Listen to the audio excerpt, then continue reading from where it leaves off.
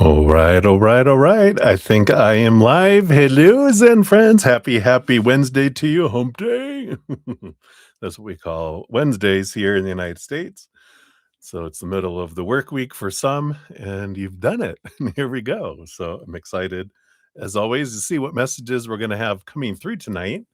Before we get into all that, though, let it start by coming back out of that outside world, out of the future, out of the past, into this moment. If you want to join me in doing that, we can take a big deep breath in, hold it for as long as you feel comfortable, then slow exhale out. And then we'll bring in the singing bowl for more energy. So if you want to join me, let's do that. Let's do a big deep breath. Here we go.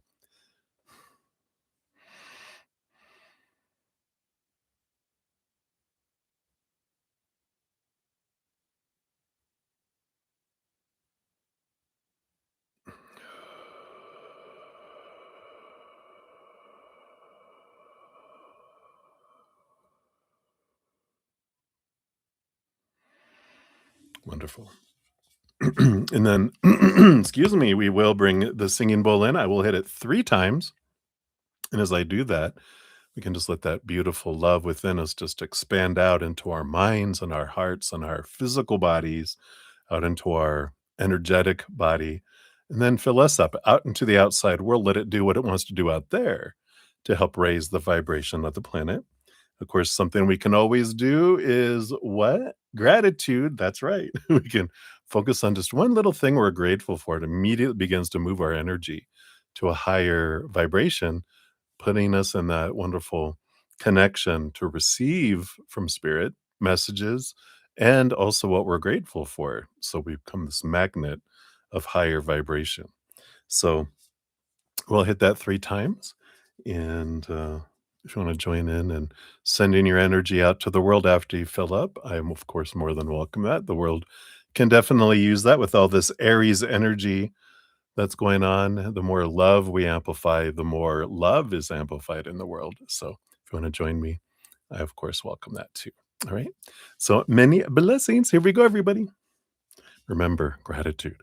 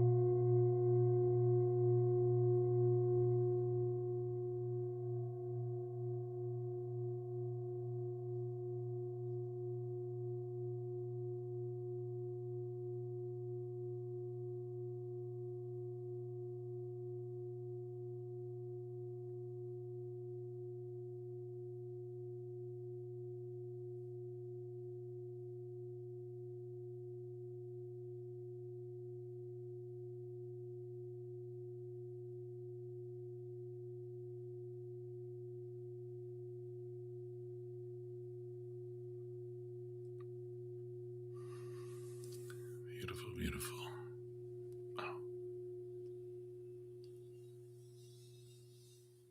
This is vibrating away. It's always amazing. I don't know if you guys hear it as because I'm like right here, right on top of it, but there's like the low boom and then the high. It's like 2 tones at the same time. It's blows me away how the singing bowl works. Just hitting it, you know, people can make it sing by spinning it around, which I do too, but it Just for you guys could hear it better, I hit it with the mallet.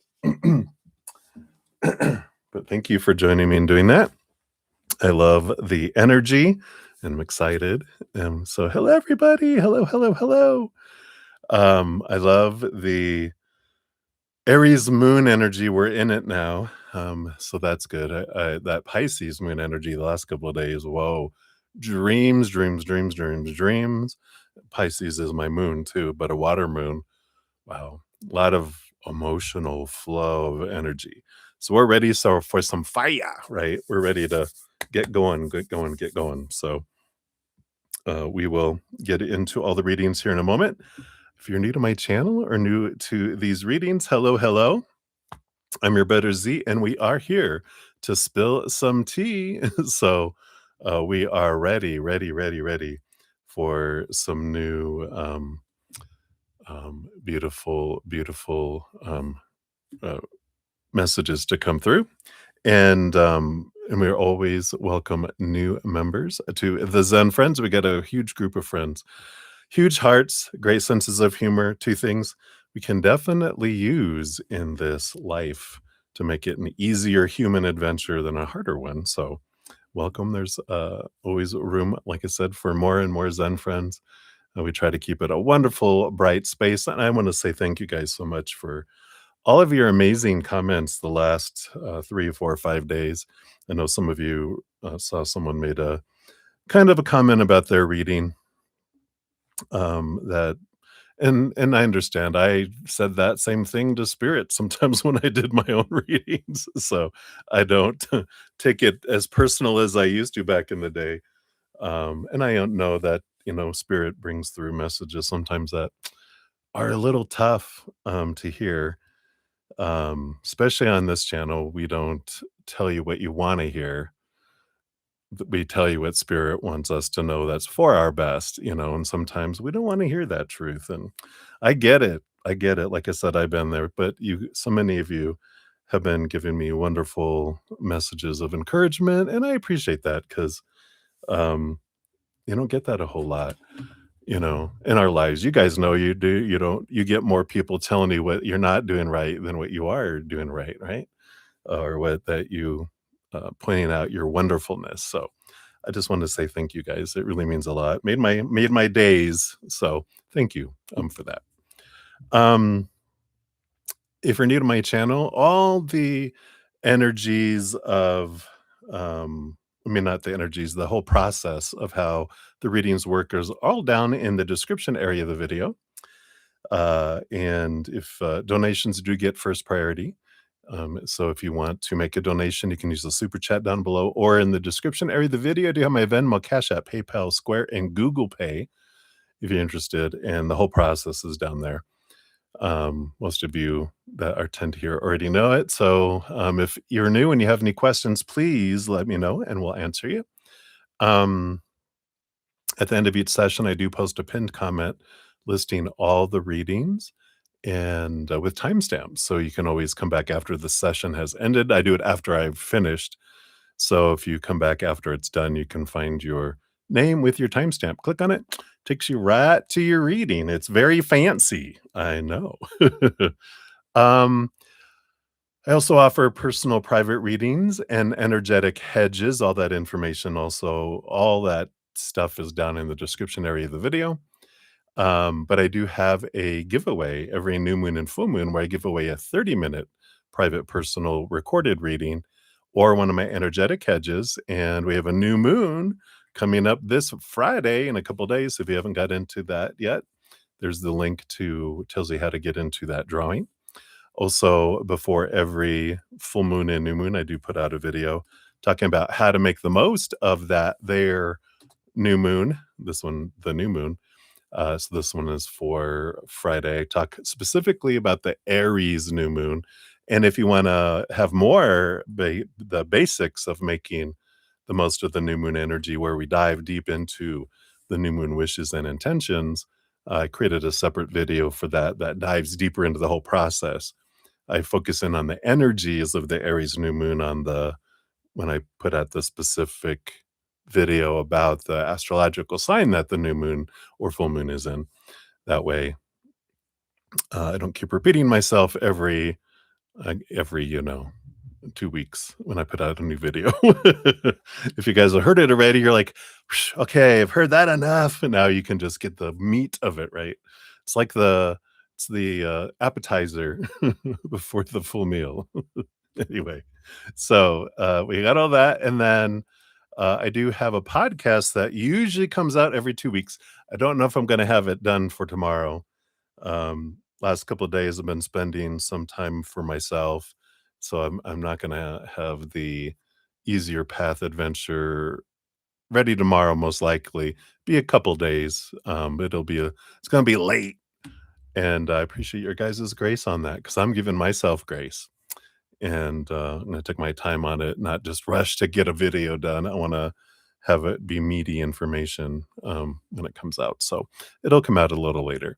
But the one, that I put out a couple weeks ago, is Abundance, where it be if you wanted to catch up on that or any of the previous episodes. It's a good time to catch up on, any of the former ones if you haven't checked those out. The playlist, of course, for all of this stuff is where? Yep, down in the description, box of the video.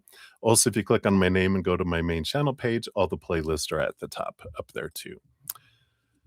So I think that is everything I wanted to say. I'm gonna throw this over here on my other screen, and so we'll dive in here, do some shout outs, make sure I have my list all done, here, and then we'll get into the readings. I'm excited because tonight we're gonna be using a new tarot deck. I know, like, I needed another tarot deck, but this has been on my mind a lot. I've been having the Wizard of Oz come up in tons of messages for me, for other people, for me, and just in life. So we have the Wizard of Oz tonight.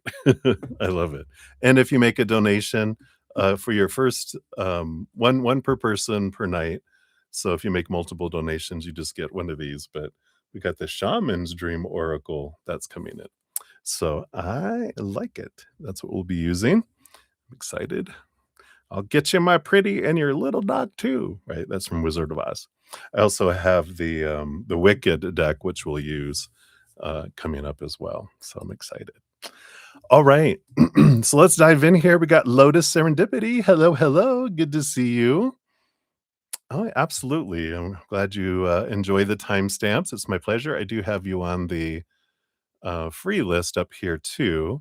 Hey, Lauren, good to see you. I did get your Cash App donation and I have your question. So you're on the donation list. Good to see you. Leslie, oh, I'm excited. I just got it. It was just delivered this morning. So I have shuffled it up and played with it a couple times, but we're going to really explore the energy in it tonight. So going to be some fun stuff. Oh, thank you, Leslie. Readings are fantastic and organized. Yeah, I am. Thank you for recognizing that. I can be too organized. It's so important to balance, right? But I appreciate that for sure. And Livia Vagara in the house. Hey, Livia, I do see your question for the free readings. We got you on the list here. Hello, my friend. And Jojo, your readings are always true, TO, getting to the truth. Thank you. I appreciate that. Yeah, right. Ascending Universal Butterfly. Thank you. I got you on the free list. And thank you for all your wonderful comments. And of course, for all the reminders and the share and subscribing to the channel. I appreciate that. Lizzie, never. You're so funny. Spill the tea. And Marissa Smith, you want to know, will Sean reach out to communicate? Thank you. So I'll replace your other question with that one. Thank you. I got you on you actually will be up first. So I got your donation. Thank you for that. Jojo, you said you cried in the bath. Yeah, right. We definitely have the what? Yeah. From here, maybe I gotta move this out of the way. Sorry, I'll just interrupt for a sec. I got the Wicked tarot. Because Wicked is the story behind the story of the Wizard of Oz. So it's a great it's like it's the prequel Or it kinda happens yeah, I guess it is the prequel because it's how the Wicked Witch was her story, which is really cool. If you haven't checked it out, I'm sure you have. Yeah, I'm excited for that one too. Alright. Yeah, JoJo, you see her crying in the bath with this, emotional energy, right? And I feel like, Neptune is in Aries, and so with the moon in Pisces with that, I feel like it amplified the emotional energy these last couple of days. So, yeah, we definitely got some emotional energies happening, right? He cried so much it took a bath. I love it. All right. And then Deb, hey, good to see you. Thank you for your Venmo donation. We'll get you on the list as well here. All right. And I'll give an update on the whole list once I get into that here. All right. And then Leslie, there's your question. Let me get you on the free list here as well.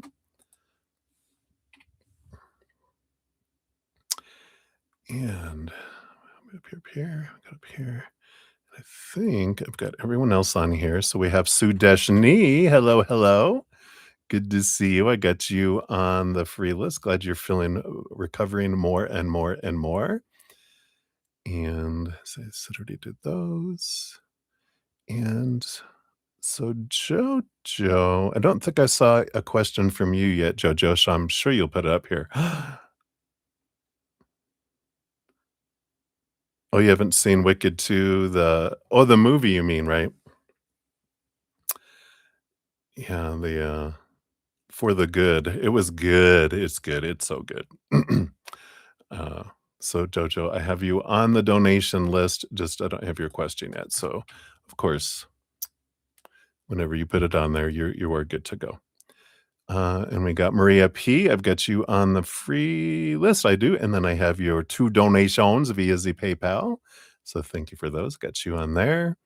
We got Essence Ethereal Serenity. Good to see you. Thank you. I got you on the list here for the free readings and Lotus of Serendipity as well. So good to see you guys. I have you on the list. And then Sudeshna Ghosh, we do have kind of we'll call it 4 donations and 4 readings because they kind of are split out that way. So I got you on the list there. And Swaroot Bobby, make sure I got you. I got you on the list here. As well as Blueberry from earlier. And Explainer Life, I think that's Minu, right? And then Ashish, I got you on there as well. Excuse me. Let me just get rid of this tickle in my throat while I give you guys a cheers. Cheers. Thank you so much for being here.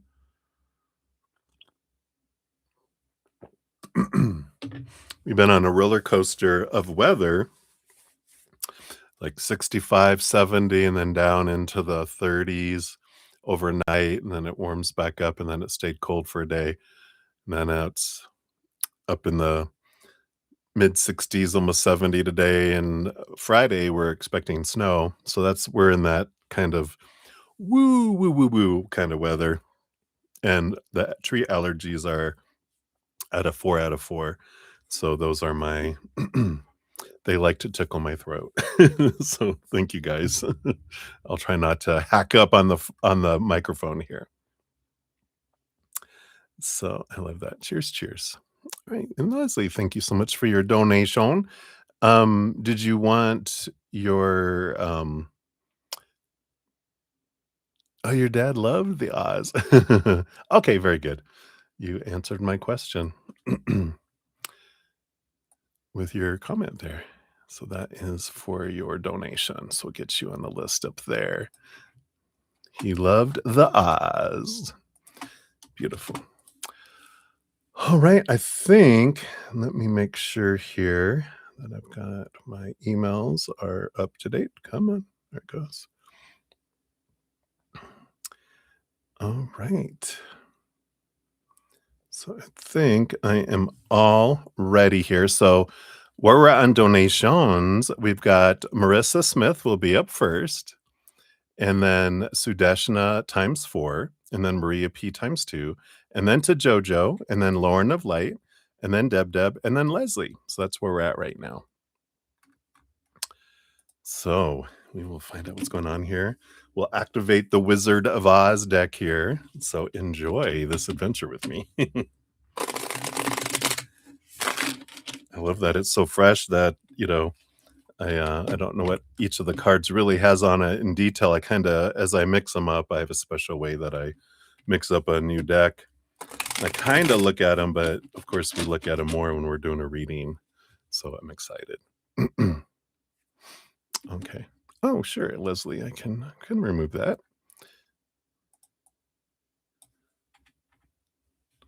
If you change your mind, just let me know. We'll add you back on. All right, so let's dive in. Let's take another sip real quick here. I just wanna say thanks for all the thumbs up, for all your love, all your support. I'm so glad to be on this adventure together, and I love you guys. So cheers, cheers.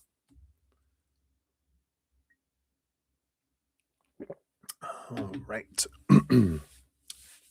So let us dive in. So, Marissa Smith, you're up. 2136 is your timestamp here. Boom, boom. And we want to know, will Alshon reach out to communicate? All right. So based on current energies, I think I need to shuffle these a couple more times.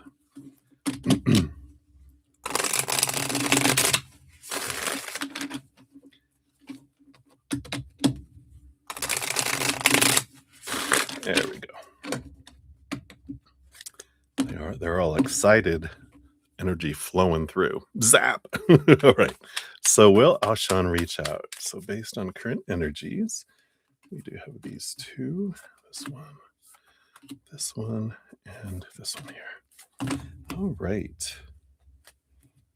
So we do have the 6 of Cans, which is the 6 of Cups. Of course, the 6 of Cups energy here. I love that, the Munchkins. Is about someone trying to return from the past. So we'll see here. I feel like that's like yeah, they're gonna try to come back around too. But let's see what we have here. We got the Page of Brooms, which is the Page of Wands. This is when Dorothy was looking out the window and seeing the cows fly around while you're in the tornado. So there's a lot of passionate energy there.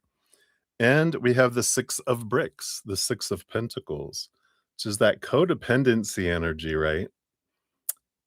I like it, the flying monkeys.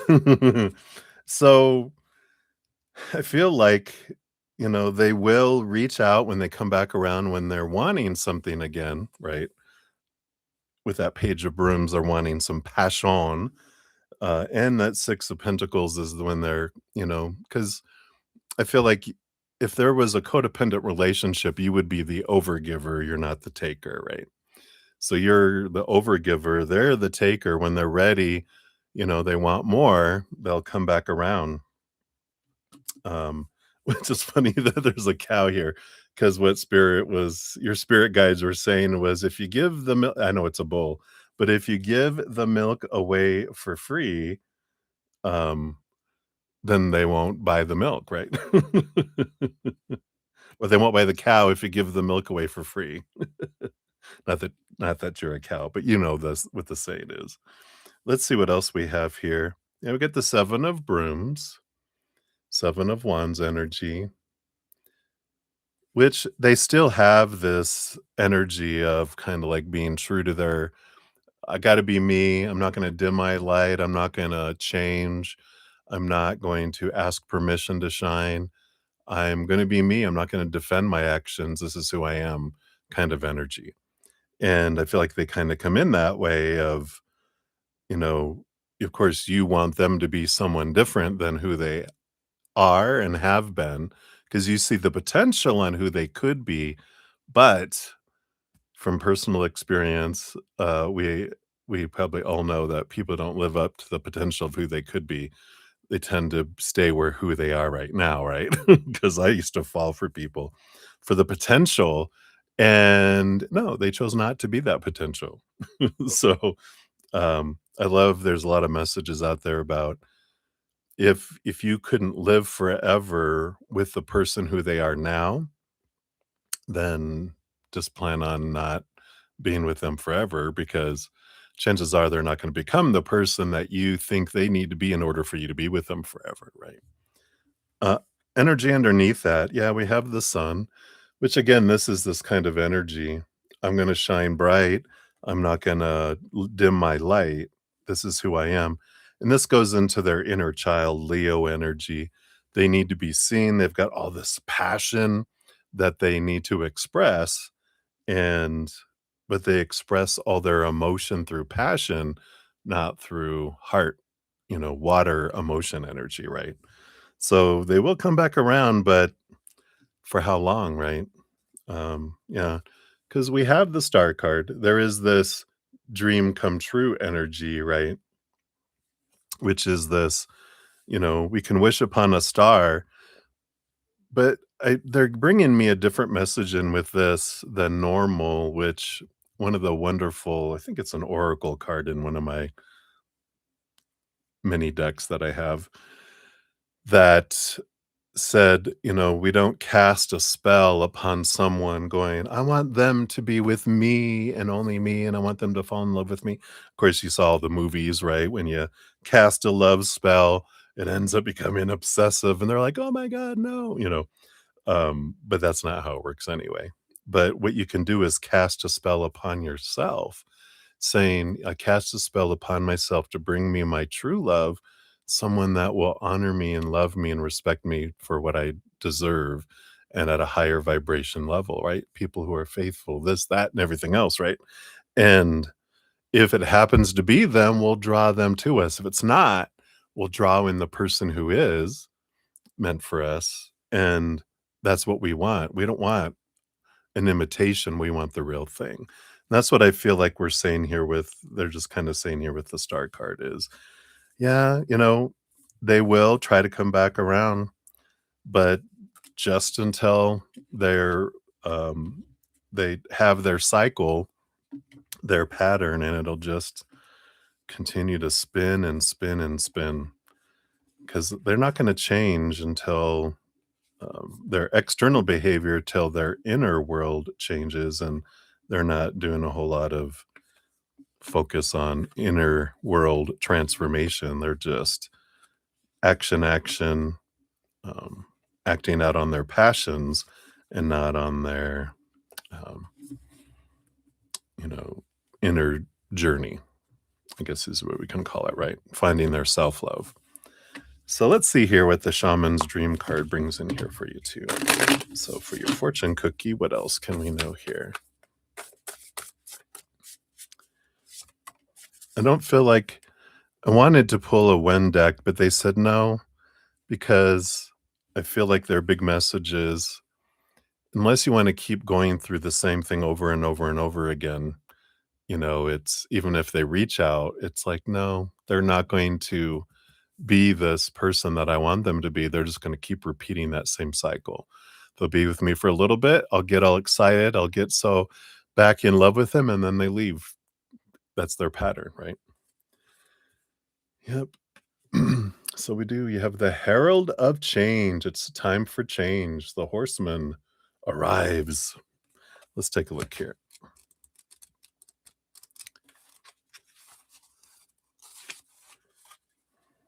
So when the horseman appears, he's inviting you to spread the good news. Everyone already knows the bad news. Your task is to point out the beautiful when others see only the ugly. Note the possible, no matter how implausible it may seem. This does not becoming giddy or blindly optimistic, but rather reminding yourself that every storm cloud has a silver lining. Become a herald of the positive. Put away the fatalistic attitude, the dire predictions, the dreadful expectations about the world or about your life. Declare the arrival of a new and better you. Proclaim that you have risen from the realms of the dead, woken from a long and dreadful slumber, and are back on the world stage. The show is on again. The horseman cautions you not to allow your exuberance to become hollow or trivial. Be sure that there is substance to the news you spread, and you're willing to live up to the expectations you raise. The world will welcome you with open arms as you share an uplifting message. Heed the horseman when he shows up once, for he bears good news and is announcing a prosperous and peaceful time. When he shows up twice, um, this is in the same reading, though, use extreme caution. If you heed his warnings, all will turn out well. And I feel like that this has been showing up in your readings, right? Because what's interesting is this would represent the fire horse, the Knight of Wands, which we get for him quite a bit, which is his need to express his fire, right? And that's kind of like this, it's almost like a little chihuahua that's, always in heat. It's always going around humping everyone's legs, right? And it's like for a while they give us attention until they see something else, something new and bright and shiny, or they go back through their little, three or four people that they keep going around with, right? Until someone says no and says, nope, that's okay. I'm looking for someone that will stay with me, you know? So hopefully that helps, Marissa. That's what they have for you right now, my dear. So many blessings to you. Hang in there. All right. Let's see. We got Mariana in the house. Hello. Good to see you. We'll get you on the free reading list here. Good to see you. All right. So that was for Marissa. And now we'll have 4 for Sudeshna up next. So that's where we'll start here. Take another quick sip. Cheers, cheers, everybody. Good to see you. Excuse me. All right. So Sudeshna 3234 is for your first one here.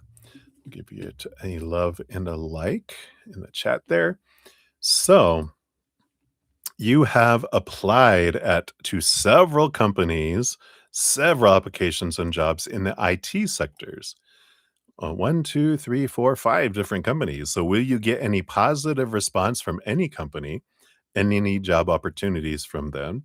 And you did apply previously also, but received no responses. All right. Well, no response is a response, right? It's like, that's not for me, at least at that point. So let's see what we got coming in here. We'll do one for each. PWC. Okay, there's 2 for that one. Accenture. And then this one seems to be, so we got 3 here. They're just kind of new, so they're still kind of scared. Not scared, they're sticking together. That's Genpack, and then EY, and then Deloitte. And then, I don't feel like the others here, like the previous ones were no for a reason or no response for a reason. And the energy up on the bottom of the deck is the King of Brooms, which is the King of Wands, right? And we talk about that Emperor energy, right? Where they cleared the throne room to get out of their head and get out of the noise so they can drop into their heart and find out what it is and they want to do in their heart. And then they make a plan and then follow the plan and invest energy in it, right? So I feel like they're saying here that the other ones were no because your heart is like, no, I don't want to go to those places. I want to go somewhere where I'm happy too, somewhere the mind and the heart are together. So when you're not getting responses, that means your heart's going, no, I don't want to go that way. Right. So rather than feeling it a rejection, feel like it's your heart rejecting those. You're not being rejected. Your heart doesn't want those opportunities. It's rebelling. It wants it to follow here. So let's see here. PWC You do have the 6 of coins or the I'm sorry, 6 of cans, which is the 6 of cups, and the king of bricks, which is the king of coins or king of pentacles. So, I do feel like with you trying again there, that there is something here about this being beneficial for you financially. So PWC seems to be like a big, like you'll hear back from them. Just feels like they're bogged down where it might take a little longer, but I feel like there is a positive energy at PWC. At Accenture, we got the devil behind the wicked witch. If you've seen Wizard of Oz, the old Miss Grumpy Pants is actually the wicked witch, right? So even though that rules over the house of work, I don't feel like a censure. I feel like that's going to be like that's because that's so much mind energy. That's letting go a lot of long held thoughts and beliefs. So I don't feel like for that one. For Gen Pact, you do have the Two of Cups, which is a heart energy. The Queen of Cups, and the Kindred, the 6 of Cups. So, feels like Gen packed with both the 2 of Cups and the Lover's card, which they call the Kindred here, and the Queen of Cups. There's so much emotional energy. It's like your heart is saying, "You know what? That one out of all of these so far is like your heart's going, well, if I have to choose a mental kind of job, I'll choose that one, you know? So I feel like that's number one. Um, but PWC is a close second. Let's see what else we have here. We have EY, which is the world card. And this is, I feel like this is when Dorothy first lands and looks at the Wizard of Oz. You can see how it starts off in dark and then it moves into Technicolor. This is I feel like this is an ending of a cycle. This one I don't feel like is a yes here. Can be a victory card, but I'm not feeling that. I'm feeling like it's more of a if you ended up getting a job there, you would quickly be going, "This isn't the place for me." Like, as Dorothy says in The Wizard of Oz, "There's no place like home. There's no place like home. I'm outta here," you know? So I don't feel like that's a yes there. And then Deloitte, you have the 8 of brooms, the 8 of wands. There it's a very busy company. Lot of energy, a lot of friction, it feels like, that's flowing there. Um that might be exciting to work there, but I don't feel in the end that it would be, you know, right for you, for your heart, where your heart wants to be. So it'd be number 3, which is Gen Pact, and then, number 2 would be PWC. The others, it's like your heart is putting out like a force field going, "No." Wait. This is my last word.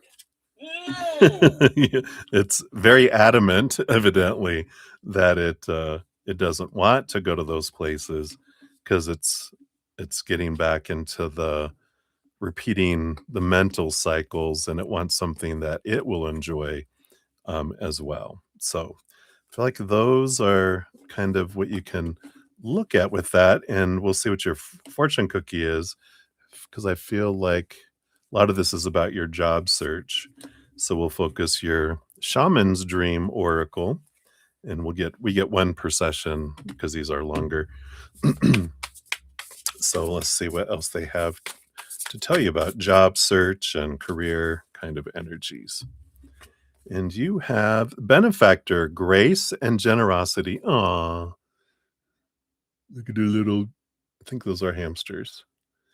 Looks like hamster fairy king or queen there. Card number 3, creation energy. And this says when the benefactor weaves her energy into your life, you're put on notice that all manner of positive reinforcement is coming your way. Excuse me. A little frog there. The universe wants to let you know that just as you have been generous with others, Serving with your gifts, even in the smallest capacity, so will you be rewarded in myriad ways. The most beautiful gift the benefactor gives you is the recognition that you are stewarding and sharing abundance on behalf of a higher source, one that is always working through you. The motives for her generosity to you, as well as yours to others, are intangible, although you will see the results reflected in the material world. The benefactor reminds you that it is in the purity of your desire to share without the need for reciprocity that, paradoxically, your initial generosity is reciprocated tenfold, seemingly without any connection to the original act. Dream sharing and caring into being, and you will be amazed to see this vibrant seed take root and spread. Do it just because, and the benefactor will give you her blessing. So I like this. It's like grace and generosity, right? It's that sharing your heart with the world, right? And when you go about that, that's when these jobs and your path opens up because you're focusing on giving from your heart, not just trying to achieve from the mind, right?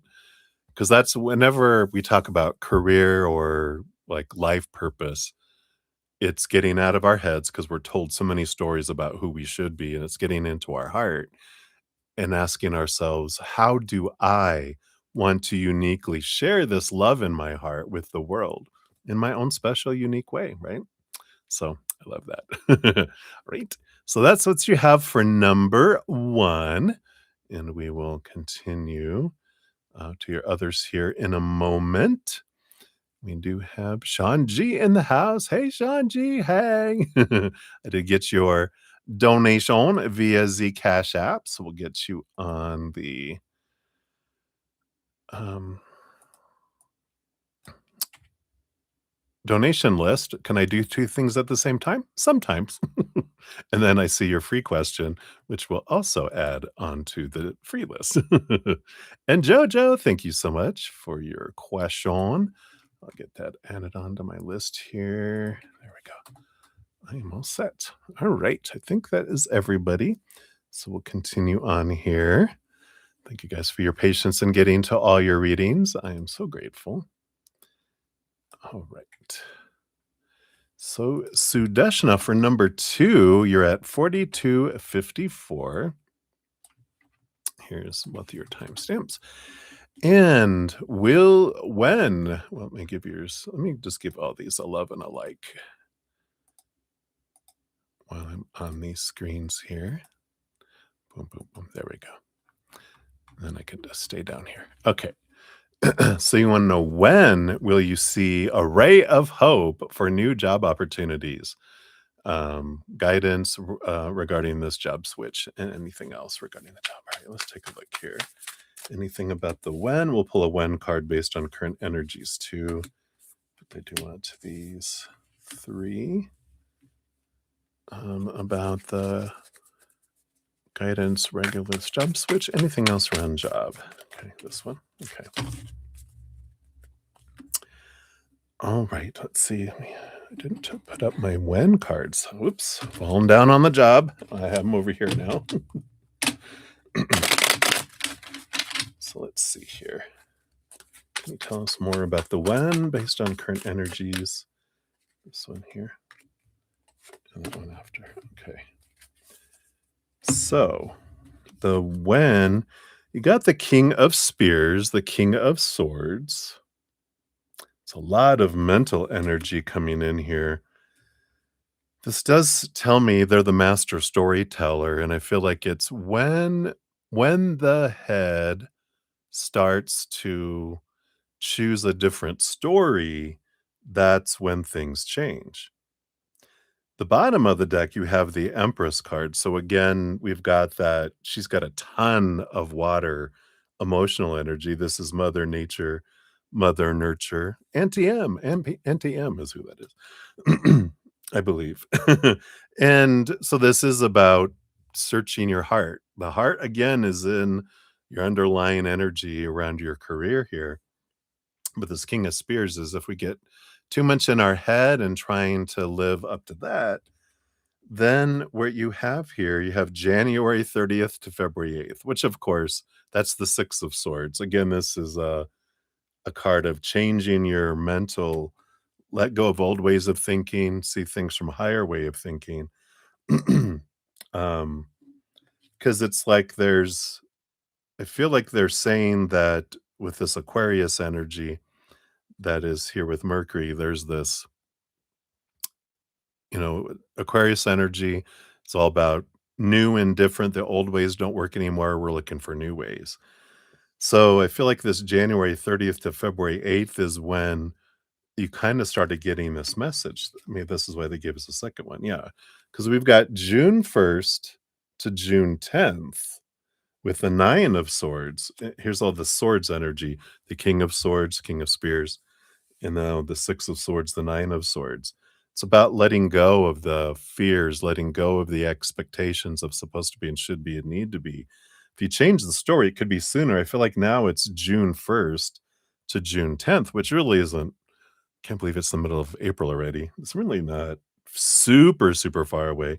I know it probably feels like right now, that feels like forever, but it can come in sooner if you do a change of mindset. Meaning, instead of trying to am supposed to, should, need to, have to, must, right? It's like, what do I want to do with my life? What is it that I would love to do? What would I enjoy? And then, like the world can open up and it draws it to us, right? So let's see here. Guidance regarding the job switch. You do have Leo energy, the strength card, which is about stepping out, having the courage to step out and pursue what you're wanting, right? Shining bright like the sun, because Leo is ruled by the sun. And, courage isn't about doing something without fear. It's having fears and doing it anyway, right? Underneath that, you do have the Fool card. Yeah. So the courage to start a new adventure without all that expectations, without, it's like a world of possibilities energy that comes in with the Fool card, right? So you got two major arcana and then page of brooms, the page of wands, which is about new action, following your passion, coming in here. And I feel like that's kind of the guidance on the job switch, right? Is you got the Empress on the bottom and then these other, cards of um, looking at making a significant change. And I know even though we go to school and we do all this stuff that because we were trying to live someone else's dream that they gave us and we're just trying to please everyone, which is what so many of us as humans do. At some point, it's I gotta live my life and choose what I'm wanting. And the more we choose that, the less we fear about what everyone's gonna think because it's like, I have to live my life, not you guys, right? And then the anything else energy, yep, 6 of cups, 6 of hearts, right? 6 of, emotional energy, which has to do it's that going back to childhood energy.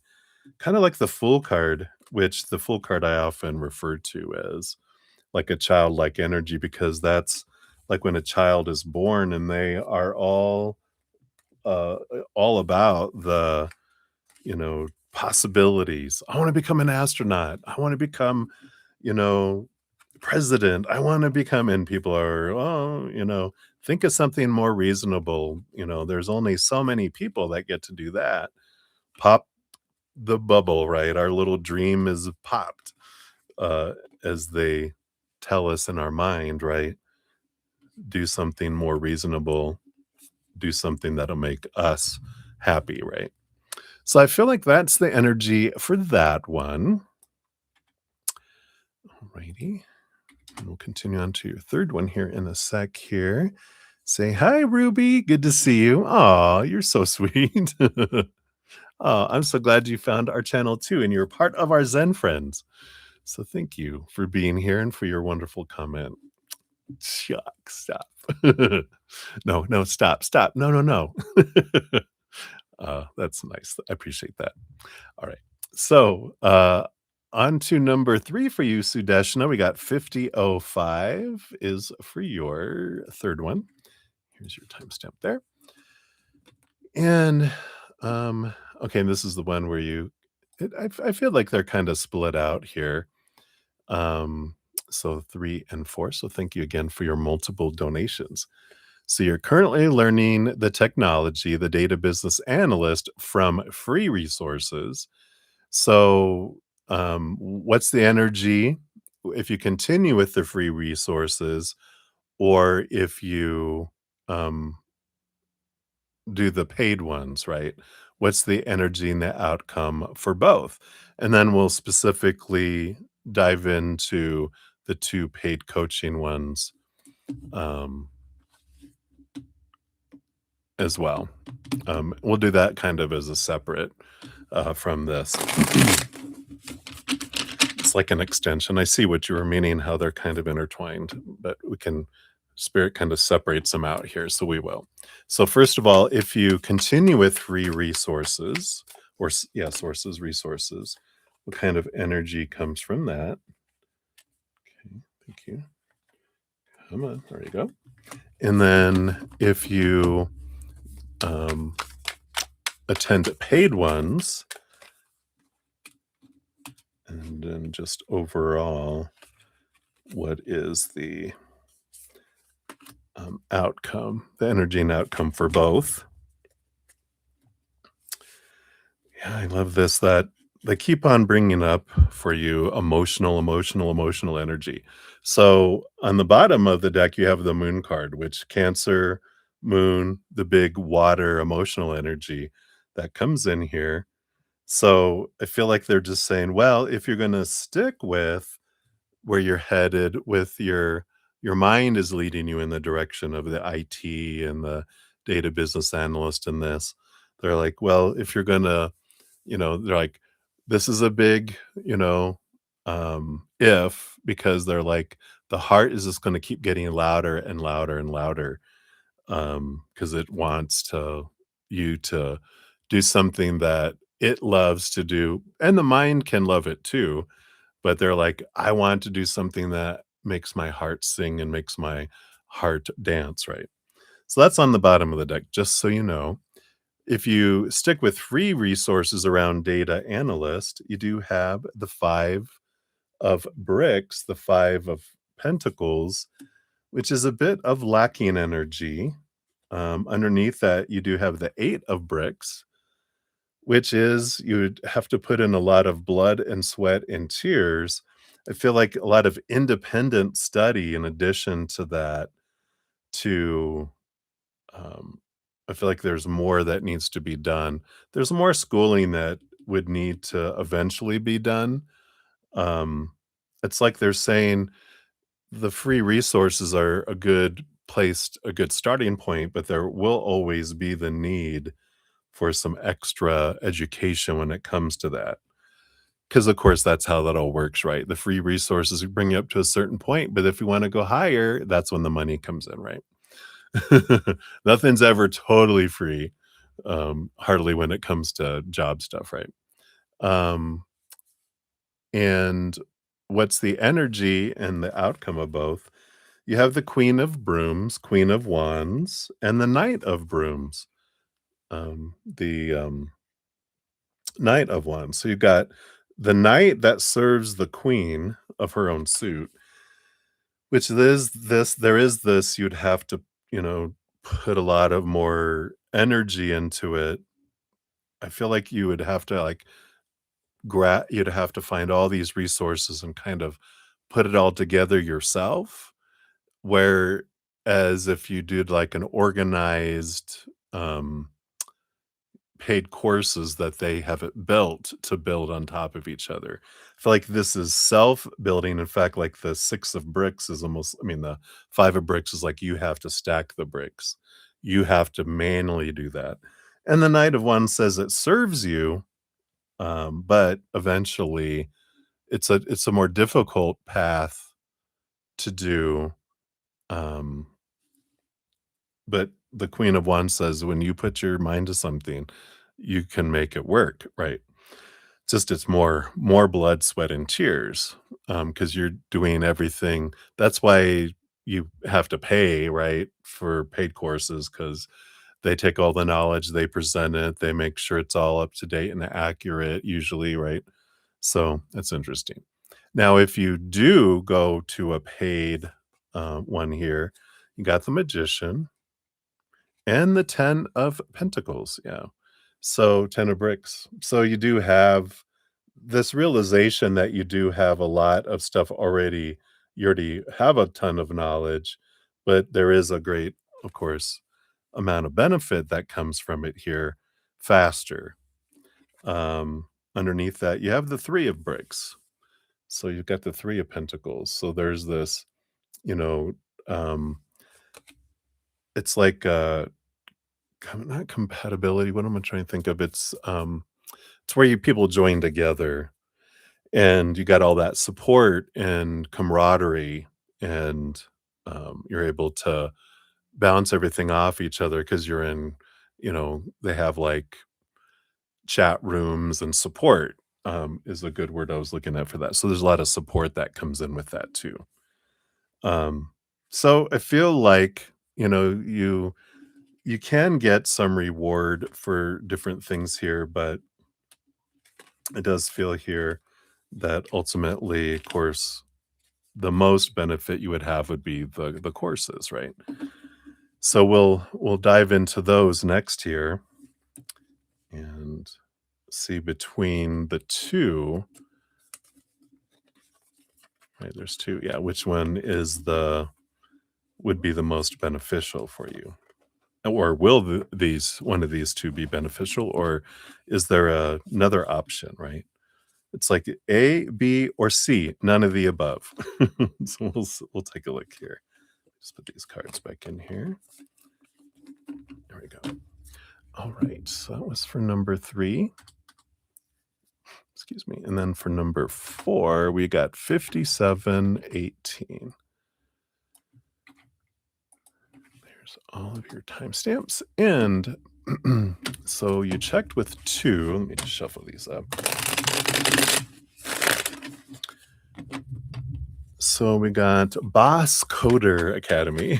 Let's take a look here. Okay. So look at the benefits of that one there. And then Coding Ninjas. I love it. What a good marketing. All right. So we got those. So which one will be better and help you? Course fees are huge for both, right? Oh, and then C, right? Is there a different one that's even better? All right. Let's take a look here. Yep, again, the Knight of Brooms. So we've got a lot of fast moving energy. This is what we got for the free stuff, right? So this basically we're getting that reiteration that it would serve you to choose, um, an actual paid one if you're pursuing still what your mind wants. Again, they're bringing in, don't forget, that you've got this, um, the heart, energy that's coming in there, as well. Um, so Boss Coder Academy, let's see what that brings in here. We got the 6 of Spears, and the 6 of Spears is the 6 of Swords energy, which is about, leaving behind old ways of thinking, and it takes you from choppy waters to calmer waters. It's a flowy energy. It helps organize the mind. And we've got the 9 of brooms, the 9 of wands, which is this block energy. So it feels like, yeah, it helps you organize your mind. It helps bring it into clarity. But I feel like with that 9 of wands, it gets you to a certain point and then it stops, right? So I'm not too keen on that one for you. Number 2, the coding ninjas. You have the chariot. It is a victory energy. Again, Cancer moon energy behind the scenes. But they're saying here again, like moon energy. Well, if you choose not to follow your heart and you're choosing your mind, you could do this. This would help you. This would be the better one out of the two. Um, but there's the power of choice energy coming in here going, yeah, but I just feel like there's that underneath the surface. We got the page of brooms, page of wands, which does bring you, I feel like you get a spark to do something different there as well. I feel like you end up realizing in the middle of it that you're not like super excited about it kind of energy. So I kind of feel like if we're asking, well, this one or this one, they're like, well, if you have to choose between one and two, two is the one that's better out of the two. But I feel like with number three, it's temperance saying, this is, you can turn anything into a golden opportunity and that there can be something that's better later. Like, I feel like do as much of the free stuff as you can, and then you'll know when this other opportunity opens up that's even better. Because you got the two of brooms, the two of wands energy, which is this planning path.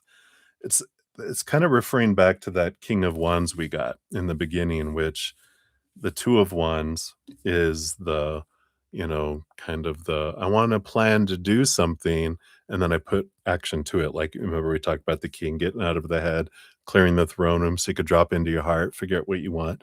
Then you make a plan and then go forward.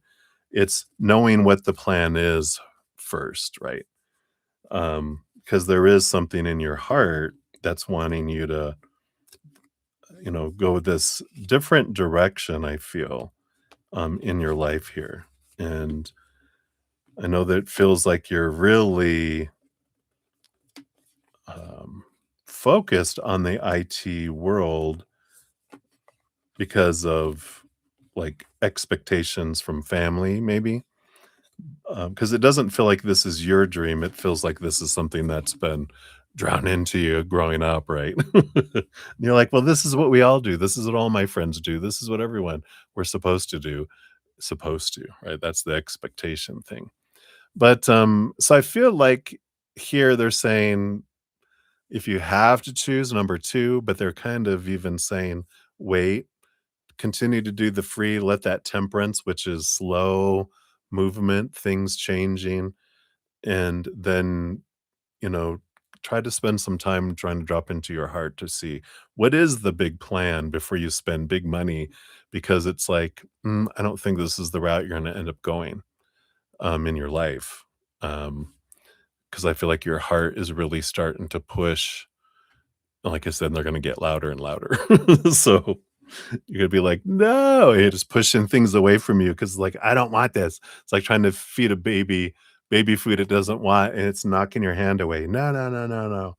Even when you do the little airplane, "Come on, open up the hangar for the airplane." They're like, "It's not working." Your heart's like pouting, "I don't wanna do this stuff anymore. I wanna go a different direction." So I feel like that's kind of what's coming in there. It's spending some time just sitting with your heart and asking. See what comes out from it by asking it. You're not going to be able to get to your heart through this. Because if you're like, well, I'm thinking about what my heart wants. Nope. It's about trying to get out of your head and drop into your heart. And then they'll give you some guidance there. All right. So that is what they have for you, Sudeshna. Thank you again for your multiple donations. Hopefully that helps a little. All right. Take another quick sip here. Cheers, cheers, everybody. Yum, yum. All right. And so where we're at, we got Maria P times two, and then JoJo, then Lauren of Light, then Deb Deb, and then Leslie, and then Sean G is where we're at this point. All right. So Maria P, you're up 104, 26. And here we go. Oh my God, we got to your donations before your free reading tonight. Whoa, what's going on? All right, let's see. You're down here. And yes, we did that one already. Okay. I just had a sudden like, "Oh my god, I didn't do Marissa." And I'm like, "Oh, I did." We did Marissa. In fact, let me grab your correct Sorry, Maria. Let me just grab. Let me see. It's gonna be right here. There it is. Wanted to grab your correct ID here for the timestamps later. I just realized I had the wrong one. All right. So, Maria, I have your first PayPal request. Thank you for that donation. Let's see what we got here. So, Wally's thoughts and feelings towards you after your date, Tuesday and today. All right. So, thoughts and feelings after Tuesday and after today. We'll do them like that. What's coming for you guys? And you got a call on your second round interview. Woohoo! Congratulations. We knew that was coming, right? I'm very happy for you. So you want to know here um, what made you stand out? Reminds me of my dad in the olden days when they would have like the TVs and one of the few times he was watching TV and being at home because he's usually working. It said, "Please stand by." He would get up and run next to the TV. He's a Sagittarius. That just made me think of that. What made you stand out? What's coming for you Monday for the second round? All right, boom, boom. And then Dr. Bob's thoughts. All right, we'll grab those. So, Wally's thoughts and feelings towards you after your date. We got the Nine of Bricks, the Nine of Pentacles. So, he was looking here. This is that wanting to be away, right? That hermity energy. They're really thinking a lot about financial independence and the financial stuff. So that's big on his mind about trying to find out what do I need to do to be able to be away from, all of this, um, you know, dragon and dark side and all the money energy, right? After your date today, we have the Emperor. Yeah. So he definitely has that energy of trying to figure out the plan, trying to figure out exactly what the plan is and put energy behind it. So I feel like both of these days, there is this energy of wanting, I need to take movement, I need to take charge, I need to figure this out. So I feel like a lot of it is action oriented toward them leaving their situation where they're at. Um, so much around that. I feel like that's the focus. So I feel like everything else kind of feels okay for them, like you guys are getting along and all this kind of stuff. But it feels like there's this energy of I need to, get away from this. I need to do this. It's like I need the foundation done. I need to get away from there. And there is that Nine of Pentacles is getting to their own place, their own space. And then what happens after that kind of energy. What's coming for you guys? You got the High Priestess. Yeah, there's a little bit of stepping back. Um, Not stepping back, but it's kind of this when I say stepping back, it's not stepping back from the relationship. It's like seeing it from a different perspective. And that's what the high priestess does. She goes into our high priestess temple, tries to look at the relationship from a high perspective, looks behind the veil, gets deep into the emotions, and then that's when things are revealed, deeper emotions are revealed. It feels positive, don't worry. Oh god, what does that mean? It feels like there's this little, I feel like there's going to be a little more alone time coming up than normal, and that gives you both time to think about things and think about each other. But don't worry, absence makes the heart grow fonder. So don't worry about any of that, but I feel like maybe they're getting really busy with work and extracurricular stuff at school, like with schools and with their son and graduation. I feel like there's just a lot of extra that's being poured on that once that's done, they'll have extra time for you versus being so busy now. So I like that. Yeah, because isn't summer coming up? All right. So let's see here. That's what's coming for you guys. Okay. Oh, what made you stand out? You have the Knight of Cans, the Knight of Cups. Yeah, the movement of emotion.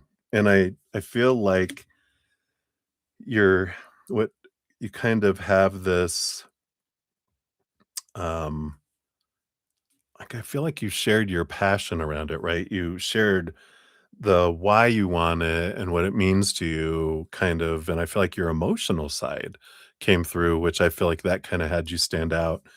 Because I feel like a lot of people were focused on just impressing them, but you kind of showed your heart, and I feel like that stood out to them. What's coming for you on Monday for the second round? You've got the 9 of swords, yeah, of course, but the 10 of cups. So you've got, you know, the nightmare and insomnia, the fears of, "Oh god, what if this? What if that? What if this?" Of course. But you have the 10 of cans, the 10 of cups, which is about joy and celebration kind of energy.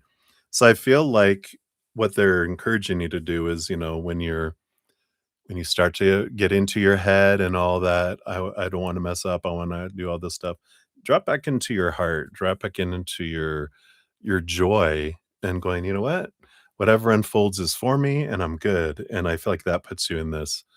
If you get caught up in your head, that's the and you get out of there and get into the gratitude for what you have, right? So that will really help with your as you go into that second round because if you're like, oh God, now the pressure's on. No, you just go in knowing that you're blessed, already. It's like if you consider that you're already on a vacation, working where you at and doing the job that you're doing, and that would be going to another wonderful place too. But I'm grateful for where I'm at, then the pressure's off, and then you just are yourself instead of freaking out and going, "I gotta have this. Oh god, what if I fail?" or whatever. It's like, it's not a test. Again, find your joy, it's a conversation. Dr. Bob's thoughts, we've got the 5 of brooms, the 5 of wands, along with the 5 what is it? Oh, the 6 of cans, yeah.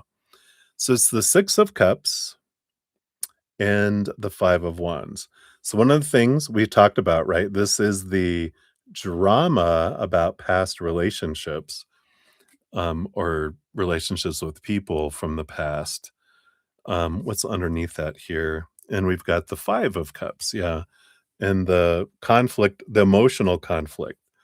So, and we've talked about that before. I feel like they're thinking about that's the question that they wanna talk about, right? And I feel like we've talked about that already, or I dreamt about it, one of the 2, but this is think about and be prepared for a conversation of, you've had conflict, with other people in the office, you know, um, um, and I wanna clarify, they're not saying you were the one that was causing the conflict, that, like, you've had conflicts, so disagreements with people in the office. Um, what what do you how do you feel about that? So be thinking about what you've learned, what you do differently now, and what you plan to continue to do differently, like, like we talked about learning about more communication and different things like that, because I feel like that's big on their list there. All right. And then let's see here. Let's see what your fortune cookie is. This will be your one fortune cookie for this evening. And then we'll go into your question number 2. All right. So you have the hollow bone, teachability. Yep. I like that. I'm willing to learn. I'm willing to grow, energy, not get defensive. It's like, well, no, they're the ones that did this. They're the ones that did that. That will just, if we say, learn that people in the office can be real, biatches and blah, blah, blah, and so immature and blah, blah, that of course would be like, okay. But if you're like, well, I learned, some of my fears, I've reflected on some stuff and I understood why I got ignited and where I'm coming from. And, I want to learn more about communication. I feel like I've really changed in how I respond to customers instead of react to them, when patients come in. So I've really grown there. My next step is I want to, learn to do that more with my coworkers too. So I like that. It says the Halloween wing bone of an eagle is a flute for the shamans. The appearance of the hollow bone invites you to become empty of your notions of who you are, to check your ego at the door, and to know that this is not about you. Relinquish your need to be right and to express an opinion, as this will not change anything right now. You're being called to practice humility. Hollow yourself out and hear the wind blow through you and play you like a flute. You will learn the language of the squall and the storm and understand the message in the summer breeze. There is an important communication waiting for you. Humility is the swiftest path for you to become like the hollow bone. Drop all notions and titles that bolster your ego. Eliminate the doer and allow things to happen of their own accord. Remember that you can accomplish most anything if you're willing to let someone else take credit for it. Ooh, right. Oh, I don't know about that. Hollow Bone has come to caution you to believe only 50% of what others think and only 10% of what you think. Trust your experience, not what you've read in sacred books or holy texts. This will allow you to turn apparent danger into opportunity. Remember that you are an insignificant grain of sand in the grand scheme of life, and as important as the brightest sun. I love that. So that's what they have for your fortune cookie. And then let's go into your number 2 donation here. All right. So for number 2, you're at 116. Oops. 58. Then we, of course, will circle back around for your free reading in a little while. Quite a while, actually. So we got a nice little list of donations going. So, it'll be in a little bit. All right. So, Maria, oops, let me scroll down here. There's your questions. So, will Dr. Bob and the staff like your interview? Right. Dr. Bob and the staff. Will you go for round number 3 based on current energies? Right. What's coming for you at work next week, next Monday? What is it that they will like a lot about you versus others? Right. And a message from Spirit for you and Walster. It's a combination of Wally and Walter. All right. Let's see what we got here. So, will Dr. Bob like your interview? We do have the 4 of bricks. It's the 4 of pentacles, a solid foundation there. So I feel like Dr. Bob feels like your interview is solid. It's a positive sign there. The staff, yeah, King of Brooms, King of Wands. They do see you as someone, a go-getter, someone that it feels like you know what you want and you're very um, fiery, very passionate about wanting the position. But it's a controlled passion. It's not like I'm a wildfire. It's a nice um, pit fire that's controlled. You're controlling the fire. It's not an out of control forest fire. So they like your excitement and your energy. Will you go for the next round? You do have the moon energy coming in here. It's a secret. This is the moon energy is keeping it veiled here for now. Which is an interesting energy. We'll see here what's coming for you at work next week and next Monday. But I feel like it's veiled. This with this moon energy, it's like it's a secret. Will you go to the next round? We'll see. And I feel like they're kind of keeping it that way because I feel like there's still some preparation for you to do after what you've heard in these readings, especially about, you know, if they ask you, "What do you feel like your biggest weakness is?" Or, "What do you feel" like, if they bring up the communication and the, any kinda conflict with coworkers' energy, I feel like you need to prepare for that if you want to go to the next round. I feel like that's gonna be something that's really important for you to feel comfortable talking about and, what you realize you learned through it about yourself and about how I can communicate with others, and this is how I feel I've grown and applied it, and this is what I'm gonna continue to do, kinda like that kind of energy, right? So, I like that. Let's see here. For you, what's coming for you at work next week? You have the King of Cups, balance between head and heart. I feel like it's very compatible. It's a very compatible energy. So it feels like a very balanced week for you overall. Next Monday, you do have the Hanged Man. There might be a little bit of a pause energy. So I feel like there might be something if you're planning on an interview next Monday, I feel like something might come up where it needs to be delayed for later in the day or the next day or later in the week because of something an emergency that comes up. Not anything to do with you, but your interviewer.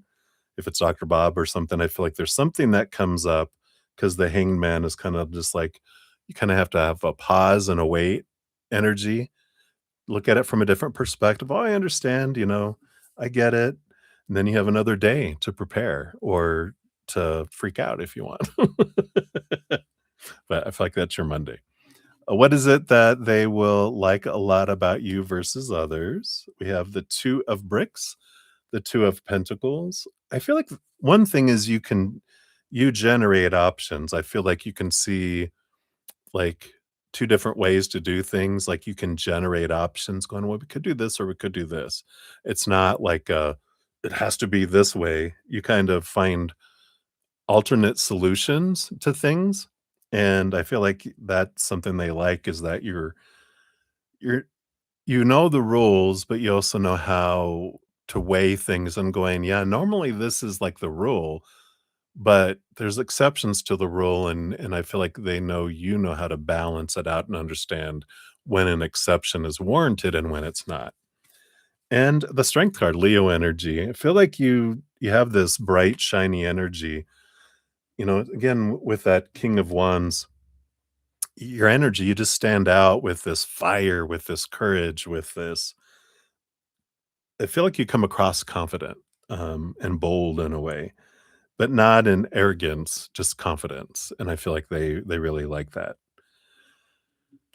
What else here? A message from spirit for you and Wally. So you've got the 8 of spears, the 8 of swords, and the King of bricks, the King of pentacles. So dual messages. I feel like with the King of bricks, the King of pentacles, this is about, the abundant energy that's always going on with Wally. He's always focused in on having that security.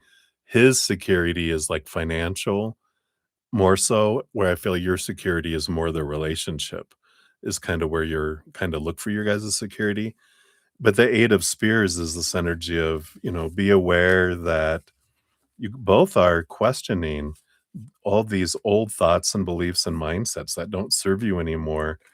And that's a good question. Excuse me. It's a good question to ask all of us. We can ask ourselves, what do I feel my source of security is in my life? That can also sound like, what of the external world am I using to define my worth? And I feel like when you ask those questions, it sets you free from the pressure of Wally or the relationship needing to be something for you. And also, like, if Wally questioned that, like, because he's always going into the security, the money, the home, I need a foundation. It's if you didn't define yourself by that, how would you see things differently, right? Interesting. So those are the messages for you guys. Thank you again for your dual donations, and we'll get to your free reading, like I said, eventually. I think you're like 1, 2, 3, 4. You're like 8th in the free readings, that's down there. So, all right. So that's where we're at. Let me take a quick sip here, and I'll say some shout outs to some more people that came in. Cheers, cheers, everybody. And I'll give an update on where we're at on donations. So we got Cat Mia in the house. Hey, Cat Mia, good to see you. We'll get you on the free list here. Let me just remove these things here. Boom, boom. All right. Which one or none? Gotcha. And thank you, Ascending Universal Butterfly, for all the thumbs up and sharing. I appreciate that. And Stormborn, hello. Good to see you. Thank you for your donation. We'll get you on the donation list here. And there we go. All right. So I think that was everyone. Let me just make sure nothing else came up right here, too. Okay. So up next, we've got JoJo, and then Lauren of Light, Deb, Leslie, Shanji, and then Stormborn. You'll be up after that. All right. So JoJo, you are here. Are you awake? Are you still with us? Hello. Thank you so much for your donation. Here's your timestamp. Let's give your love and a like. Whoops. Try that again. A love and a like there. All right. So your question is, has Lilith been tapping you on the shoulder lately or someone else? Ooh, okay. What's her or that someone else's advice on your audition call tomorrow? Ooh, I love it. All right. So is it Lilith that's been tapping you on the shoulder or someone else? Okay. And then this is the advice. Got that in that. And that one too. All right. I love it. So let's see here. Was it Lilith? We got the 6 of brooms, the 6 of wands. Like that. The flying monkeys. Was it anyone else as well? The Hierophant. Well, and your higher self. Yeah, that's your higher self showing you. So I feel like with the 6 of brooms, that's a movement of energy. So I do feel like it's like Lilith with your higher self, you know, which makes sense because it's like for anyone to get into our energy field, they need to go through our higher self to get there. So I feel like that's kind of what they're saying here. Which is funny with this. They got the little peace. That's they have 2 above, 2 below. That's what, when you see someone doing that's 2 above, 2 pointing above, 2 pointing below. As above, so below energy, which tells me that too, because Lilith kind of is the queen of the underworld, right? So it's like the as above and below, we're both doing it. So I like that. Bottom of the deck, you do have the World card, which is an ending of an old cycle, the beginning of a new adventure, and that is like what happens. And when she gets to Oz, right, when in the original movie, they start off with black and white when she's in Kansas and going through the tornado, and when she opens the door to Oz, that's when they introduce Technicolor for the first time, or it's a big time they did, and it's like, oh, wow, it's a whole new world energy, right? So I like this. I feel like it's a victory energy. Look at it as a whole new experience. And let's see what their advice here for you is. For your audition tomorrow, you've got the 9 of cans, the 9 of cups. I feel like you need to do your hair. Let's see if I can get it to focus a little better, because she's getting this is her makeup. It's the makeup chair. This is your dream. Focus on the dream. Wash your hair. Put on makeup. I love that. You have the 4 of spears, the 4 of swords. Get out of the head, right? Peace of mind. Go in not thinking it should be a certain way, supposed to be, should be, but remember the dream of your heart, and because that comes through when you're in your heart. It's like, wow, when you're in your head, it's we can kind of turn into a bit of a controller, right? But when we're in our heart and we're flowing, we get along with everyone. Everyone loves the flow of the heart. When we're like, we're like, right. Yeah, and the 10 of cans, focus on joy, joy, joy, joy, joy. So you got the 9 of cans, the 10 of cans, and the 10 of spears. So I like this that you got cans and spears and cans and spears, the mind and heart and the mind in the heart. And so I definitely feel like they're trying to say, stay out of your head and try to ground into your heart. Underneath that, you've got the 8 of brooms, the 8 of wands. Go with the flow of energy as you do. But I like this wonderful flow of energy. Yeah, because the magician, you've got everything within you already. Um, you have everything you need for your dream inside of you. It doesn't, you don't need anyone from the outside world to give you or tell you anything else. You already have it. It's just about letting it out. Let that magic flow with the magician and the 8 of wands energy that comes in here. Let your energy flow. Be you. Don't try to be who you think you're supposed to be. Be you, because that's the way it works, right?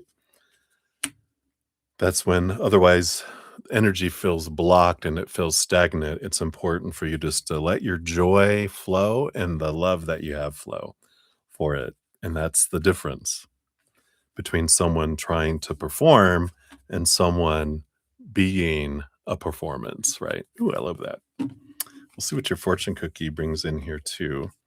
But I feel like that's their advice there. You're not alone in it. Trust the messages from spirit too. Really tune in knowing you're not there on your own, that your spiritual posse, your whole creative, um, collective is there supporting you, clapping in the audience, cheering as you audition, right? So I love that.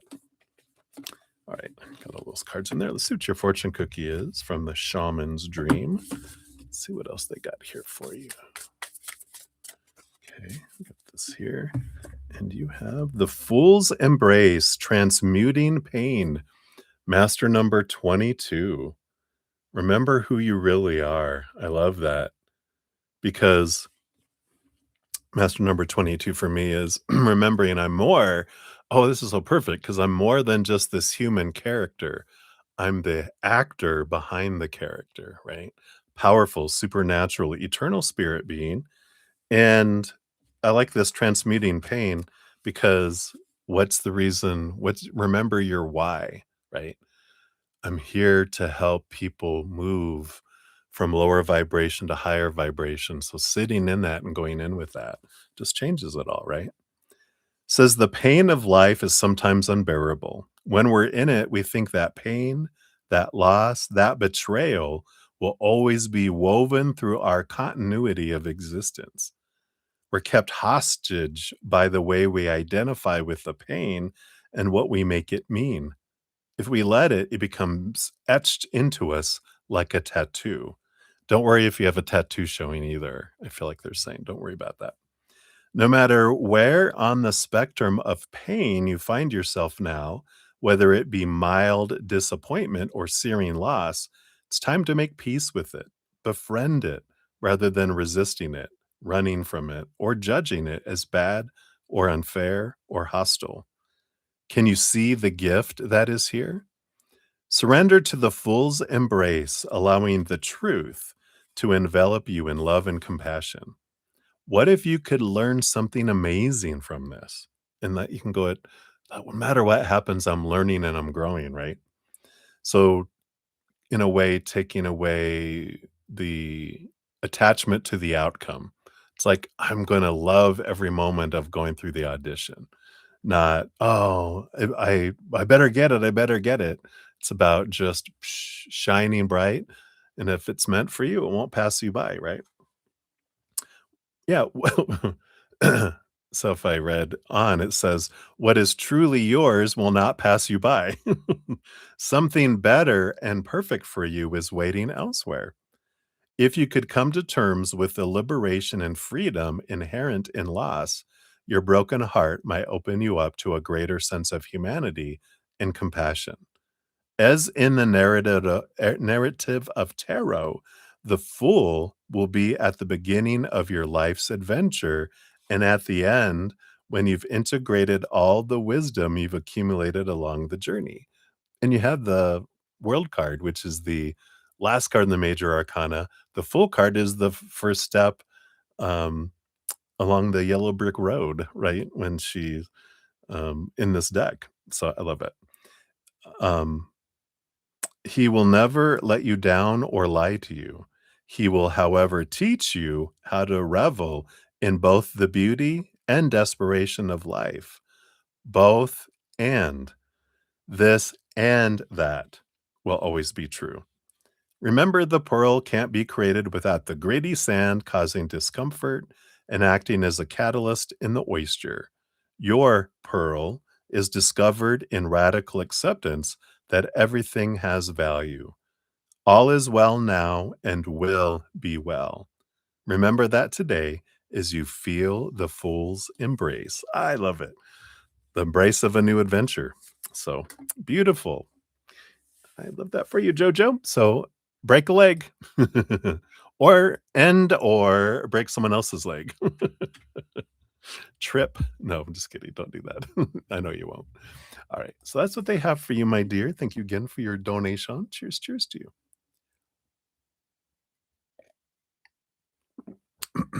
All right. So, Lauren of Light, you are up, Lauren. Thank you again for your donation via Zcash app. And I do have all three of your questions here. So I'll take them one by one. And my intention is to give you a timestamp for each. We'll see if I actually do that again. So number one is, what exciting surprises are in store in your love life this month? All right. So for the next couple of weeks, right? I can't believe we're in the middle of April already. So let's take a look here. What surprises, what exciting surprises are in store for your love life? Okay. And I feel like these three, those two. Okay. All right. Let's see what's on the bottom of the deck here. Yeah, I had a feeling the excitement of your love life is going to be more solo than it is with, I'll say, a bolo. What's that? Buy one, get it's called a BOGO, buy one, get one free. Hello. Because the bottom of the deck, you do have the high priestess. So the high priestess, of course, she steps away from, out of the away from everything up into her high priestess temple so she can see things more clearly, looks behind the veil, dives deep into her own emotions and her own emotional world.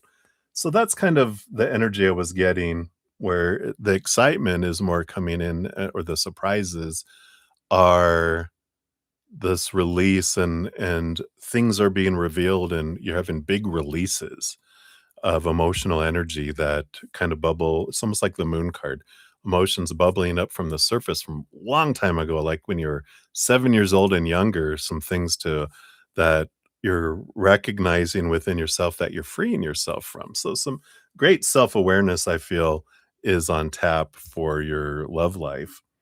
Let's see what is else is coming in here. Yeah, we got the 10 of bricks, got the 10 of pentacles, which is relationship energy. With it next to it, yeah, the 4 of spears, the 4 of swords. So I feel like there is this energy. It's interesting that this is like when he's going back, the Wizard of Oz, right? When he's going back to Kansas, back into black and white world, right? But there's this realizing the expectations that you have around relationship, and you're getting to the source of those, because the Four of Spears is like sleeping on the Ace of Swords. You're seeing things from a higher perspective, releasing old supposed to be's and should be's and need to be's, and you're getting to the root of those, right? So there's this peace of mind around relationships that's coming in, and that sounds like a nice, exciting surprise, right? You're like, "How can I be so calm?" Suddenly, it's like, "Wow." But I like this mental peace that comes in as you're looking at especially expectations around relationships. Why did I think that this is the way things are supposed to be or should be or need to be or have to be or must be, right? And then, let's see, you have these 2 together. Yeah, you got this Temperance next to the Hanged Man, yeah. So there is this little patience energy. It does feel like relationships with, like, actual people are on hold, because the Temperance card is that, we can turn anything into a golden opportunity, and the Hanged Man is that I'm in my cocoon transforming. Again, High Priestess, energy there on the bottom of the deck. It's this, I'm kind of pocketed away, seeing things from a different perspective. I'm letting old pieces of me fall away that aren't me to understand myself more. But there is a lot, this temperance and the Hanged Man are both pausing slow energy. And underneath all that, yeah, you're ready here with the World card underneath. It's an ending of an old cycle, beginning of a new adventure. So I feel like it does feel like a victory. It just doesn't feel like you're in solitary confinement. I feel like you're, doing your bucket list, you're enjoying things, you're ready to end an old cycle and not do what I've always done and get what I've always gotten. I'm ready to do things differently. And I feel like that's a lot of this, what you're learning through the pausing and through this kind of cocooning that allows you to see it differently. And then the last little surprise, you've got the Kindred. You do have, this is relationships. I like that they don't call this a lover's card. Maybe you're getting a dog. No, I'm just kidding. But you've got the Kindred, which is the lover's card in the original tarot, but this has to do with friendships. You got the Seven of Cups. There's a lot of different emotions happening here. Yeah, and then here's the moon. Figured the moon would show up since we talked about her. So, I feel like this is about emotional choice, power of emotional choice, and a lot of different, you're feeling a lot of different things, of course, over these next 2 weeks, but you're understanding that I'm the one choosing the emotion I'm feeling, and why am I choosing to feel this way?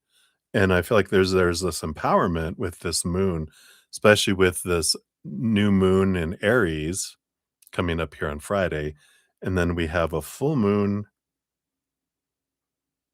I think, is it in Virgo? There's a full moon coming up, of course, and 2 weeks after that, and I feel like these are this beginnings, and then what you glean in the last 2 weeks, you are able to let things fall away more and more emotionally. You're allowing old emotions that don't serve you to fall away, and you're choosing differently. So a lot of emotional power of choice, I feel, is coming in here the next, couple of weeks. Underneath that, yeah, you have the Eight of Cups, walking away from emotions and relationships that don't serve you anymore, and the Knight of Cups, the quest for your self-love. So there definitely is this underlying energy of, again, we talked about letting go of emotions that don't serve anymore, and any relationships that don't serve you anymore, can be with that as well. But I feel like the biggest thing with this Knight of Cups, and if you're talking about, what's exciting, things coming for me in love the next 2 weeks, it's my quest for my self-love. That's what's exciting. That's what brings in some amazing, um, I don't know, amazing energy, amazing awareness, freedom, peace of mind. I just feel like you are letting go of a lot of thoughts, beliefs, mindsets that don't serve, emotions that don't serve, energy that doesn't serve, even things in the physical realm that don't serve, doing some purging. spring cleaning. Um, but you're just ready to let go of those things that were anchoring you down so that you can fly, like in that balloon. So let's see here. Let's see what this will be your fortune cookie for your readings here. What else does Spirit want you to know? Yeah. Well, there you go. A tidy house, clarity and organization. I love this. Number one, starting on there. So I love it. I love it. I love it. Um, it's an auspicious symbol. It says, if your emotional world feels messy and unruly, and you can't seem to get clear, it's time to see how your environment is affecting you. Although your inner world has a huge impact on what shows up in your outer world, the reverse is also true. You can be influenced by the people who populate your daily life and the energy of the objects you surround yourself with. Basically, everything in your surroundings. Now is the time for an inventory and full clearing of your environment. Ask for clarity from your relationships and do not make assumptions at this time. Clear and unambiguous communication is key. You may choose to let go of some people from your life when this shows up. What? This is a good thing. Otherwise, you might stay in these relationships too long out of a sense of obligation and social courtesy, when in truth, there's nothing holding you together. Be impeccable with your word, say what you mean, and be willing to make whatever changes are necessary to clean up your side of the street. If you know you're doing the right thing, it doesn't matter who has an opinion. That said, right now, once you are sure your proverbial house is a tidy one, there is a release of energy to begin new things, to enjoy life, and to know with certainty you're on the right path. Shut up. Oh my God. How whoosh is that, right? And then number one, right? New beginnings, ready for this new adventure. So I love it. Zero anchors. I love it. Yes, they know you. All right. I love that. I do. I love that too. Poke, you owe me a Coke. Jinx, right? Jinx. All right. So that's for your first one. I like it. And then for number two, let's get this one 4729. There it is. And what is your path of least resistance in career? All right.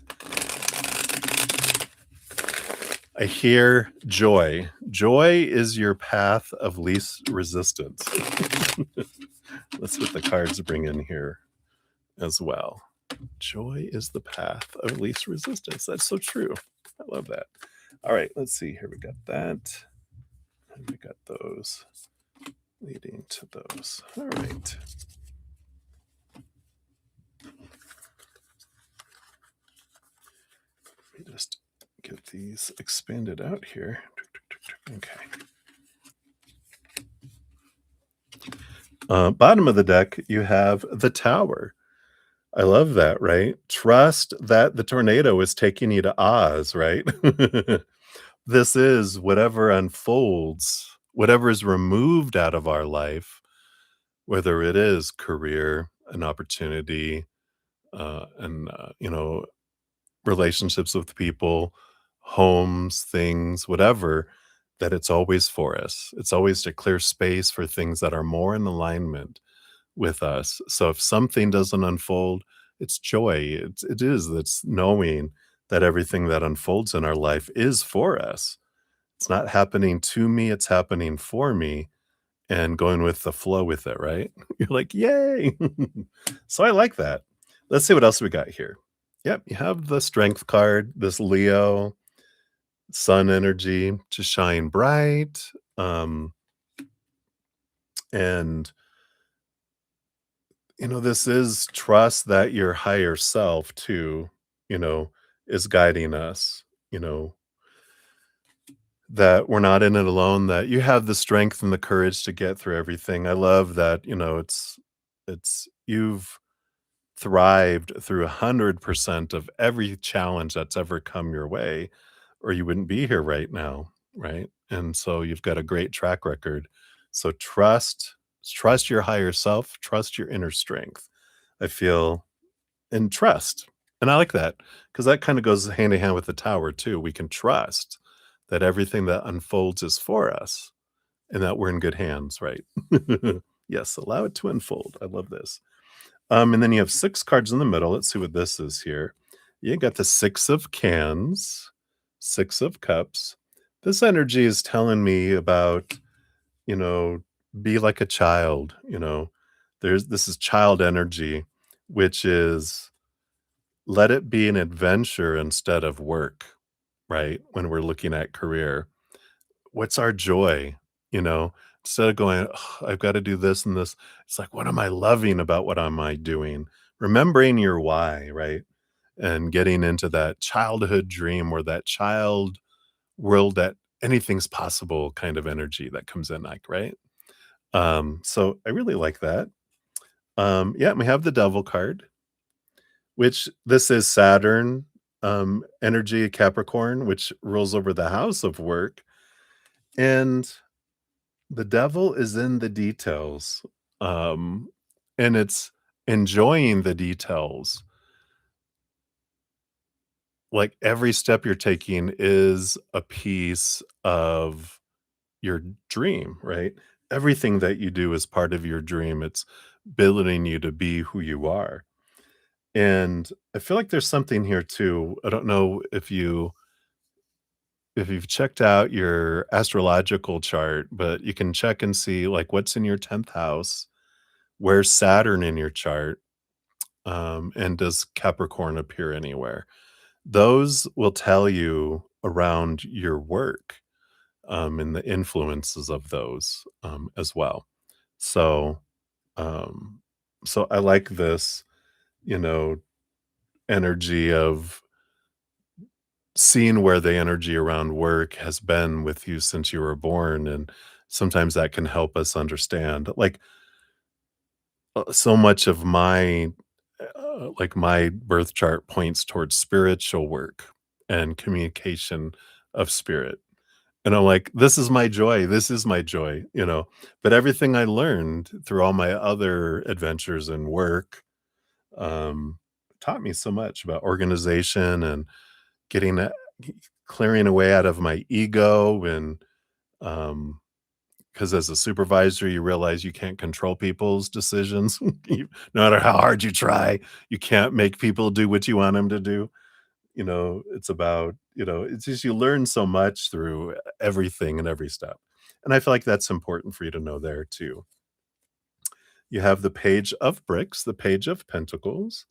Yeah, this is looking at your sense of worth here.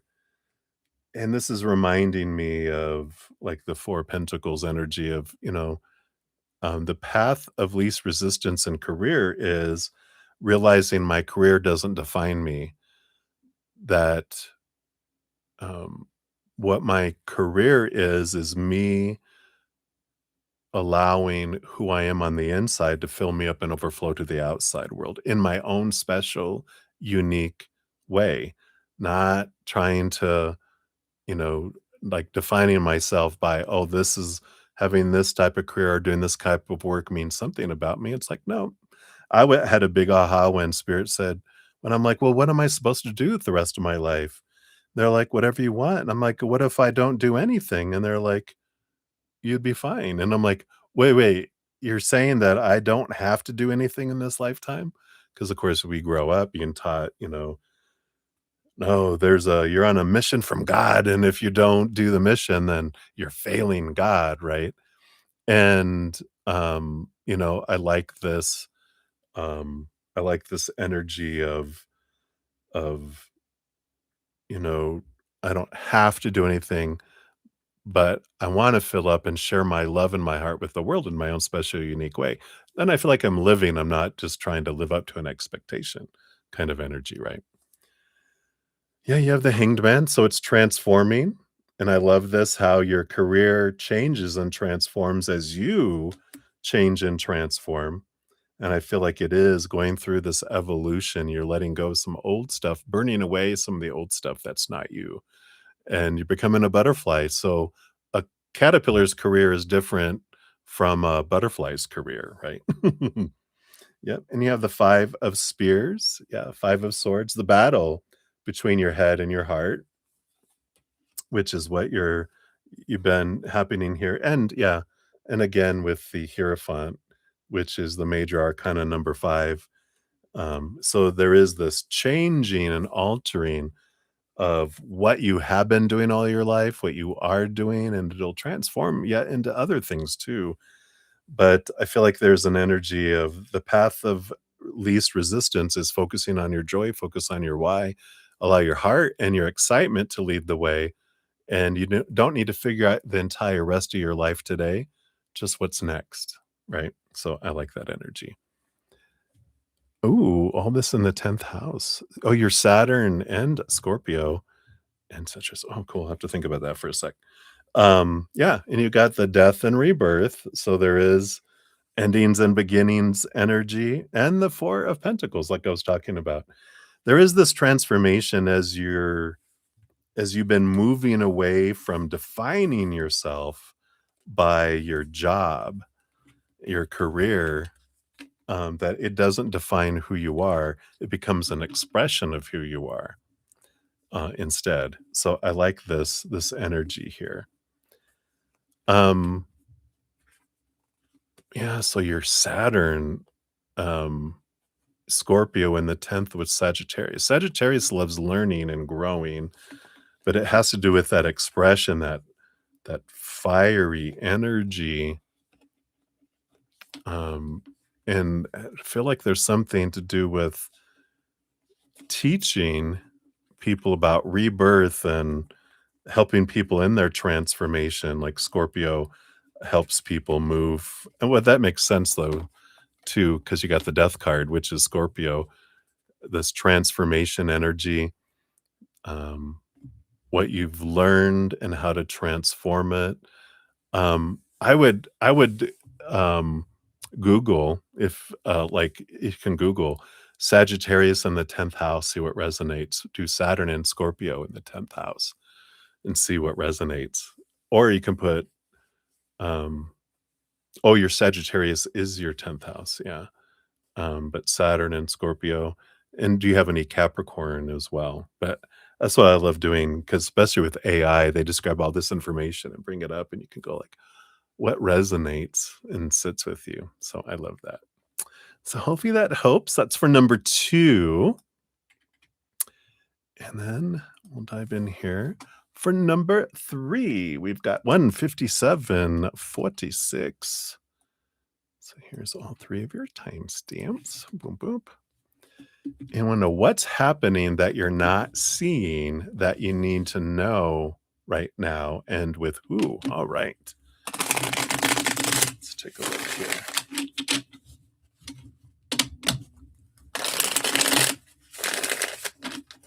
All right. So let's take what's happening that you're not seeing.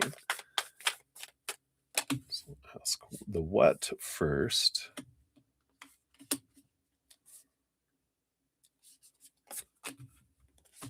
And the with. Let's see. This is the what still. I got 1, 2. Oh, there's some sort of progression happening here. All right. And then with who. Horton Hears a Who. Do you remember that from the Cat in the Hat Dr. Seuss series? All right. So let's see what's happening here. So bottom of the deck, you do have the 6 of Pentacles. So there is this giving and receiving energy that's coming in here. I feel like there's this supportive energy that's happening here. But we'll see here. What's happening that you're not seeing? There's something progressing here. We'll see what it is. Here you have the Ace of Brooms, you got the Ace of Wands, which is a new passion, a new excitement about life, a new energy that's coming in here, which I feel like you know that. I mean, you've been feeling it, going, "What the heck is this?" Right?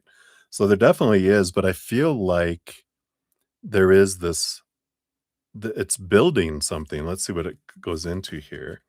Yeah, you got the Strength and the Knight of Pentacles. So you do have the Courage, the Leo energy, and the Knight of Pentacles. I feel here what you're not seeing yet, not fully, not a full picture yet, of how over time you've been becoming brighter and brighter and brighter like the sun. That I feel like you don't realize that this is just the dawn, that it's gonna become so bright and so big, that your life is gonna feel this brightness and bigness, because the Knight of Pentacles is the kinda like the quest for your self-worth, and I feel like you're realizing more and more, but I don't feel like you realize how powerful you truly are, how strong you truly are. I feel like you have a like, "Well, I feel like I'm pretty strong. I feel like I'm pretty this," and you're like, you have no idea. So it's interesting that this who might be you. Like, what is it what's happening that I'm not seeing that I need to know right now? And they're like, "You are being" it's like the sun is rising and you're like, "Wow, look how bright it is," compared to dark night. Yeah. Dawn is like, "Wow, can actually see without stumbling," but you're like, once it gets to high noon and it's shining a bright light on everything, it's gonna blow you away. Let's see what this is leading to here. Yeah, you have your transformation. Yeah, the caterpillar while it's in the cocoon, is like, "Wow, this is really cool," but you have no idea, um, once you become the butterfly and you get out of the cocoon about what's possible, right? As a caterpillar, you can't think about traveling 1,000 miles. Caterpillar is like a mile max if there's no rivers and if I don't get eaten by a bird, but a butterfly is like, "Oh my god, I can migrate," right? You have the 5 of spears, which is the battle between your head and your heart, and the transformation, and the 2 of swords, yeah, the battle between the head and the heart as well. And I feel like you're really going to be opening up your mind, so much, and that your heart, I feel like, um, your heart is just gonna feel like it's expanding and expanding and expanding and expanding. And I feel like that's the whole thing, is that you have been flooding so much, love energy through you, and you have been releasing so much and growing so much. But, in comparison to what we're capable of, it's just like, wow, right? I just like this. Yeah, such a grand lesson, right? So much freedom. I feel like a lot of it has to do here with the attachment to, the Knight of Pentacles, which is we're realizing how much we defined our worth by relationships with people, lovers, friends, family, whatever, employers, clients, whatever, situations like jobs and education and social status and marital status, and things, our bodies, our bank accounts, our possessions, and we're realizing none of that defines me. It doesn't mean I don't want it. It just means I don't need it, and the freedom that comes from it. So I feel like that this is a huge thing of like really super, super release, right? You got the 8 of cups, yeah, and the lovers, So I feel like, one of the big things that you're realizing is here's that 8 of cups is letting go of relationships that don't serve and emotions that don't serve. But the lovers card is that you're finding that the love you've been looking for has been your higher self. That this is your higher self and this is you on your adventure, and it's you helping, yourself. And there is this beautiful big, awareness, and I get that this is not like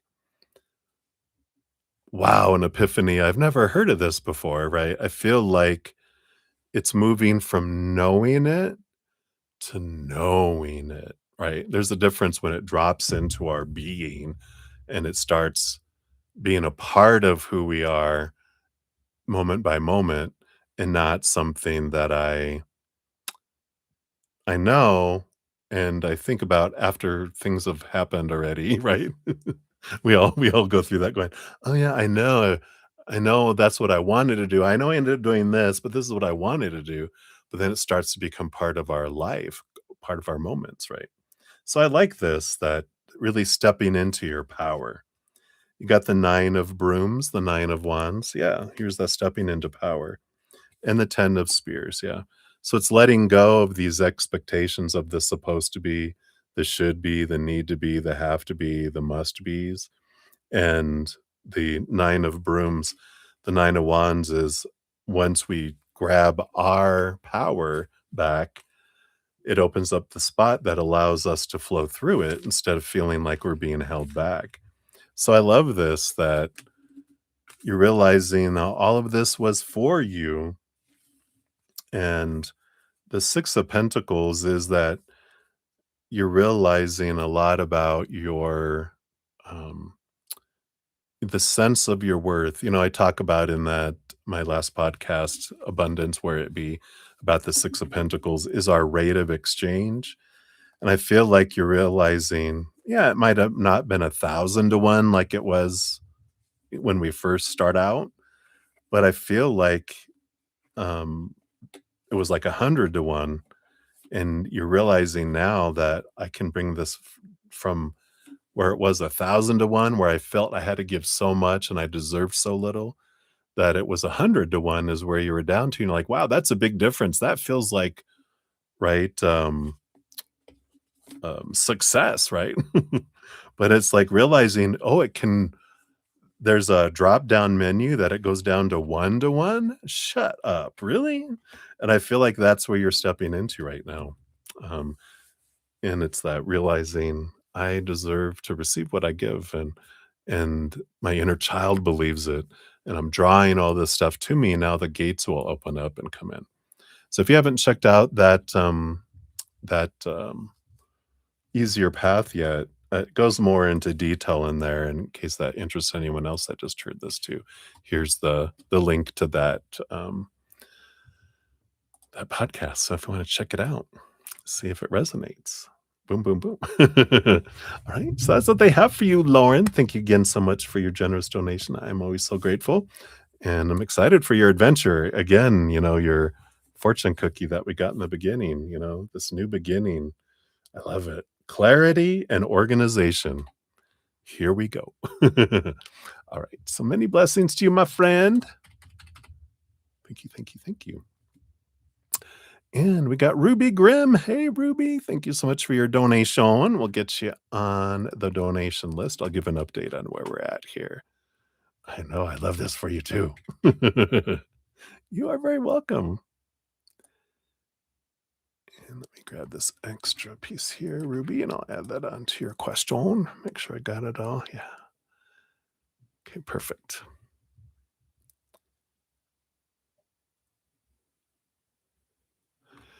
All right. So where we're at, up next, we do have Deb, and then Leslie, and then Sean G, and then Stormborn, and then Ruby Grimm. You'll be up after that. So, all right. Boom, boom. Let me take a quick sip here. Cheers, everybody. Good to see you all. Yum, yum, yum. All right. So, Deb, we're at 208.52. A little peek. A little peek into next week. You made a little rhyme. So, let us take a look here, Deb, and see for next week what Spirit wants you to know. Hello. Oh, nice. You're home now. Yay. And what an adventure you're experiencing. But you want to know about next week, right? So next week. So we got here. Got these.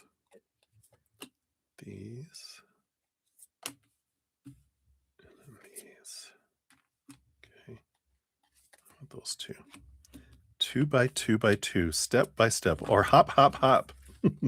Got 2 cards and 2 cards and 2 cards and 2 cards. Does feel like little bunny foo foo hopping down the bunny trail.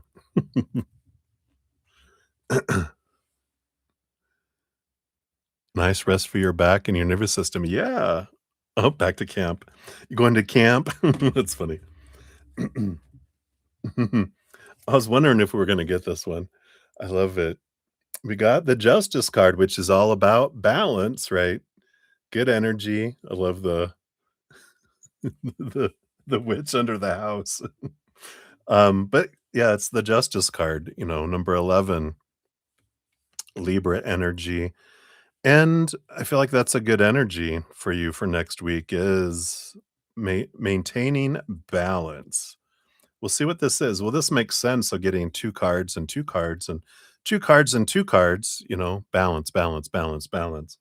2 things, 2 things, 2 things, 2 things. Let's see if the first 2 are. You got the Queen of Brooms. You gonna be cleaning a lot? Gonna crush the witch. And the 2 of Pentacles, balance. Yeah, and here you go. You got the Queen of Wands, which is go, go, go, go, go, go, go, go energy, right? And but then the 2 of Pentacles, which is about making sure to have this balance with the energy. And I feel like that's good to know going into next week. It's knowing when it's time to stop, when it's time to go, it's enough for today, or I'm not able to do that. This is as much as I'm able to help and do, right? Yeah. I like that. The Queen of Brooms. That's your new nickname for while you're helping prepare. It's like clean, clean, clean, clean, clean, clean. But about being reasonable and, of course, we understand when we're, you know as we get older, I know I hate to say that, but we're not in our 20s anymore, and there are consequences for our overdoing, um, and to be gentle with ourselves, you know? So, um, it's an important thing. I know balance is my nemesis, myself as well. Well, it says the chat disconnected and reconnected. So it's going in and out. Yeah, exactly. Take a breather, be able to do that. Yeah, in that great just to know that it's like it's okay. I can be gentle and I can have boundaries, right? What's the other thing here? You got the moon. Oh yeah. And the judgment card. Wow, 2 major arcana. Oh, I guess I can do them this way. So you do have this new moon in Aries, of course, and the judgment card, which is, remember your calling. Um, this is mother moon energy here and I love this that, you're supporting your daughter's, dream, but remember your calling too as well, right? And so I like this, you know, you know, I feel like that's why balance is so important because you're gonna be feeling, "Oh my god, I'm so energetic," and this is good for me too because now that my back is feeling, so good, it doesn't even, um, feel stiff and everything, and my elbow started bothering me on Sunday, and then my foot had bothered me week before, right? I'm just like and then my shoulder, and I'm like, "Oh my god, this is speaking to me too, Deb." But, I'm like, "Yeah, it's about ease into things, be gentle with your body. You don't need to walk 5 miles a day. You don't have to, keep raising the weights so fast. Just balance, get to a place, and I like that. But remember your calling too.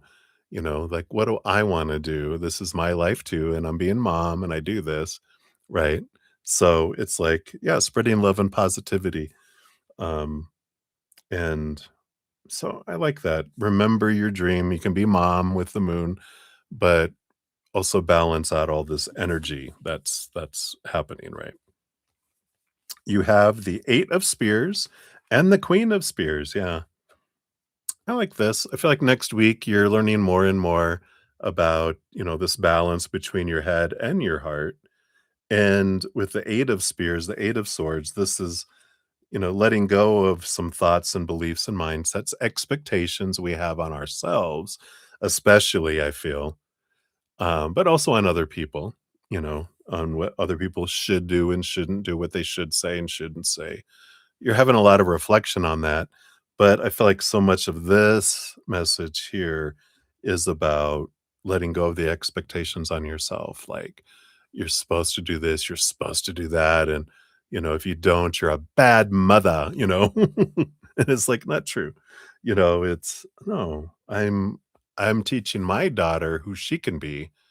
If I am allowing myself to be something, you're showing a living example, which allows them to go, "Oh, yeah, I also can do this for others," um, towards others.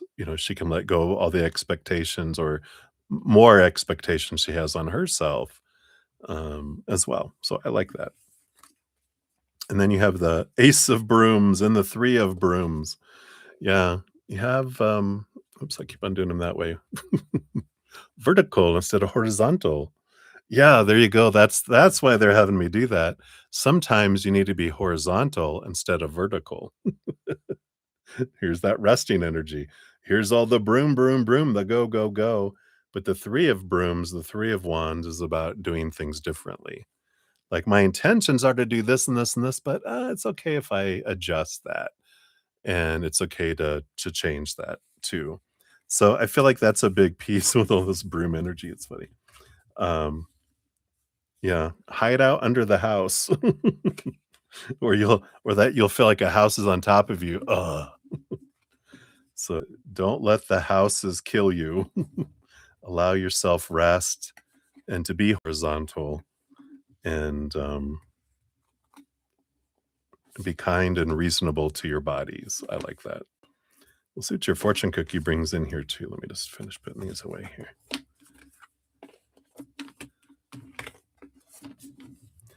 All right. And then your fortune cookie here.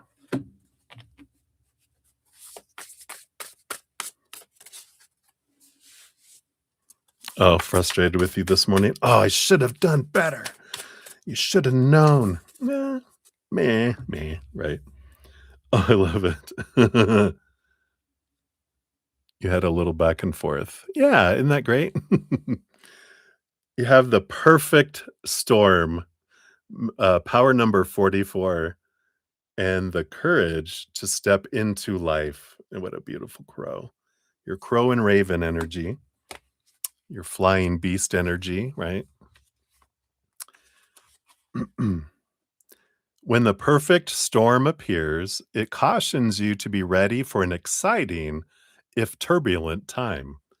The winds are picking up, and you need to make sure that you are close to the eye of the storm, or you will be buffeted by gusts that may take you far from where you need to be, like back to Kansas. The key is to remain centered and balanced. There you go. You can't make it up. Your fortune cookie says the key is to remain centered and balanced and bear witness as the forces build in intensity. Notice how the loose stuff is starting to fly around and recognize how little of it you truly need. Let go of those thoughts, beliefs, and attitudes that clutter your heart and cloud your mind. Then the storm will be absolutely perfect for you. If you wonder what you might lose during the perfect storm, know that it is those things we are most attached to that are taken first, as if life were trying to unburden us of our righteous self importance. Let it all go with the wind. The less you resist the change brought by the perfect storm, the happier you will be. Ride the winds to your next destination. Embrace the rain or snow. Remember that every time you try to argue with nature, you lose. The perfect storm can also be a call for you to seize the moment, there might be a great opportunity that you need to take advantage of right now. Carpe diem. Here, time is of the essence. May be gone shortly, so do not hesitate. Go ahead, bite off more than you can chew, and take the storm on all its terrifying greatness, experiencing the fullness of life. You will succeed. Yeah. Well, that's a good thing to realize here. How is she a storm for you, right? When you say she is the storm, it's like, ooh, mirror, I am the storm. I'm the one storming in here. Out here is the perfect storm. In here, I see an imperfect storm. And it has to do with our thoughts and our beliefs and our mindsets, right? That set us free. That's where our burden comes from. Not the outside world, but from in here, right? So I love that. All right. So that is what they have for you, my dear. Oh, good. I'm glad that you like this. It's very, I learned so much for my own life in everyone's reading. So cheers, cheers. Thank you for asking your question. I'm like, yep. I'm like, I need to get back into working out. I need to get back here. I need to have this progress. I need to be able to do this. It's like, nope, you just need to, like, I took time to rest. Um, and when I thought I'm going to do this, then my left elbow started to hurt. And I'm like, all right, I guess I'm not going to start back working out for a few days more. I'm going to just ease into it. And they're like, good boy. As our bodies will give us forced R&R if we don't listen. I know.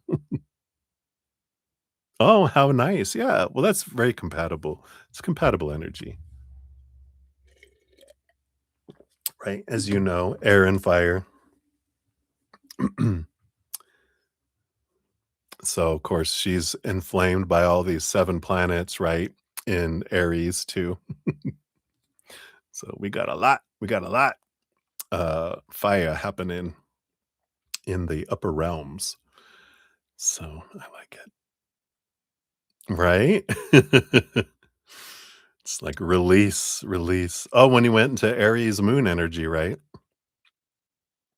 I like it.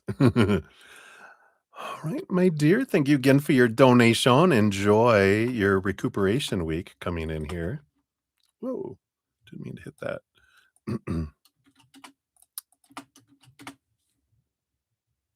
Woo woo. All right, we got little Pink Pearl in the house. Hey, Pink Pearl, I got you on the free reading list here.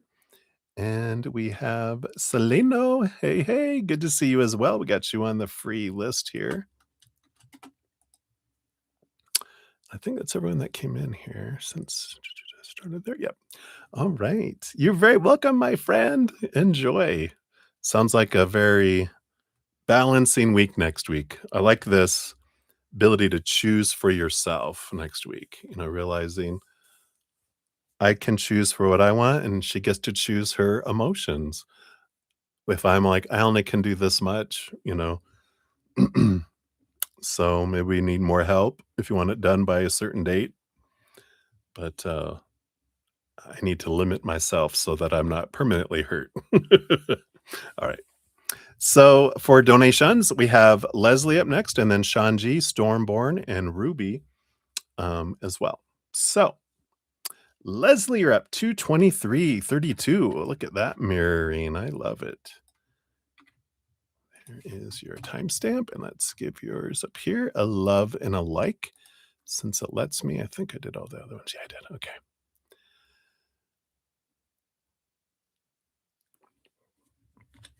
I like this. So your dad loved the Oz. Message from your dad. All right. Let's see what we have coming in here.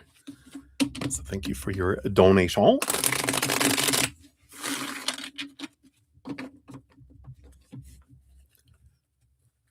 So let's tap into your dad.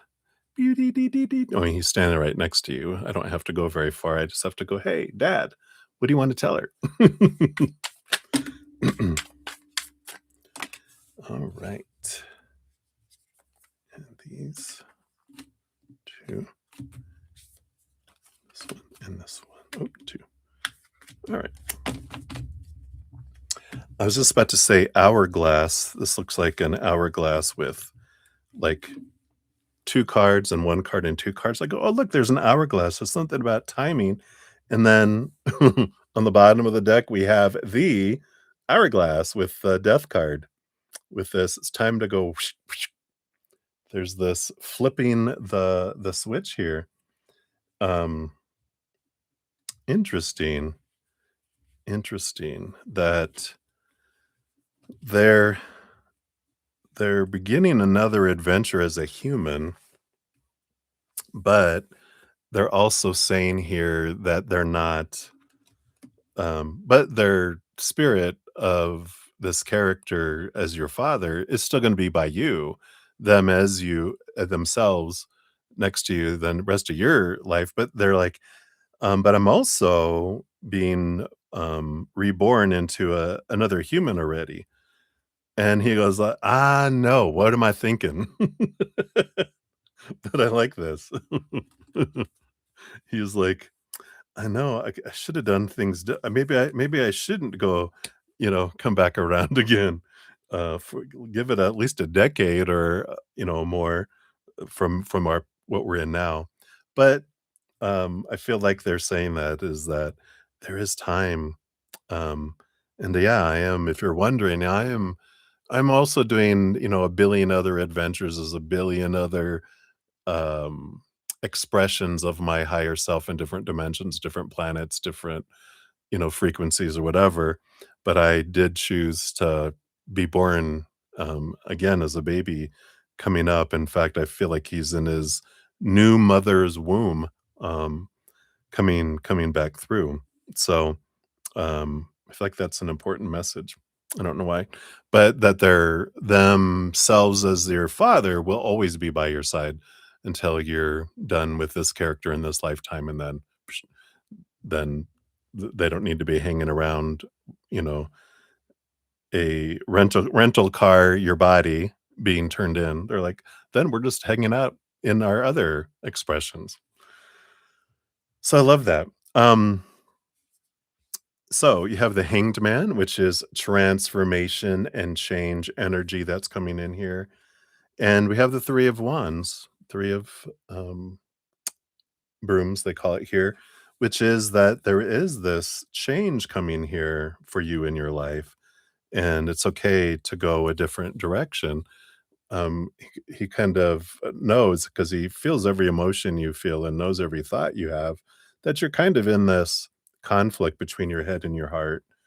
Um, but not to worry with the 5 of bricks and the king of bricks, that's the 5 of pentacles and the king of pentacles, that you're cared for, you're taken care of, that it's not humans that bring you what you need in each moment, but it is source, and that they will always make sure that you have exactly what you need, in every moment to live the life that you're wanting to live, and so you're always gonna have your sustenance.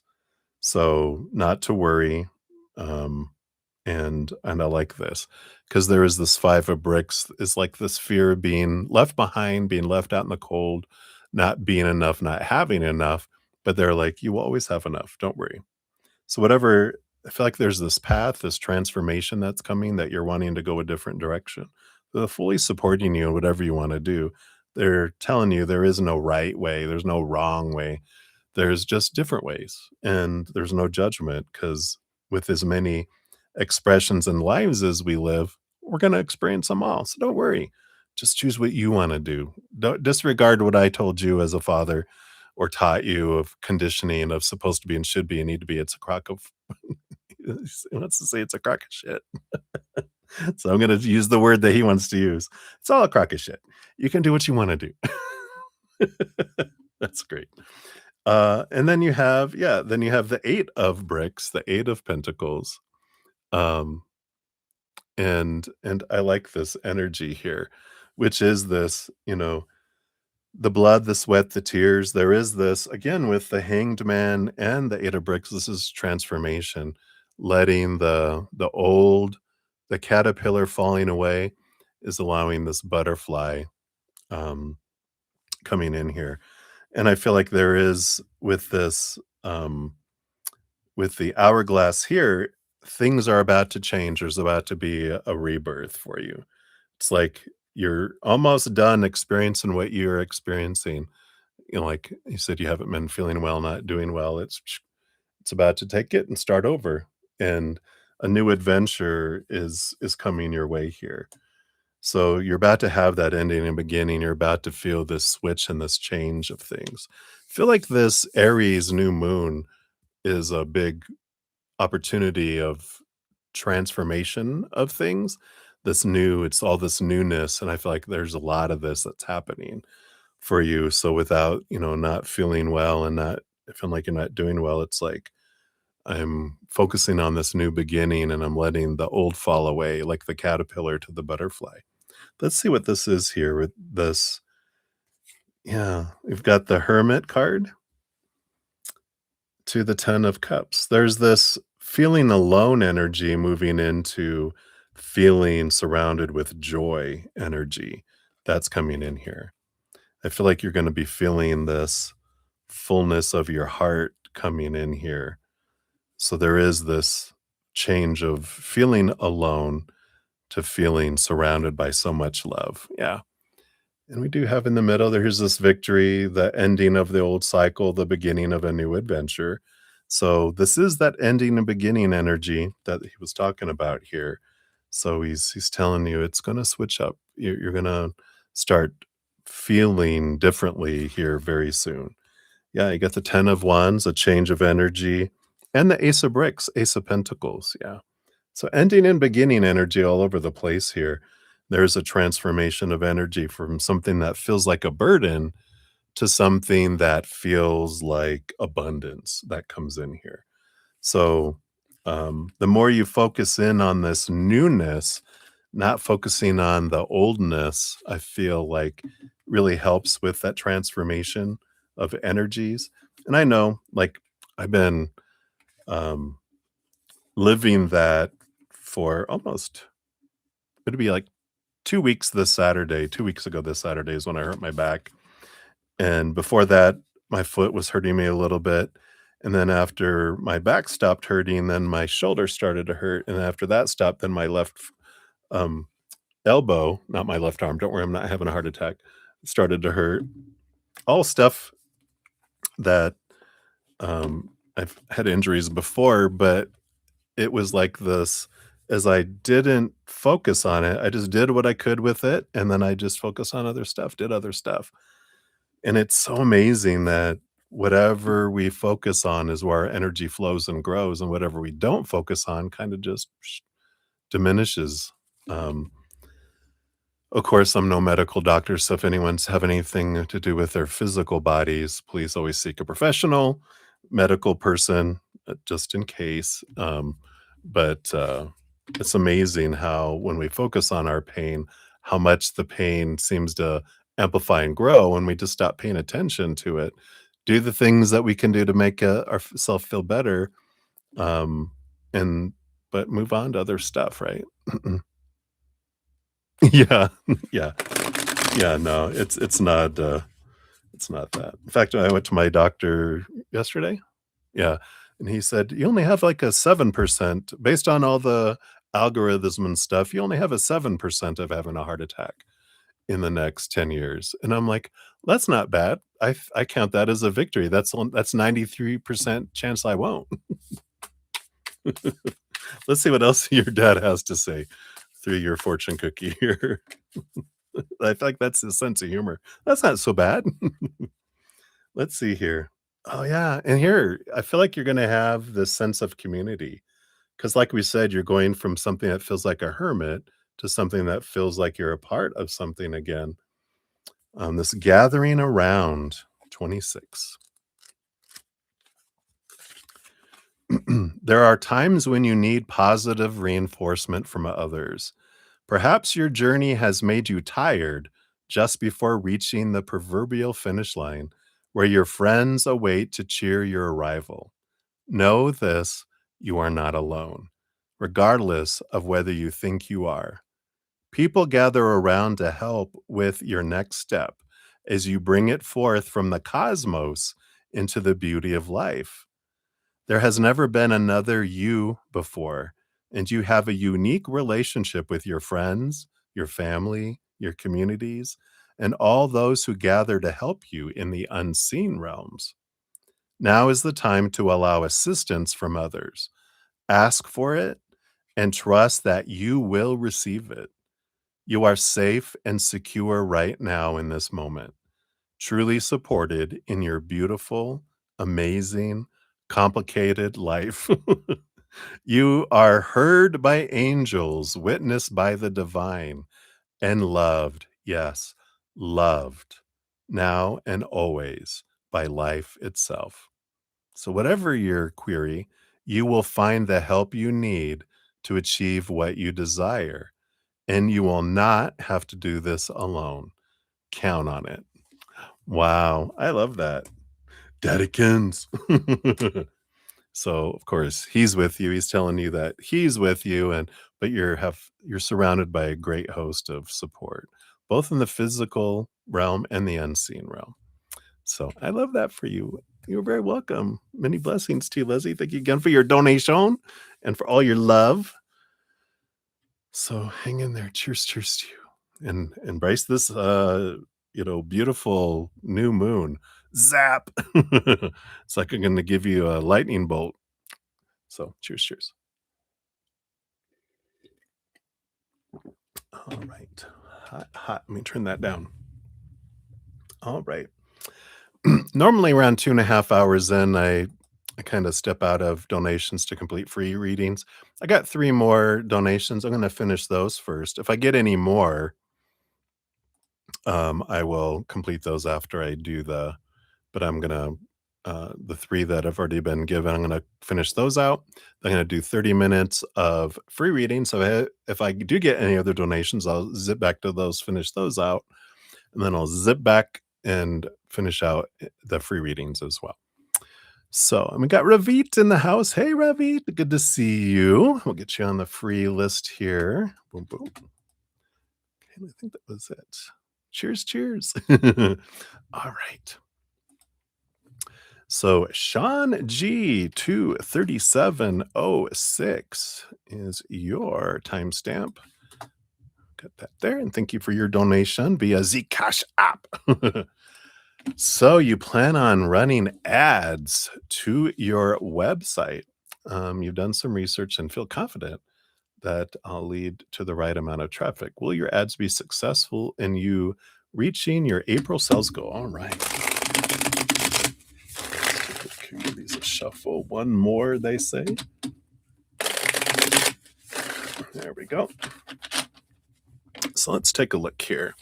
Based on your current energies, will these ads be successful in helping you achieve your April goal? So I'm kind of tapping into an energy of, will these significantly help you reach your goal if you do them based on current energies, right? Is it worth the bang for the buck, right? Or the energy that you invest in them? So let's take a look here. All right. Well, the bottom of the deck here, we'll take a look. We've got the Hanged Man here, which is a transformational type of energy. We'll have to see here. I'm not getting a pausing energy. But let's see what else they have here. What do we have? Yeah, we've got the Judgment card, which is the calling people. It almost feels like this is drawing people through the noise, and the Knight of Cups is movement of the heart. And I feel like the ads that you're doing, if I like if they have music or something that are, you know, I feel like it's the focus of the ads, um, like their advice is have it move the heart. It's not about moving the mind, because the mind, you know, it's about moving the heart. So through music, through visuals, through because it's through the we don't have smell-o-vision yet, so you can't make people smell things, but you can have things that represent smell and taste and hear, but we can have music and, of course, visually appealing, the ad stuff. I feel like that's what they're bringing through here is that's what gets people's attention is the visual, and if music automatically starts and if there's, um, you know things that are drawing, is important, and that can call people to your website. So I like that. Um, you got the 6 of vroom, you got the 6 of brooms, and the tower card. And this is interesting because there is victory, through here. The 6 of brooms is about being raised up and being, like, celebrated on a horse. The tower card is an interesting energy. It's about something being removed and not available. Trust that. Like if like, well, I want to put ads here, they're not allowing me to, whatever. Just trust that where you're not able to do the ads, because I feel like you're not going to be able to do it everywhere where you're wanting, but just trust that it wouldn't have brought you um, any more movement, that they're helping you by blocking places that wouldn't be for you. So, I like that. So, trust that. They have the 6 of wands, that's a good victory. You have the queen of brooms and the ace of spears. So, here's the ace of swords and the queen of swords. Balance between head and heart. Try to see things from a higher perspective. Those are kind of moving in underneath that judgment and the knight of, cups, the knight of cans, they call it. So it's about, you know, because we were saying, have it come from the heart. It can be, you can bring the mind into it, but let the heart balance out the mind, right? With the kind of ads that you put out there. And yeah, you have the Ace of Pentacles and the Eight of Pentacles. So yeah, it's worth it. The Ace of Pentacles is abundance, new opportunities. And the Eight of Pentacles is putting in the blood, the sweat, the tears. You do get to see the reward from it. So those would be positives that are there. And the transformation is you might just adjust them a little bit, tweak them a little bit with that hangman on the bottom as I see it before I put it back in the deck here, because it does feel like just, you know, um, allow it to be from the heart, right? Igniting people's hearts, and that will draw people in. It's like singing. If we hit all the notes perfectly, it may be people might think it's pretty, but what moves people is when people sing from their heart, right? Not meaning you have to sing on there, but hey, if you sing, it wouldn't be a bad idea. Anyway, let's see here what your fortune cookie brings in here too. All right, this one. Oh yeah, I love that. I feel like I'm supposed to show you both of these. I like the monkey. Dream thief, refusal of the call. I don't feel like that one because this one is the first one I saw, which is the whale song resonating, and here's all that emotional energy. Oh, and the singing and the sound. Yeah, maybe you can get on there and you can do the whale sound. Just kidding. I'm getting goofy now. All right, so this is about harmonizing and resonating. There are moments in life when you have a sense of deja vu, that you visited this place, these feelings, this person before, and you know that a new opportunity to dance has come around again. Yeah, there is a haunting quality to this, a melancholy, as life's mysterious fragility is also underlined. Like a whale song that pleads for its simple notes to be matched by another, you have a short time to capture this essence and let it resonate in a way that is potentially transformative. There's that transformation of the hangman, but only if you don't turn away. Sometimes you may forget the moments of your humanity, your truest desires, because you become so earthbound and calculating, striving and doing. You're so overstimulated by the chase and what you're exposed to that you forget your heart. There's that heart stuff again. Now it's time to jump in the water and play and be reminded of your creative self, your collaborative impulse to sing along, seeking harmony, beauty, purpose, and meaning. At this moment, that is your exact invitation. You will achieve more than the plans you set in motion if you use this opportunity to explore, be curious, and take a much needed break from what your mind thinks it needs to accomplish. Your heart is calling. Answer it. Wow. How beautiful. Perfect, perfect. So that's what they have for you, Sean. So thank you again for your donation. Shout out to your grandma. Boom, boom. Psh. That's 1 1 psh, psh. Or 111. It's your grandma's numbers. All right. So thank you, Sean. Enjoy. And then we up next we have Stormborn at 2:45:52. So Stormborn, here's your uh, timestamp, and then let's give your donation a love and a like here. And we want to know, will Brenda be a good fit as a nanny for your family? All right. Let's see what Brenda's energy brings in here. Thank you. I do want this one, but I do want this one, and this one, and this one too. All right, what do we got here?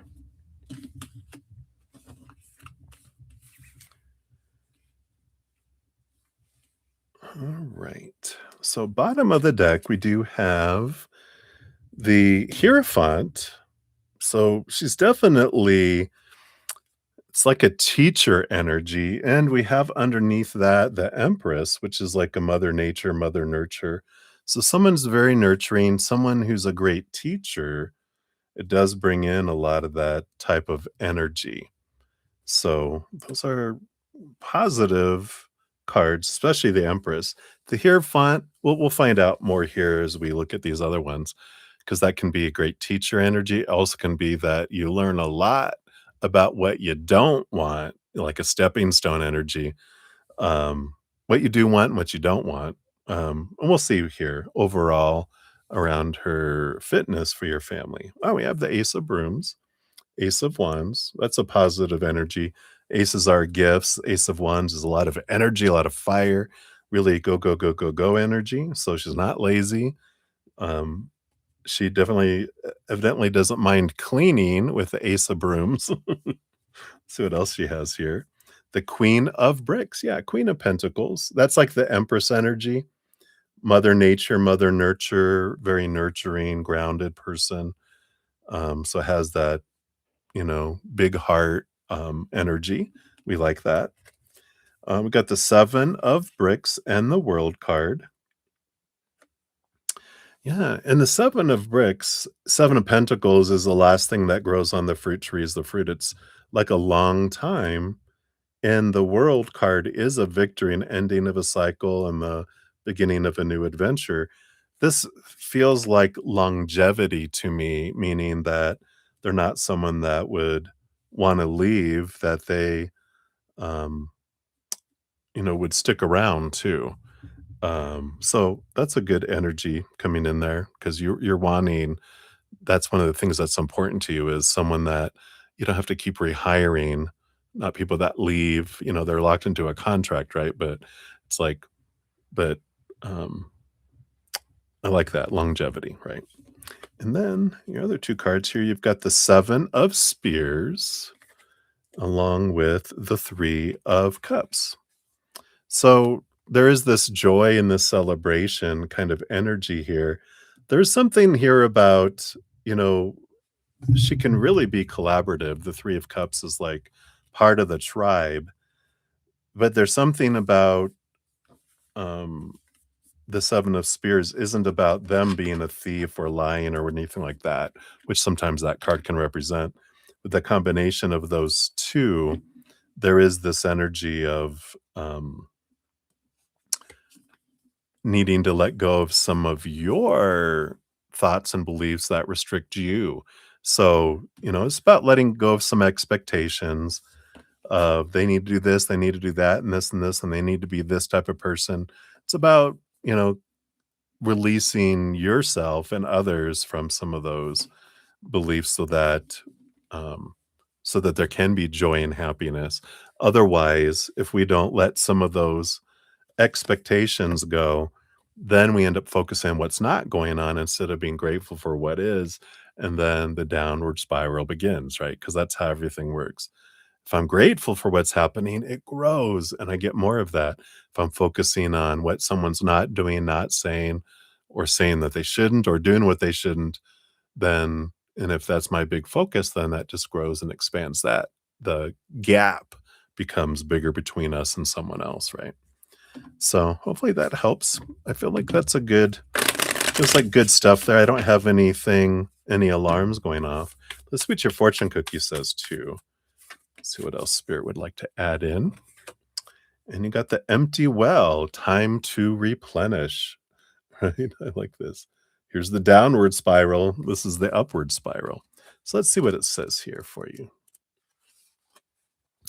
The empty well reveals that there's nothing for you here. The well is dry and the desert is encroaching on your once fertile garden. It's time to face this harsh reality and move on. And here, give gratitude and thanks for the abundance you have experienced, and let spirit guide you to your next destination. This might mean saying goodbye to someone or something, or insisting on changing the rules of the game. Stop diminishing yourself for the sake of another. Make your Making yourself small will not produce the results you want. There is a lack of reciprocity of give and take. The empty well tells you that it's time to reclaim what is yours and return what does not belong to you. The shadows cast in your direction are not of your making. You do not need to react or respond to them as they are not real. Simply shine your light upon them and see how it dispels them. These shadows are projections that you are confusing for reality. And by that, they mean like our fears, right? The things I fear that a nanny will do, that they won't do, that they'll say that they won't say. This is the shadows you're looking at here because those aren't reality, they're projections. You may have been offered a shovel to help you dig yourself out of an uncomfortable situation, a bucket to drink from the well, but you cannot dig yourself out of this hole and remember that there is no water to be found in that well. So, receiving this empty well, you can receive this empty well as a gift. Do not exert your energy and waste your resources by repairing the walls or mending the rope. Follow the water course way, the aquifers that run deep in the earth, and you will be led to a new spring oasis. You can find these underground streams, these rich natural resources, in the subterranean depths of your own heart. And I feel like this is like they're saying, get out of your head and into your heart and see what your heart says about Brenda. There's all this energy. It seems good here, but I feel like if we're in our head, we won't see things clearly because we're in our fears and we can't think straight. We're confused when we're in our fears, but when we're in our heart, we see everything with clarity. And I feel like if you step out of your head and into your heart, you'll see, you'll get a yes or a no right away in your heart and trust your heart, right? So that's what they have for you, Stormborn. Hopefully that helps. Many blessings to you. Thank you again for your donation. All right. And then Ruby Grimm, you're up 254. Oh, what? Wow. I do know how to type sometimes. There we go. There is your timestamp. Well, I added something extra in there anyway. Let's try that again. There we go. We'll just get rid of this other one. There we go. All right, Ruby, thank you so much for your donation. We'll give that a love and a like there. All right. So we want to, can you help identify any of the people who have been working against you behind the scenes between yourself, your husband, your exes, your family, and ex-friends?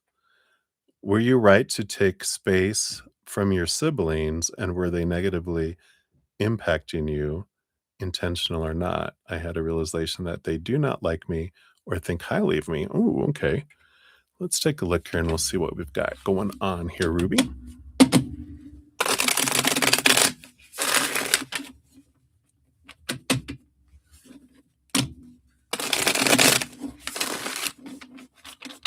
All right, let me take a last sip of this coffee here. Okay, there's one more sip left. I'll leave that. All right. So let's take a look here. Let's just see here. I feel like they're nudging me just to get a let's get a general energy around what's this situation about first.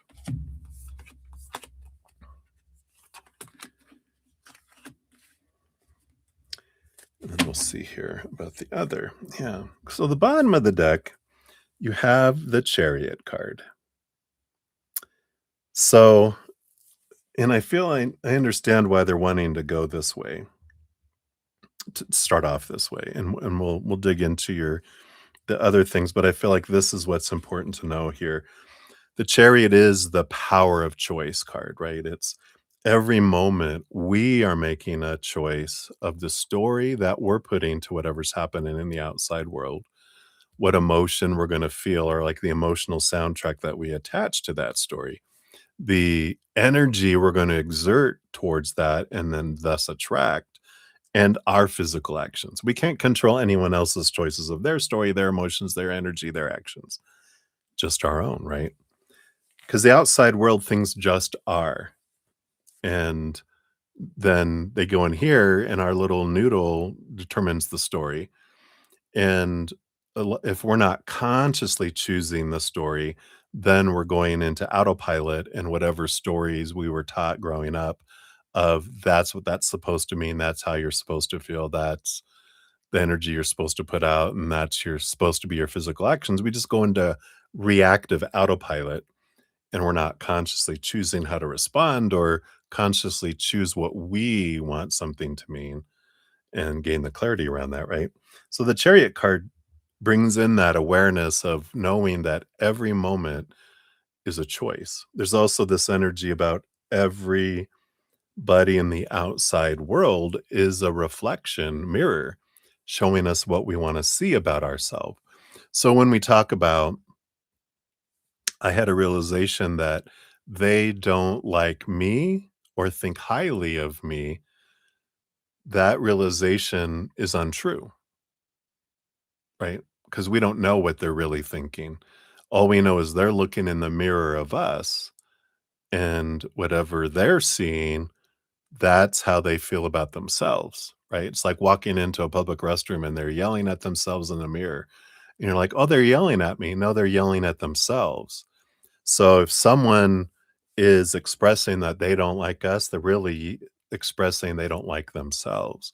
If they say, I don't think highly of you, well, they aren't thinking highly of themselves because that's all we see when we look in mirrors is how we feel about ourselves. It's we don't see the world as it is, we see the world as we are through the filters of our own pains and sufferings and emotions and experiences growing up. So when we look at, those statements, you realize, "Oh, wow, this was how they were all feeling about themselves." All their actions or non-actions, their words or their silence is an expression of the fear that they're in. Because every moment is either an expression of love or a cry out for love, an expression of fear that I'm not being lovable, that I'm going to be unloved. Because we go into our little inner child, we act like a 2-year-old, right? So when people are acting like a child, it's because they're in fear. So when an adult acts like a child, then we know, oh, They're in fear. This isn't about me. This is about their fear and what's going on, the scary monsters they're seeing in the dark moment they're having. It's not about us. Now, our reaction to their actions or non-actions, words or silence tell us about us, right? If I believe that I'm unlikable, if I believe that I don't deserve to be thought highly of, that's for me to question, right? That's for me to choose and to transform and to look at differently. So I feel like that's what this chariot on the bottom of the card means here. And it's a great way for us to realize because our human will go and see the world through its human experiences and we will experience these feelings. You know, if someone comes up to us and says, your blue shirt is ugly. And I'm like, I'm wearing a gray shirt.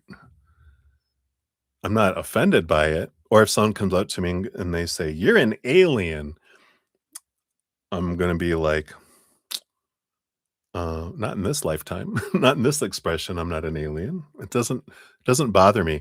Or what was her name? Selma Selma Hayek. Is that her name? That actress.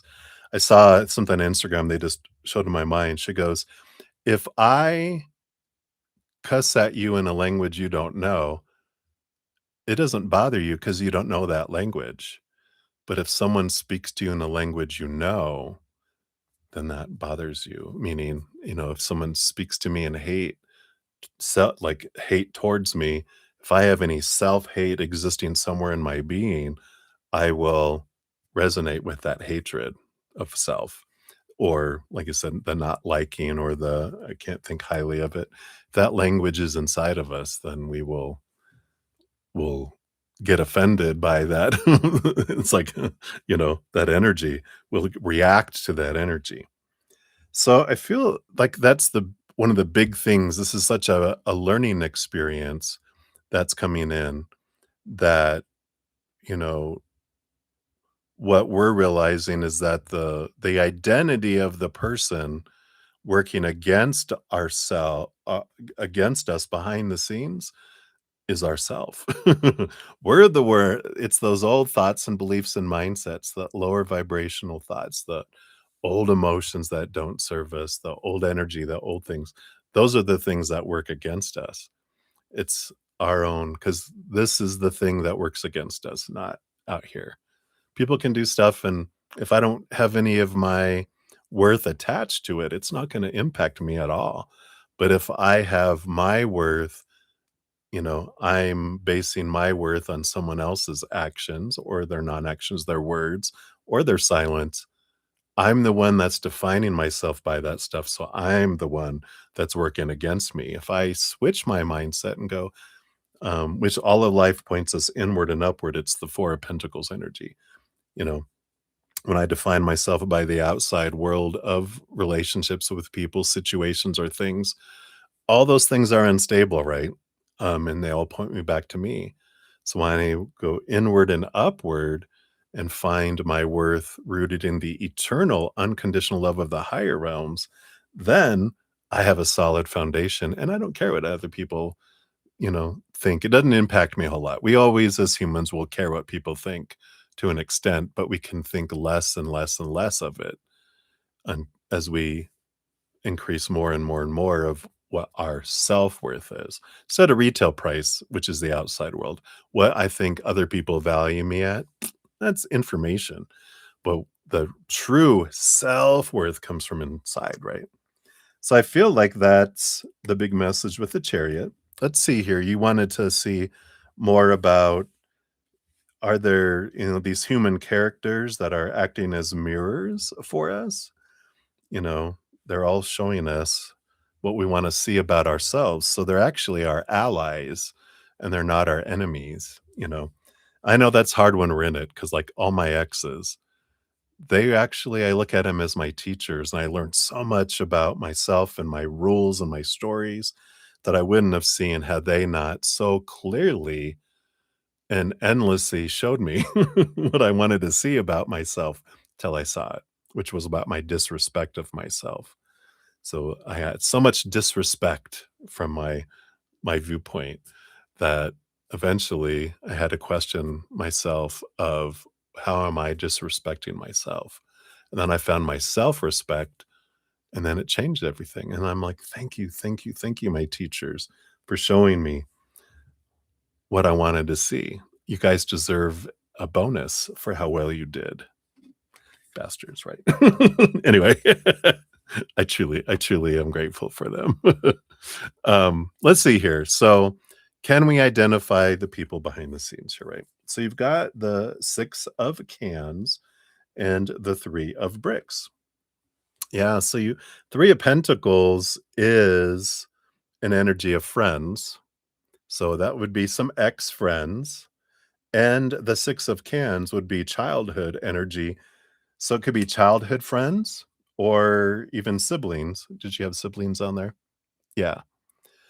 So, there is some energy here of these wonderful supportive, characters in our life that are putting on the play in front of us so we can get the moral of the stories. So, I know it might be hard in this situation when we're the heat of the moment to kind of grasp that these people are for us, that they're putting on this for us so we could see and get the moral of the story that I am not unlovable. I am not unworthy of being looked at highly, but it starts with me, looking at myself, thinking of myself highly, not arrogant, but confident, right? Arrogance is I'm better than everyone else. Um, um, Confidence is I know who I am, right? Especially when it's connected to you know, the upper world. Um, and then like I deserve to be liked. And if someone doesn't like me, it's just because they don't like themselves. And if I don't like someone else, it also means there's something inside of me that I don't like, because the reason I don't like someone is because I see something in them that I don't like in myself. So hopefully the mirroring energy comes in here, that it's like, yeah, these are just individuals that are being perfect mirrors, showing us what we want to see so we can be set free from these thoughts and beliefs that are making us feel bound and blinded and restricted and small. Let's see who else we have here. Yeah, we've got the star card here and the queen of brooms, queen of wands. So there is someone fiery here, a big fiery personality. But the star card here is it's not they're not using the regular meaning of that. Usually that's like Aquarius energy, if that resonates at all. But I feel like this fiery person it's someone that always feels they have to be the center of attention. And um and so if you realize someone that needs to be causing fire, it's because their little inner child feels, "I need their attention. I'm no one without their attention." So there's someone that's, being dramatic, within those groups that are, causing this, but it's not personal towards you, it's because I wanna be seen, not, "I wanna get you." It's, "Everyone look at me, look at me, look at me," energy that comes in here, right? So, I feel like that's an important awareness that, again, other people's actions are very little about us and so much about, themselves. It's interesting, I thought I was gonna read this tonight. I'm reading this great book called Unlearn, by Humble the Poet, and he's got these cute not cute, I mean, they're cute little chapters, but they're short little chapters, and, um let me see here. Oh, maybe it was that one I just read. Hold on. But it talks about, that um, most people aren't thinking about us as much as we think they are. And maybe it was a while ago.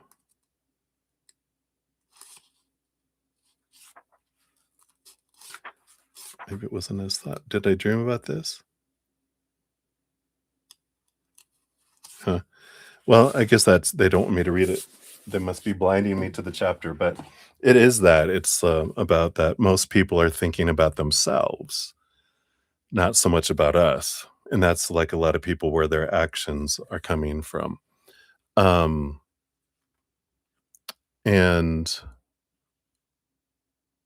so let's see here what else we have here, because 'cause you've got the 7 of spears.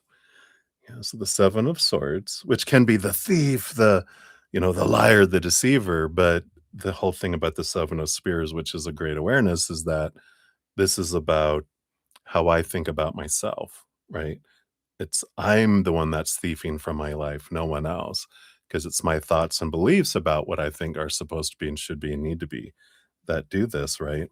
And will continue to draw all the mirrors towards us to show us what we wanna see about ourselves until we see it. We also have the Justice card, which is yeah, the ding dong, the witch is dead, but they got this, it's Libra energy about relationships, and there's a lot of clarity that comes in with this. It's usually the Ace of Swords with the Justice card that has the scales of balance on it, which is about us seeing things from a different perspective, releasing the old ways. The 7 of Swords, our thoughts and our beliefs and our mindsets, those rooted in fear, fear of not being enough, fear of rejection, fear of failure, all those wonderful fears we have, these thoughts that were created from it. It's about seeing things higher and releasing these old ways of thinking. That's where we are freed from, right? You've got the 9 of brooms, yeah, which is the once you step into your power, the 9 of wands is realizing I'm the one that chooses, going back to the chariot card. I'm the one that chooses with my energy what I draw in, that in everything that's being drawn to me is for me to show me again what I'm wanting to see. It's always for me, it's not happening to me. Once we are able to do that, you actually start on a new adventure with the Fool card, which is when I get out of my head of all those thoughts and beliefs about supposed to be, should be, need to be, have to be, and I realize everything is happening for me, that sets me free. I see the world as full as possibilities instead of failures and what's falling short and not, um, what's not happening. Because the more I have this long list of rules, the more I'm realizing and kind of I'm not focusing on what is being done. I'm just checking that off. I'm focusing on what's not being done. And as I'm focusing in on the stuff that's not happening, I get more of not happening. Then it's like if I focus in on the drama grows and I get more drama because my energy is going, hey, universe, you know what I love? What? Drama. Can you send me more?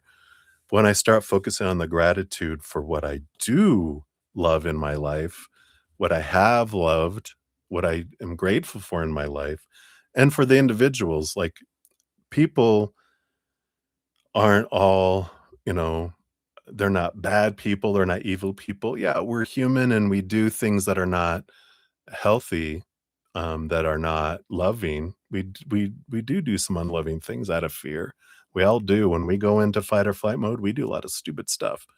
But when we realize that at our core, we're all eternal, unconditional, loving beings, that when we're in a safe place, we generally are people of intelligence, compassion, and love, not stupidity and hateful, fearful, hissing. So hopefully that helps a little bit with all this. But I feel like the big things that came in here were childhood friends and whoever this person who's demanding attention, that they always have to be the center of attention. They're causing drama, but not because they have anything out for you, but because they want the attention, and they grew up getting the negative attention because they couldn't compete with their siblings for positive. So no one was wanting the negative. They became the one that got the negative attention by creating drama, you know. So you wanted to know, were you right to take the space from your siblings, and were they negatively impacting you? I feel like they were not negatively impacting you, but your thoughts about them were negatively impacting you, right? Um, because people, again, don't wake up in the morning going, "I'm gonna go screw you over." They usually wake up going, "I'm fearful, I need something to validate me. Oh my god, I'm out of control," and then they're reacting and acting out of fear, not, trying to purposely hurt someone, right? Unless they're chemically out of balance or something. There's always that exception, but that's rare, right? Let's see what your fortune cookie comes in here to through the shamanic dreams. Hopefully, all that helped. I know that was a lot. But you've got here Dragon's Horde protecting the future. Number 12. Let's see if I can zoom in a little better. I can see that beautiful card. So let's see here.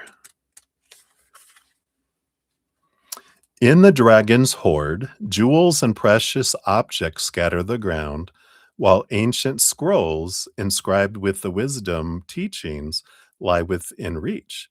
This is a rich opportunity, and you can fill your satchel with the treasures you like best. So, when I was talking about there's a gift in every moment, there's treasures in every moment. This is teaching you, these were for you. We can go move from feeling like life is happening to us where we go into a victim energy and then we attract more of that energy to keep that going, or we can move into gratitude and ask, why did I want this to happen for me? Then there's this wonderful, we see the gift in things. And it says, take the gifts offered you and dedicate them to the well being of all, beginning with your own. But be aware, all that glitters is not gold. Select the precious treasures that will further your spiritual growth and avoid the shiny objects that are empty of real value. Know that the hoard does not belong to you, it belongs to our grandchildren. What is the inheritance that you wish to leave for tomorrow? What seeds are you planting that you will harvest in your old age when you are weary? What seeds will bear fruit after you're no longer here? The dragon guards the legacy of the future. All who come empty handed or to fill only their own pockets with gold lie in a dusty heap of bones. You have been allowed entrance by virtue of your kindness or your spiritual practice or sheer luck. Consider as well that your present, this moment, is the future to the dragon. You may be the one we have all been waiting for. So do not hesitate to take what bequest has been reserved for you since the beginning of time. This is the time to be bold. Do not delay or overthink. Remember to bring an offering for the dragon, lest it believe you are its lunch. A simple prayer will do. I like that. So I love that for you. Protecting your future and the future of the grandchildren. What legacy are you wanting to, what's the most important? And what I love this though, what gift are on these moments for you? What are they showing you about yourself that sets you free, right? So hopefully that helps, Ruby. That's what they have for you. So many blessings to you. Thank you again for your donation. We went deep into that one, I know. All right, everybody. So that's all the donations I have right now. We'll step into some free readings. I'll do at least 30 minutes. And if any donations come in, I'll go complete those. But we will finish all the free readings tonight at some point. I always post a pinned comment listing all the readings with timestamps after I'm done with the session. So you can always find that there.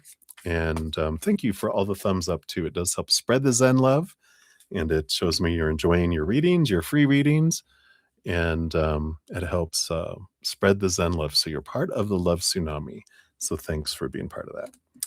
All right, let's drink my last little coffee here, and we'll dive in.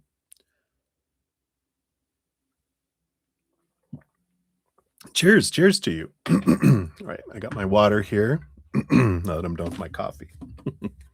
All righty.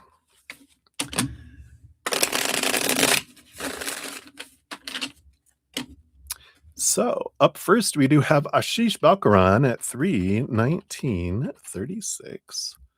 So Ashish, here's your timestamp. You want to know what guidance do the cards offer about your long-term direction? All right, let's see here. What do you have for Ashish? So you got the Queen of Cups and the Kindred, which is the Lover's card. A lot of emotional energy here. I feel like they're saying here, like, for your long-term direction, one of the big things that comes with this is choose from your heart, follow your heart. If you follow your mind, you'll feel like you're existing. You follow your heart, you feel like you're living. And, the Queen of Cans, the Queen of Cups, she rules with the king over the whole emotional suit of cups. Um, but all the queens get a second portion of water behind the scenes. So she's the master of emotion. And the kindred, the lover's card, is also a card that talks about the power of emotional choice. Something, a great guidance for your entire future is when you realize that it doesn't matter what happens in the outside world. Um, yeah, period. I was like, what else? What else? Right. Um, And there is this energy of, you know, regardless what happens in the outside world, that doesn't control how I have to feel in the moment. If we're on autopilot, we'll revert back to that reaction, what we've told when this happens, this is how you're supposed to feel. And it might be so ingrained as a habit that we react and go, oh, this means this, instead of realizing with this lover's card, the kindred, we have the power of emotional choice. I get to determine how I feel. I get to determine the story, my emotions, my energy, my actions. Can't control anyone else's. No one makes me feel anything. What people do just is. What I choose to feel is my power. And we can break that old habit of reacting a certain way and start acting, responding in a certain way instead. What that does is it keeps us from being like a puppet with strings, being at the whim of the outside world. Because when I have a belief that when this happens, I have to feel this way, this is the story, this is how I have to react, blah blah blah, then I'm afraid of what comes next and I don't like the unknown because I'm not, what comes next determines if I'm like this or like this or like this or whatever, right? Or like this, you know. And as I realize my power that I get to choose how I feel about anything that comes next, you cut all those puppet strings and you get your power back. And I feel like that's the big thing they want you to know about, you know, your future, about long-term direction is there's no right or wrong. There's just different choices, different experiences, different outcomes, but we're the ones that decide the story, our emotions, our energy, our actions. So that's what they have for you, Ashish. Hopefully that helps a little bit. Many blessings to you. Hey, Ruby. Oh my God, you're so right. My last ex taught me to value myself and respect myself, right? Just by being horrid. That's right. Being a jerk. Thank you. Wow. What a beautiful mirror, right? I know. Isn't that great? Yeah. But even that, so, it's like we can free ourselves from the fear that, oh, they're going to ruin it for me. Going, no, they can't ruin it for me. They're showing me what are my fears. What am I afraid of? You know, I'm afraid they're gonna, convince the court and everyone else that I'm an unfit mother. I'm blah blah blah. Right? When it's like, no, you know, I don't believe that, and I can free if there's any part of me that believes that, that's where I can question and set myself free. Because these mirrors are showing you exactly what you want to see to be able to face the things that you want to face inside. And as soon as you face them, the mirror goes away. You don't need it anymore. So It's not about trying to make the outside world match what I think they should be. It's realizing the outside world is reflecting pieces of me, and as I change inside, then the reflection changes. Because no matter what the mirror is, if the person looking in the mirror doesn't change, the reflection stays the same. As the person looking in the mirror changes, so does the reflection. Ooh, deep, right? All right. That's for everyone, including Ruby, of course. All right. So, Minu, I think explainer of life, you're at 3:25:07. There's your timestamp. So, what to expect next in a relationship with him? All right, let's take a look here. So, based oops, on current energies, here they are. Two cards came flying out. All right. Well, there is some awareness that comes up here. The 6 of Pentacles energy, the 6 of bricks, that's here does talk about a little bit of codependency energy. So you might be seeing that you might take a role of an overgiver and they might be the role of a taker in some aspects here.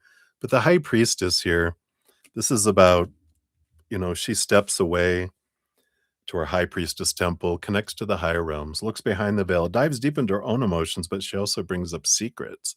She also revelations, hidden things come to the surface.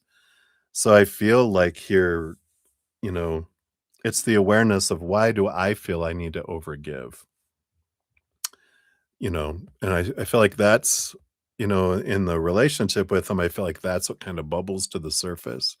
But it's happening so you can change that and you can kind of question this out of balance feeling where you feel like I have to give so much love to deserve so little.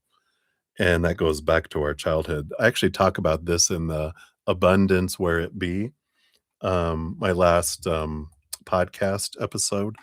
I'll post it out here for everyone, and then I'll put it under your name.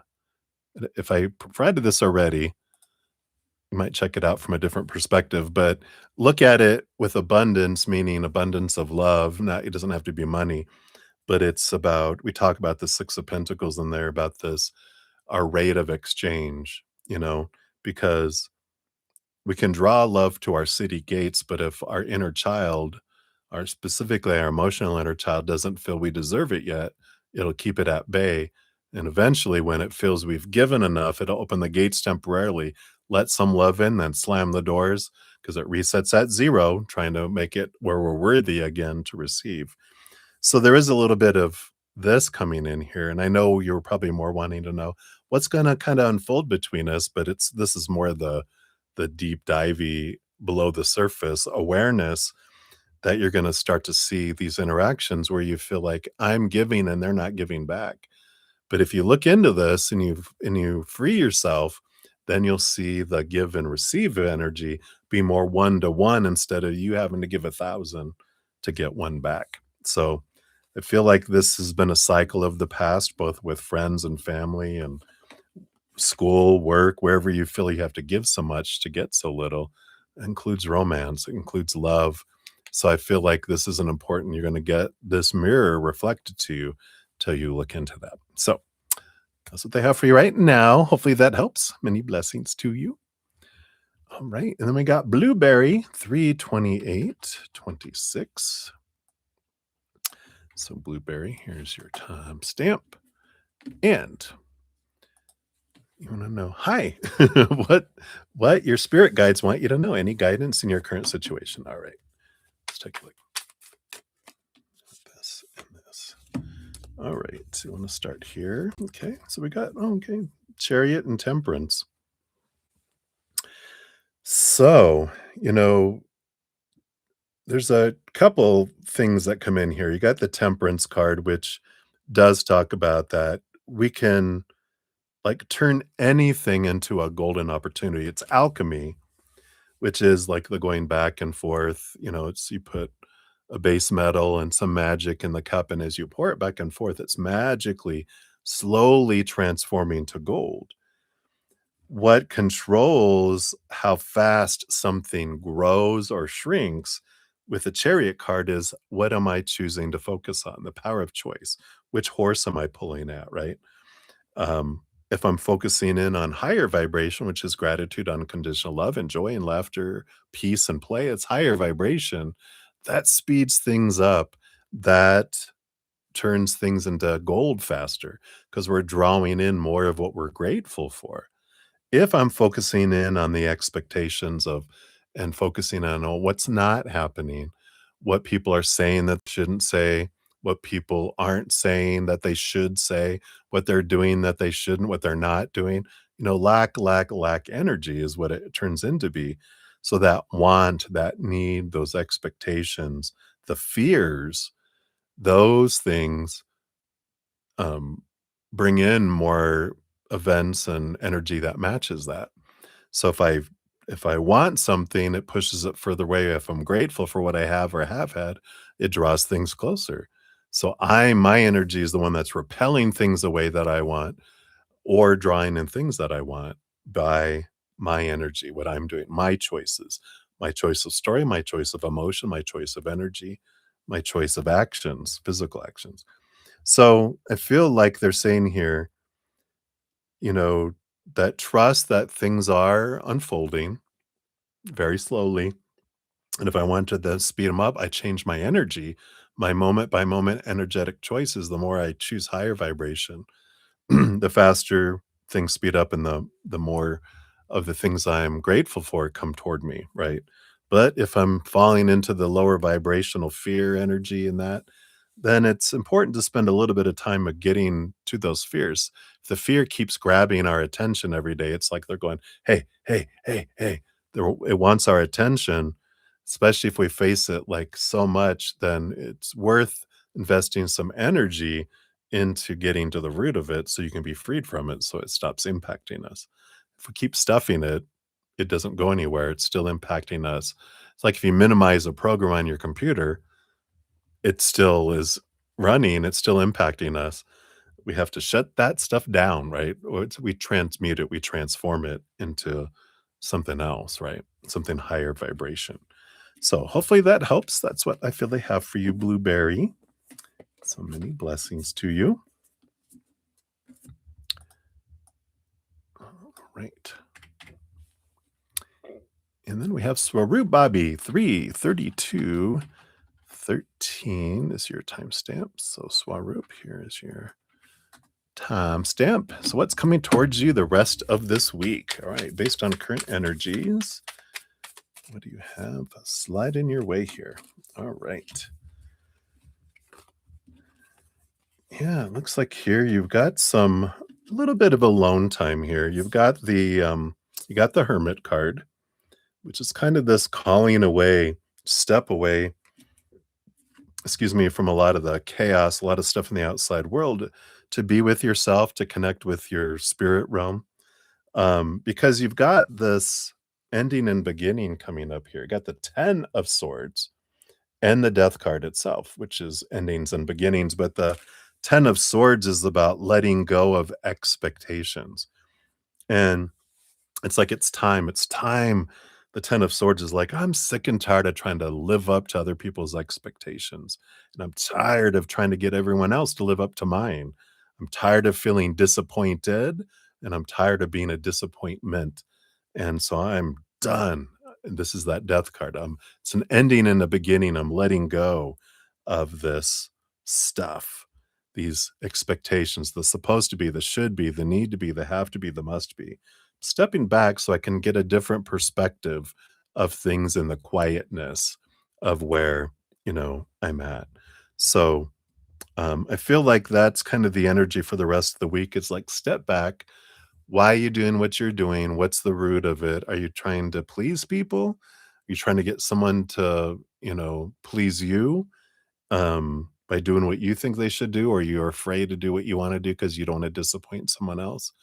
It's a good time to step away and to regroup and to see if you can release those expectations and see things from a different perspective because that can change things when you let go of those mindsets and you're like the pressure's gone because when we live by expectations we start off, this is zero, we start off here, we have to work our way all the way up here, and it's in the, we're in the negative. We get up to here, we're 0, then we start success. When we get rid of as many expectations as we can, we start right off at abundance. It's abundant, abundant, abundant, abundant instead of lack, lack, lack, lack, lack, lack, 0, abundance, abundance, abundance. So I like that. So hopefully that helps. That's what they have for you, Swaroop. So many blessings to you. All right. Hey, Ateshi, good to see you. Hello, hello. I will add your question to the free list here. You're very welcome, Ruby. And Minu. Very welcome. All right. So up next, we have Lotus of Serendipity 3. Is that 45? Nope, 35. Must be going cross-eyed. 23. There we go. Boom, boom. So Lotus Serendipity. Hello, hello, Mr. Zen. You're so funny. Nice to see you as well. Thanks for being here. I am doing so much better. Thank you very much. Hope you're doing well. You want to know what your soul needs from you at this time? Right. Let's take a look here. It's interesting because the soul is perfect, right? It has no needs. But I feel like what the soul would like you to know is kind of more what they're bringing through here, because they're like, our soul, our higher self, like I'm great. It's our human expression, a little expression of our soul is, we're one of the tiny little expressions of our higher self, our soul living here. But what is best for you to know for your experience here? I feel is like what they were bringing through. And you have the Emperor. Yeah, that makes sense.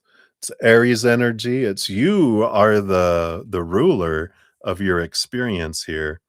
And you have the Six of Swords, the Six of Spears, which is an energy of letting go of the old ways of thinking.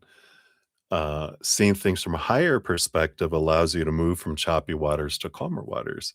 The Emperor, they clear the throne room of all the yappity yap yap yap, all the mind, a lot of all the opinions, the self-appointed advisors telling us how all those expectations of how life should be, supposed to be, need to be, have to be, must be, blah, blah, blah, right? They clear the throne room, telling everyone they can leave all that information, all that opinion in that little box on your way out the door. And then in silence and quietness, when we get out of our head, right, it's quiet. We can tune into our heart and see what it is we want to do and let it lead us and guide us in our life. And that's where the letting go of the mindsets and getting rid of the old thinking, the small t truths rooted in fear of rejection, fear of not being good enough, fear of failure, or whatever those fears are that we have as humans. And it's realizing there's a different way I can look at this life. There's no big energy of there's no right way, there's no wrong way. There's just different ways, different decisions, different outcomes, different experiences. I don't have to do anything because we're already perfect. We're just discovering more and more about who we are by experiencing a lot in different dimensions, different frequencies, lower vibration, like Earth is one of the lowest vibrations. And it's like this tapestry here. If it was all black, we wouldn't see the design. If it was all beige, we wouldn't see the design. But it's the contrast of energies that allows us to understand more of who we are by experiencing what we're not. And that's why it's like there's no wrong moment, there's no wrong choice. We're experiencing, we're exploring. There's no wrong path to explore because we're a giant mountain. We're a perfect mountain. And we're wandering about. We appear at different vibrations upon the mountain of that we are to explore who we are. There's just no wrong path because we're mapping who we are through our experiences. So I feel like that's what your soul, your higher self wants you to know, so that it takes the pressure off of I need to become. No, we're already perfect. I'm just discovering more about who I am. And I love that. So I feel like that's what they have for you right now, Lotus of Serendipity. Hopefully that helps. Many blessings to you. All right. And then Essence of Ethereal Serenity. We got 339, 36 for you. So here is your timestamp. Yeah, thank you for being here. Nice to have you here. You want to know what your spirit team wants to tell you about your unique gifts. Am I using them? Absolutely. Sweet gentleman. You're so sweet. Thank you so much. Let's take a look here. So, your unique gifts, what can they tell you? And are you using them? Let's see.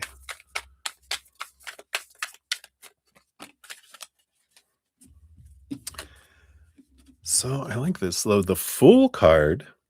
Wow. I love this about unique gifts. There, there are no unique gifts.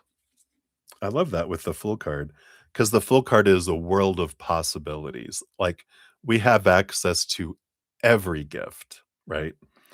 Um, so there are no, they're using quote, unique gifts because, like I said, everyone has access to everything. But what you choose to pick is like there's somebody going to a grocery store. Every grocery on the shelf is available to everyone, but it depends on what you pick up and put in your cart. Um, they're all free, don't worry.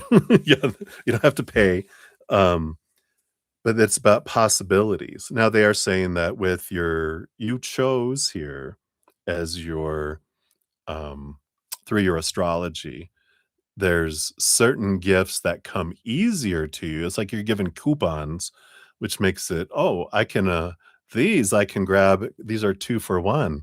I got a 2 for 1 coupon," right? So you can grab more of it easily, more easily than others because of your astrology. And as you look into your astrological chart, you can find out those things that are come to you more easily and those things that aren't.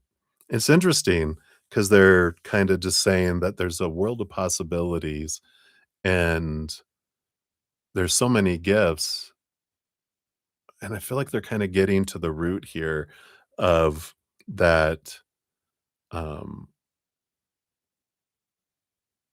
You're using what you're using, and you're not using what you're not wanting to use at this point. It's like when you it's like whatever you're hungry for is what you're gathering from this grocery store, and you're using it, and if you don't use it, it spoils, you throw it out, you go for more, right? There it's an endless grocery store too. They're like, it's interesting that they're getting into the root. Let's see what your other card is here about are you using them? Yeah, you have the Strength card, Leo energy. It's your higher self and your human adventure, right? 2 major arcana here. And I feel like they're reminding me, one of my friends, you can imagine being a friend of mine can be frustrating at times. All my friends, hallelujah. Because like, um, so my friend asked me, um, what was she? She was saying something and I said, "Well, who are you?" And she was like, "Well, I'm a mother." I'm like, "Well, no, that's not who you are. That's something you are to someone else, but who are you?" She goes, "Well, I'm a supervisor. Um, I'm a widow. I was a wife." And I'm like, "No, those are all characters you play for other people. Who are you?" And it got down to where she was like, I could tell she was starting to get frustrated with me, like, "What are you wanting to hear?"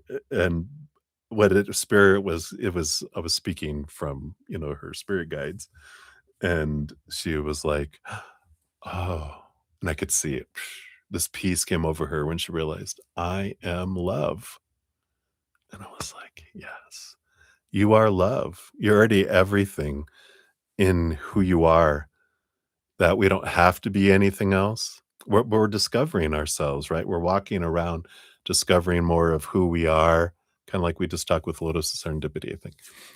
And there's this, yeah, I have things that I can, you know, it's expressing that love to the world in your own special, unique way. right? We start to explore our abilities. How can I express this love in my heart to the world in my own special, unique way? There's your unique gift, is that you can express it uniquely. But like spiritual gifts and different things, we can have that, but but they're not unique. They're just something we can take off the shelf. But what magic chili or soup or whatever you make from the ingredients is the way you specially, uniquely create that recipe. And there's no wrong way and there's no right way. It's just what is the taste you're wanting to have. So I know that's kind of not what you were kind of heading towards, but this is what they're wanting you to know because I feel like that's something to sit in. And we can, of course, another night ask for more, see if they'll give us the specific gift and that. But they're getting to the root of why we ask. I used to ask all the time whenever I had the opportunity to sit with someone who's channeling someone from the other side or whatever. I go, what are my gifts? Because I wanted to make sure I was doing what I was supposed to be doing. That was me. I'm not saying that's what you're doing, but that's tends to be what we go to. And I'm like, what are my gifts? Because I want to see, am I worthy? Am I someone? Am I, especially if I'm using them, and am I doing it right? Because I don't want to be failing you, creator. And they're like, you're already perfect. You're just exploring yourself. Relax, right? So hopefully that helps. That's what they have for you right now. We can always ask another night as well, see if they'll say something different. That's the wonderful thing. They tell us what we need in the moment, and then we can ask, about a gift and how can I use this gift? If we're just curious, that's a different energy and it'll come through differently. So, but that's what they have right now for you. So many blessings to you. All right, ascending universal butterfly. Hello, hello. Thank you again for all your wonderful support and mentioning about the likes and the shares and the subscribes. I really am grateful for that. All right. And here's the man of the hour, Brother Zen. You're so funny. Applause, applause, applause. You're so funny. I love it. So, with his calm and smiling face, you're so sweet. So lovely to see you, my friend. Glad to have you here. So, I want to ask what your guides are planning for your future adventure. All right. Let's see here. I like it. It's like they're saying, what are we planning to support you in your chosen future adventure? They're like, we're not driving the bus, you're driving the bus. But how are we supporting you in your next adventure? We'll share you that with you. But I love that because I like that they show us that we're driving a giant party bus. That's our adventure in this lifetime. And creator and spirit, they're our co-pilot. They're handling the radio and handing out the snacks and the air conditioner and heater and all that. They're handling all that. They're supporting us in our adventure. They plug into the GPS what our energy is telling them where we want to go. They're not deciding. And all our spiritual posse, all our spirit guides, they're all the puppies in the back, excited just to be going for a ride. They just, they don't care where we're going. They're just glad they're along for the ride and enjoying it, right? But we're the ones that get to decide the path and how we're driving the party bus. So I love that. And so when we're asking, what are they planning for my future adventure? They're like, well, you're deciding where we're going. And so we'll support where we're going. Um, and I like that. Let's see what they're bringing here. So you have the Empress. Yeah. Creativity. Here's all this new birth and harvest and abundance, kind of energy that's coming in here. I love this mother nature, mother nurture energy. Um, and like them saying, you're a force of nature. I like that. So there's this good energy that comes in with that here. Um, but I feel like that's that support, that's that abundance. We're planning on bringing you abundance, and whatever choices you make, we're just always planning to bring you the best and the most that we can in every situation. You got the Page of Spears and the Two of Spears. Yeah. So clarity, they have a lot of clarity. The Page of Spears is you have decisions to make coming up. Like you go to a fork in the road and you're like, where should I go? And they're saying here that, with any decision that you have to make, if you get to a fork, the party bus, we can't go forward anymore. We have to go left or right. And then your spirit guides, they'll remind you that they're there. Sometimes if we get involved into our human adventure, we forget that they're behind us, but they'll go, "Oh, yeah, that's right." They'll do that through repeating numbers and synchronicities and different things like that, right?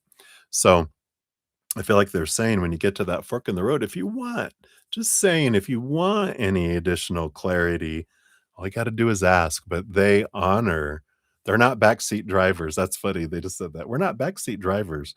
If you want any input, you can ask us. We'd love to tell you, and we'd love to show you.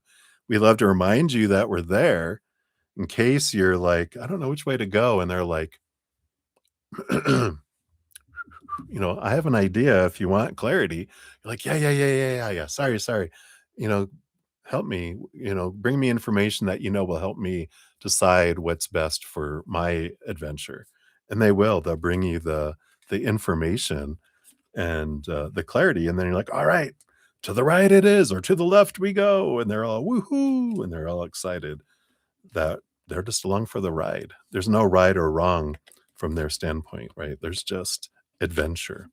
I like that you called it your adventure, and they agree. So hopefully that helps, Butterfly. That's what they have for you. So many blessings to you. All right, we got Maria P up next, 35120. Thank you for your donations earlier. Here is your timestamp. I'll put this for the free. And a general for you for love and for work. All right. For love, they got the five of bricks, the five of pentacles. Yep. Here's this, transformative energy around lack and, this, again, this fear of being abandoned, this fear of being left out in the cold, not being enough, not having enough. That's such a foundation of what causes conflict in relationships, right? Because once we find our sense of worth on the inside, relationship on the outside becomes easy breezy because we're not fearing we're going to lose someone because we're not defining ourselves whether they're in our life or not, um, whether they're what they're doing or not doing, saying or not saying. It doesn't impact my worth at all. It's just, makes it smoother or more bumpy, by what happens, but it doesn't impact us like it does the more we go inward to discover that. So I love that. That also going to be applied to work, of course. For work, you got the hanged man. Yep, you have transformation coming up here with the hanged man. So there is some letting go of some things that's turning into something new, feeling like you're flourishing. There's a little bit of pause energy right now, which we get, we understand that you're in the process of trying to change and going to something else.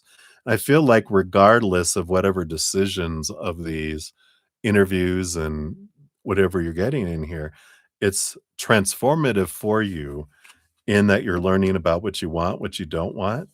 Um, and the decision makers are seeing you for who you are, and seeing more clarity around you, and they're seeing the growth that you've gone through. And if we don't know what's coming because they shielded that from you, but whatever is coming, that if and this is like to put you at ease in a way to help you be comfortable with the flow of things is if you don't get a position, it means that wasn't meant for you, that there's something else. And it can be that, sometimes when like if I've had where I applied for something and I didn't get that, but because it put me on their radar, they were like, you know, we wanted this person for that, but your talents, we have this position we want you for because we feel like that will really um, amplify your strengths and be the most benefit of course, for them. But I feel like that's what they have for you there, Maria, so hopefully that helps, my dear. Many blessings to you. All right, then we have Sudeshni. Hey, Sudeshni, good to see you. Whoops. Get your timestamp out here. Boom, boom, boom. And I am well. I hope you're well. Yeah, but the back is feeling good. Um, so we're going to start our walking tomorrow. Hey, good to see you. And I'm glad you're recovering well as well. I like that. So you want to know what's coming in for the year for you? Yeah, it's good. It's forced R&R. I used to, I shouldn't have pain. I shouldn't. This shouldn't. Now you just after enough repetition of everyone's readings for years, sinks in here eventually for this human. Uh, that I'm like, everything happens for me. So as soon as I didn't try to push it. Started to do one machine and I'm like, what am I doing? Listen to the advice you hear all the time from spirit for everyone else. When your body tells you something, listen to it. So I immediately went back and I'm like, it's time to rest. It's time to face it, and um, a lot of what was going on with me, especially because I knew my annual doctor's appointment was coming up, the back of my mind, and this is interesting because when I was in school, I cared what my teachers thought about me. Then when I was in corporate life, I cared about what my bosses thought about me. Since I don't have any of them anymore, and then it was creator. What does the creator think of me? And then it was now it's what does my doctor think of me? And I realized that, and I'm like, it doesn't matter. They're there to support me. And that's even what he said, right? When I went in, he was like, well, this you're the driver of your health. So you tell me what you would like me to do for you. And I'm like, I love that. That's right. All right. But let's see here. What's coming in for the year for you based on your current energies? So powerful, right? So everything happens for us because now I'm in this, yeah, I get to choose for me. It's not out of fear or what people think. It's what I want to do for my body, for my life. Yeah, our vessel. Well, you definitely have growth happening this year. You're like, no, no way, really?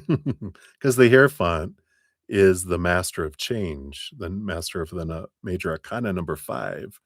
And you have the page of spears, page of swords. So a lot of clarity coming in, seeing things from higher perspectives. The Hierophant does that. It also is our teacher. It shows us things from higher perspectives. So you're really with this page of swords, your thinking especially is changing. The way you're perceiving things, the way you're looking at things is changing. And it's powerful because when our thoughts change, then our actions change, and then our life changes. And um, that's where transformation happens. Starts as these beliefs and there are thoughts, and it even starts with our mind. I mean, our mind, our mouth, because one of the things I realized is listening to conversations around me whenever I would hear should, supposed to, need to, have to, must, those words really stand out because those are expectation words. And hearing the negativity people had toward themselves, just listening to other people was like the beginning. And as I overheard other people, it really stood out. And then I started paying attention to what was coming out of my own mouth. And then I started paying attention to what my thoughts were because I can't change what other people are saying, but I started to hear what they were saying differently instead of, oh, they shouldn't, whatever. Started to realize that was about them and what was going on inside of them. And then I realized what was coming out of here had a lot to do with what was going on inside of here. And then without, changing my speech, then I went inward and go, how am I changing the words here? Because if it's coming out here, it's a lot going on in here and it's spilling out into the world. So I feel like there's a lot of this changing of mindset, changing of thoughts that are coming in here too. Like, I'm no longer tolerating BS, and I speak less and say less, right? I love that, doing things differently. Yeah, and that's unnecessary conversations. And, well, they've always been necessary, right? They're always for us, right? And so it's changing our mindsets, realizing, "Oh, yeah, this is happening for me. I experienced all that for me." I needed to have those unnecessary conversations were necessary for me to understand what's necessary and unnecessary. Because without unnecessary, I won't know what necessary is. Isn't that fun? It's the contrast, right? I don't know what joy is until I've experienced sadness. I don't know what um, confusion or clarity of mind is until I've realized confusion of mind. And I don't know what, um, I don't know, like what gratitude is until I've experienced ungratefulness and how it feels differently. And it's beautiful. So I feel like that's the year is more of this beautiful growth and seeing things so clearly and this transformative energy. But and I know that's kind of a general thing, but I feel like they're just like kind of it's celebrating in some way how you've paid attention to this, you paid attention to this, and you're paying attention to this, but how it's going to transform things and there's more and more clarity. The more you it gets quieter, the more you are able to witness, and the more you'll be in control of your choices instead of in autopilot on reaction. You're living more consciously and you'll continue to live more consciously, right? Yeah, isn't that beautiful? So I feel like that's the you're this year you become, more and more conscious living and you're feeling powerful and free from that. So I like that. And you'll start to see the difference, because we don't see the world as it is, right? We see the world as we are. And as we change, we're like, "Oh, miraculously, the world becomes a more peaceful, beautiful place, right?" So I love that. So that's what they have for you, my dear. So thank you for being here. Much love to you. All right. We have Livier Vagara. You're up for 0206. Whoops. Left out a number. There we go. There we are. Right? It's not easy, but a journey, right? Um, yeah, and that's why I purposely named my podcast The Easier Path, not the easy path, because we can make it easier, but human life, I don't know if it can ever be easy, but it can be easier, right? All right. Love you. Hey, Olivier, sorry. You wanna ask, what can you expect from the Leo? Will there be more positive interactions towards the future? Oh, oh. So let's take a look here. Good to see you, Olivier. Hope you're doing well. Take a quick sip here of my what is this, orange? I don't know what kind of water that is. I think that's the sherbet, rainbow sherbet tasting water. Taste the rainbow. So let's see, what can you expect from the Leo based on current energies? And will there be more positive interactions? All right. Ooh. Well, you got the wish upon a star energy for what can you expect from them. So I feel like there definitely is this, you're going to, a lot of the things that your mind feels is like a dream come true with someone, feel like they're going to be checking off some of those things. I feel like you're going to feel like, wow, they really communicate. Wow.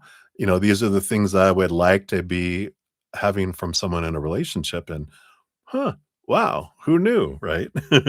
So I like that. It's a very positive dream come true kind of energy. So I feel like you can expect some more of those expectations to kind of be checked off. So I like that. Which would be more positive interactions. Yeah. And you have the Queen of Brooms, the Queen of Wands. So, you know, what I like here is um, the more that you're grateful for the positive actions they've done and are doing, the more those grow. Of course, if we get into expectations and we start, looking at what's not happening, then that's what sucks the life out of something, and we get more of what's not happening. So the Queen of Wands is about all of it has to do a lot about your own energy, but you can have more positive actions um, towards you as you are grateful for those positive actions, um, energetically and within yourself, but even to them, you know, when you communicate with another human being too about, thank you so much. You know what I really appreciate about you? I love how you do this. I'm just grateful. And they're like, it makes them naturally able to, want to do more of that too. It's not manipulation. It's, of course, has to be honest sincerity, not a manipulative tactic, because we all see right through that, right? All right. So that's what they have for you, Olivier. Hopefully that helps. Many blessings to you. All right. Hey, Ankita. Hello, hello. Good to see you. Get you on the free list here. All right. So, oh,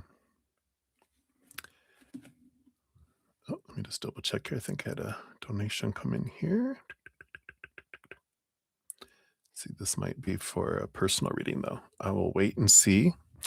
We'll see if they pop into the chat or if they send me an email, because it could go either way. All right.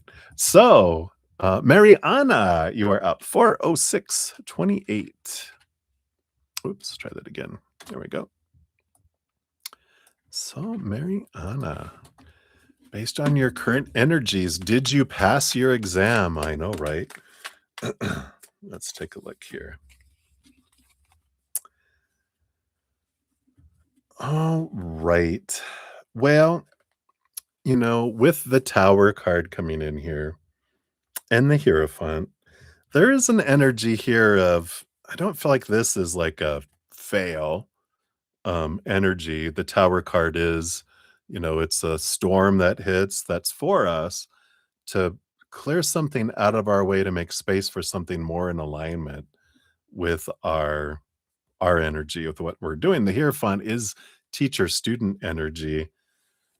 I I feel here that maybe you didn't do as well on it as you were wanting to, but there's something about the teacher stepping in here, because I'm getting like an inkling that like nobody did well on it, because I feel like the way they did something, the way that it was something, either how the questions were asked or how they were processed.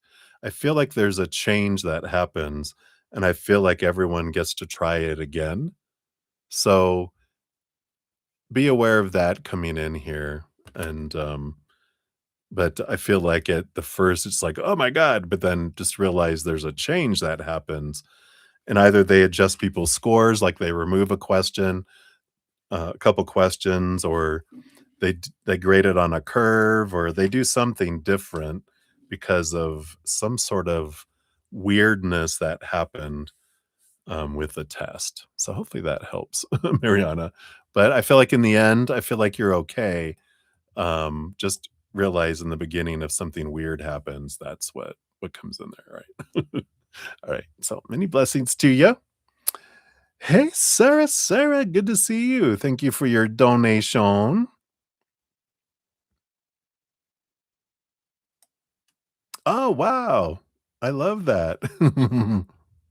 The Oracle's card said, overnight, get on it. And the next day, progress made. And yesterday, you got paid. High five. Whoopsh.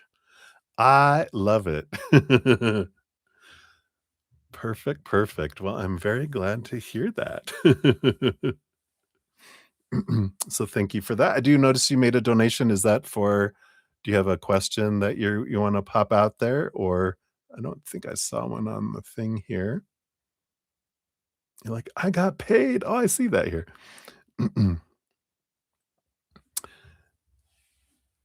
So I don't know if you had a question too, but I'm so grateful. Thank you for sharing that. I always love hearing the good stories of, the timing. Oh, it's a gift? Oh, thank you so much. I appreciate that. Here, I'm gonna put your name at the top.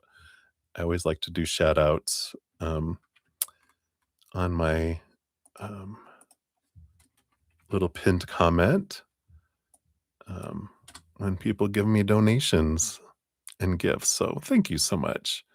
High five. I like it. Thank you. I appreciate that so much. You're so generous. I'll just put in here. Thank you for the yay. I'll add that on there. All right. Thank you so much. Good stuff. Good stuff a happening. So thank you again, Sarah, so much. I appreciate that. I just I get giddy because I don't know. I just it's not I guess because I don't expect them, that's the whole expectations thing. I'm so grateful for them, and they're unexpected, and so when they happen, I just get all giddy because it's, uh it's all abundance to me, and so I'm grateful for that. Thank you so much. All right. We'll jump back in here. So, Sean G, you are up 411 even. Look at that. So, thank you for your donation earlier as well. Here's for your free reading. So, guidance from your higher self. You're feeling deflated. All right, let's take a look here. Could have been from this Pisces new moon. Not Pisces new moon, but Pisces moon. I was feeling kind of little deflated last couple of days too. But let's take a look here. Yeah, I feel like it's you need to get out. You have the hermit card, which is feeling isolated, feeling alone, and the death card is like, "Girl, you need to turn this upside down and start the timer over." I like this, it's time to get out of your hermit mode, time to get out there and have some fun. Like when you went out to your concert, they're reminding me. They're like, "You had fun." All work and no play does deflate you and does make you feel like, "Ugh, what am I doing all this for?" All I feel like is I'm work, work, right? As they say, all work and no play makes Sean deflated. But that is the thing, I feel like they're saying here, it's time to get out from being alone, from being to yourself, and have like a little rebirth. These relationships, they're saying, these that you're pining for? I don't see you as a pining person, but I feel like that's the word you need to hear is if you're pining for, this one or that one, that you're like, here, No! that's the no button. Just say no and go, you know what? I'm tired of, in a way, it's not like you're waiting for them, but in a way, your heart is kind of like one person at a time, kind of a heart. My mine's the same. If I'm interested and I'm not sure if the other person's interested or not, I'll take myself off the market in a way to see if they're interested. Because it's gonna be a great story, if it works out and we end up married and forever, right? It never worked out that way. Um, but, um but I understand, so you had to be like, "Psh, it's over," to open up it's like having a reserved sign on your little romantic table for 2. If there's a reserve sign your heart has put on there, then no one else sits down, it's time to remove the reserve sign, open up, and go out and have fun, not search for a relationship, but go live your passion, go do stuff that you love, and it's time. It's time. It's time. So that's what they have for you, Sean. So have some fun. Many blessings to you. All right. And then up next, we do have Cat Mia. You're up 4 14 14. Look at those repeating numbers. So, Cat Mia, here's your timestamp. Yep, yep. And will you be able to do it at H or C or none, right? Let's take a look here. We'll do H. I feel like I want this one for C. And we'll see here. They'll if we get negative energies on both, then we know it's a no. So, are you able to do it at H? Well, there's a victory card, power of choice. You can at H. Can you do it at C as well? Knight of Spears. This is the Knight of Swords, which is about needing clarity, with some new information. You can do it at C as well. Um, I feel like right now you can make the choice of doing it at H, but with a little bit of time and seeing things differently, gaining higher information, more clarity, you can also do it at C, which I feel like H is fine, but C feels like it's worth the wait to do it better. Not better. Better's not a word of theirs. It's at a higher yielding of what you're trying to achieve. So hopefully that makes sense to you. But that's what's coming in here for you, Cat Mia. So you can do it at both. H right away. But you can wait and glean more and learn more, and then you can have a higher yield. So, okay. So that's what they have. All right. So many blessings to you. All right. And then we got Lil Pink Pearl up for 1618 is your timestamp. So you'd like a general scan on the time between now till August, like any bright highlight coming to the surface. All right, let's take a look here. So a scan between now and August. Anything bright coming to the surface here? Let's see what we got here. Well, well, well. You do have a death and rebirth energy, but also the Two of Cups that comes in here as well.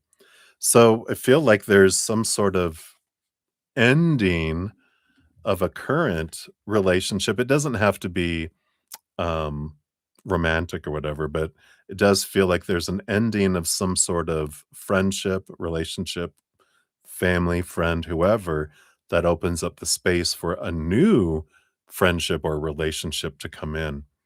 And there is something that sparked between there. And it just happens upon the yellow brick road. And it starts off with helping someone out, because Dorothy is um, putting the oil on the Tin Man who's looking for a heart, right? The Tin Man looks for a heart, which they've had in there all along.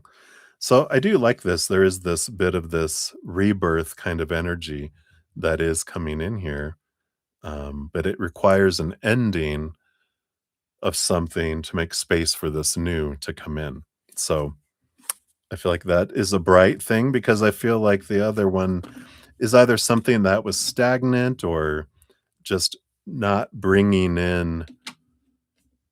I don't know, it's kind of like you have a relationship where you're the one, or a friendship, right? It's a relationship of some kind where you're the one that's investing 70, 80, 90% all the time.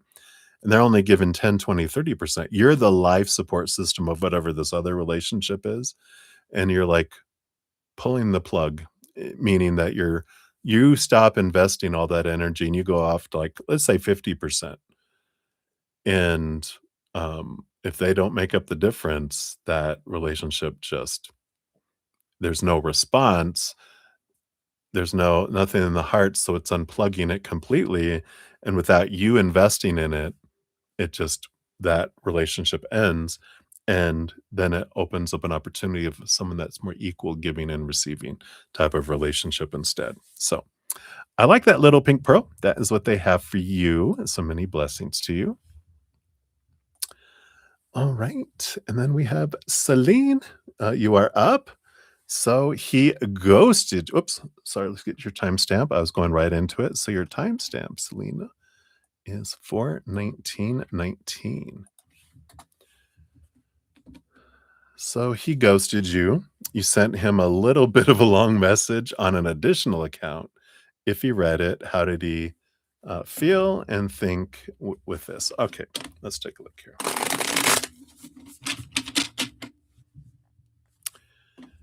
So, did he read it? First of all, based on current energies, we'll see. Did he read it? And then how did he feel about it? We have the King of Bricks, the King of Pentacles, which that would be a yes. They did read it. That's a positive energy card. So I do feel like they read it, and how did they feel about it?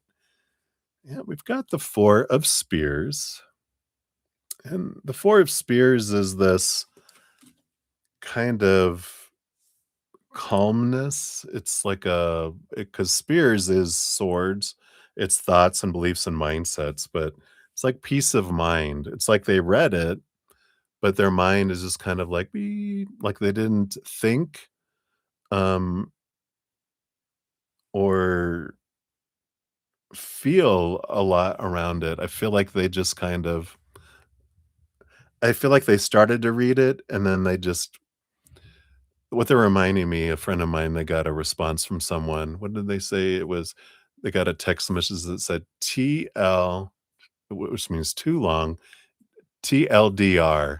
I had to Google it to find out when they told me, "Oh, this was their response." And I'm like, "TLDR, too long, didn't read."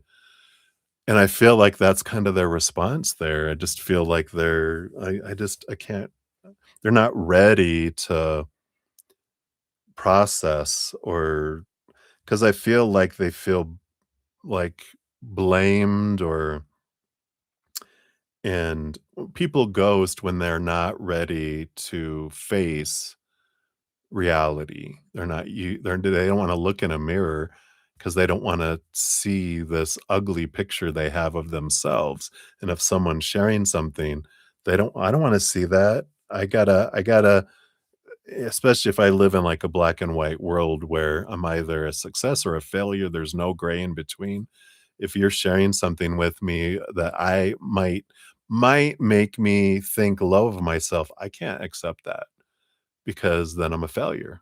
And unless it's praise and I'm awesome and amazing and blah blah blah, okay, I'll read that because I need that to validate what I'm trying to feel about myself when really I think very low of myself.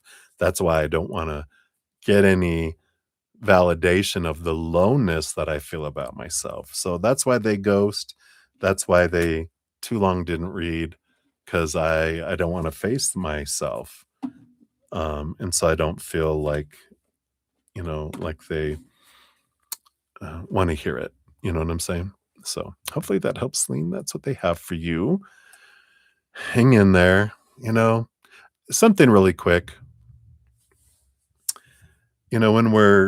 When people ghost us or people, it's like if someone breaks up with us or ghosts us or disappears, if we need an apology, we need to know why they did. That is a good time for us to reflect on ourselves to go, how am I looking for the validation of my worth from someone else? Because if when someone breaks up with us or ghosts us or does something horrible in our mind to us, um, if I'm looking for an apology, I'm looking for an explanation, that's a second attempt at trying to validate my worth by their actions or non-actions, right? Their words or their silence. I need to know that this isn't about me. No, you don't. You know, you get to decide your worth, not them. Their actions, non-actions, or word silence mean nothing about you. That's just them telling you about them. And so it's a good reflection though to go, how am I ghosting myself? Right? How am I ghosting myself? How am I not being there for myself? And that's because I'm looking for my worth out here, not from you. I'm not listening to myself for my self-worth and self-love. I'm looking for my validation out here. So I'm ghosting myself by looking for my validation out here. And I'm like, what? Let me reverse that. I'm going to ghost the world and go, you don't define who I am. You define who I am. My eternal, unconditional love defines who I am, not anything in the outside world. Whatever happens out there, what people do or don't do, say or don't say, doesn't impact my worth. My worth is priceless from before I come down here all the way through this life and after we leave, because our worth is rooted in the creator universes, whatever your higher powers, their eternal unconditional love for us. Eternal never ends. It's pretty solid, right? Unconditional, not one condition. Just takes one condition to make something conditional. So no conditions. Nothing I can do to earn it, nothing I can do to lose it, right? So that's what they have for you, saying. Sorry, there was a little extra edit on there. All right, so many blessings to you. All right, hey, Stormbone. All right, I'll go to yours next year. I have 3 remaining free readings, just so you know. I'll return to those in a sec. We got Ravit, Ateshi, and Ankita. So I will circle back around for you guys here. So, Stormborn, let's grab your timestamp 42538. Thank you for your additional donation. There's your timestamp. We'll give that a love and a like as well. Take a quick sip here. Does Jordan regret divorcing you? Oh, thank you. Cheers, cheers.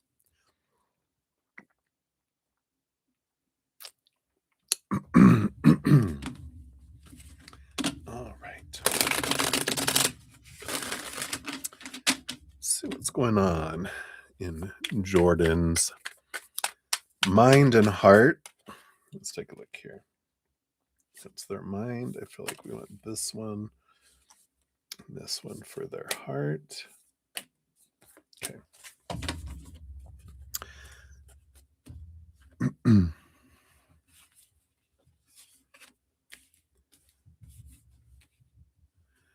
So the bottom of the deck, we do have the 7 of Pentacles coming in here. Now, the 7 of Pentacles, I feel like, you know, sometimes it's the last thing that grows on the fruit tree is the fruit, which doesn't come in here with this energy that I'm feeling. Because the one part of the card that they are focusing in on is when we think we want something in life, right? And so we go and we invest and we go there, go and we go there. And then at some point, we might have a change of heart. We might have a change of mind where guess on himself. Right? But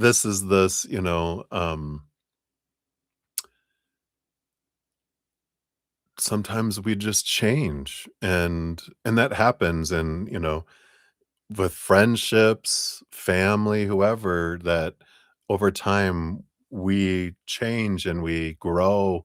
And sometimes we grow in different directions. And I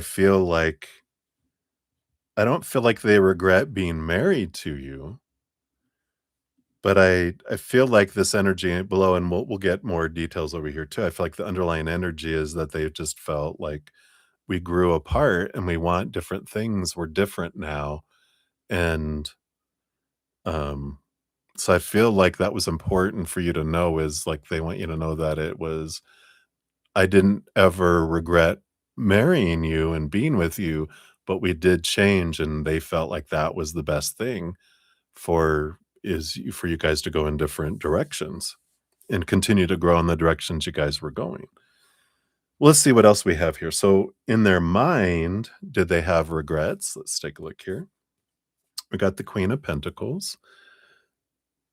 No, I mean, they see you as, this is mother nature, mother nurture, such a good mother, sensual, um, big heart. They really love that about you. Um, so I feel like they do miss the amount of emotional energy and support you could give.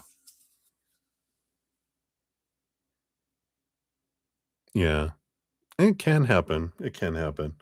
But, so I feel like they do see you as that, what a wonderful mother and a very nurturing person. So I feel like they're celebrating who you are in a way too. And that's something that I wouldn't say regret, but I feel like they do when they think about you, they do see that big heart and they do miss that. Because I feel like that's one of the things that made them fall in love with you in the beginning. You got the 3 of brooms, which is the 3 of wands, which is just, again, it's like the 7 of pentacles. It's a change of direction, It was they don't see it as again, I don't feel like they're a regretful kind of person. This, energy I'm getting is more, um, this is from their mind as well. It's like, "Well, this was the best direction to go," from their mind, right?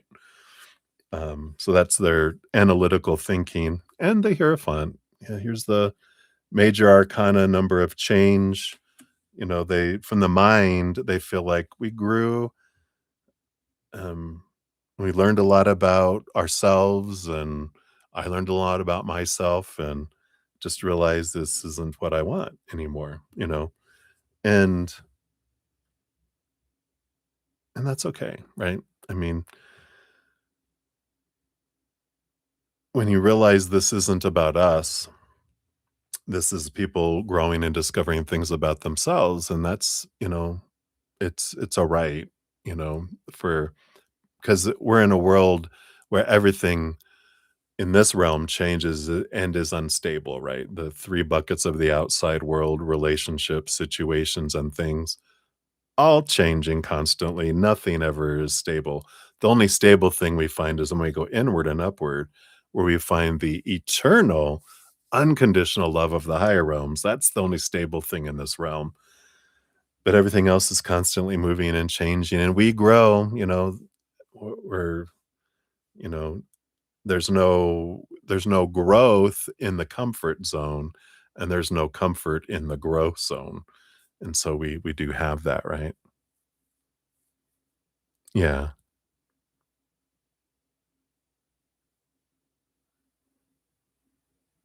Well, and I get where you're coming from. Let's say we'll look at their heart here in a next, but just consider a a little different perspective on, you know, about expense, right? So let's say they've changed and you've changed and they just stay in the marriage for the sake of staying in the marriage. And there's the romance isn't there. There's a separation.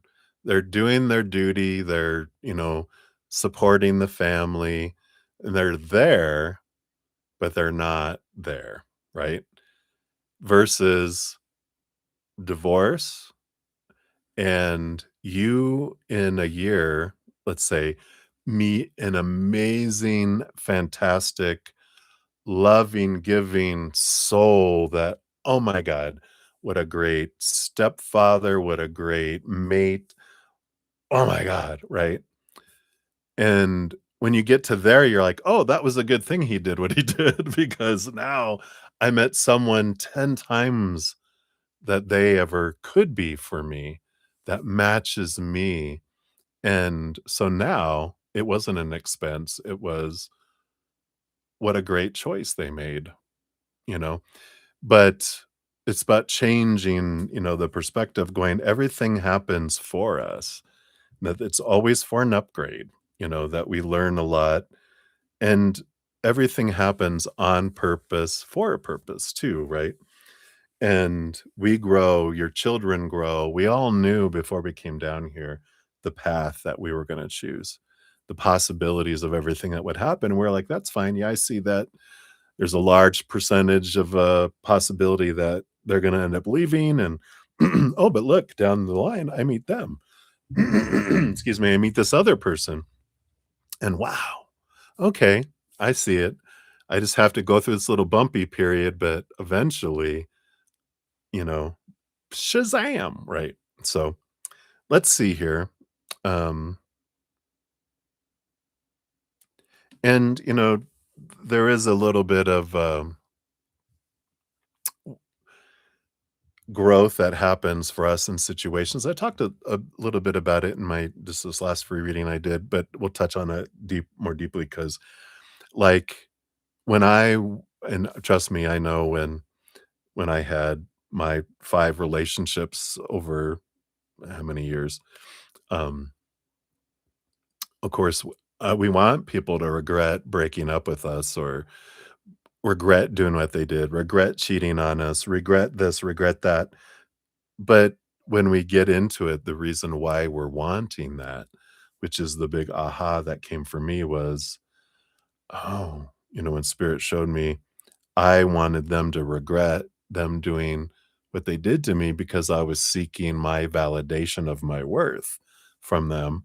And when they crapped all over it by their actions, or non-actions, their words, their silence, whatever, that I wanted them to regret that because and then that was like wanting an apology in a way, which wanting an apology for someone I heard this amazing thing that, someone said that really hit home where when I want an apology from someone, that's the second attempt at me wanting them to validate my worth, and I don't need them to validate my worth, I validate my worth. So when I look back and, all the times I was looking for them to validate my worth in the first place, and when they failed at it, then I wanted them to apologize for failing at it, but that apology that I'm looking for was a second attempt to have them validate me again, and it's this freedom that comes in going, "I don't need them to regret leaving me. I don't need them to validate me because I validate myself, and that's where the power comes in. Then you never have to worry about what people do or don't do, say or don't say, because it doesn't mean anything about me. You're just screaming about who you are. Not this isn't about me. This is about you.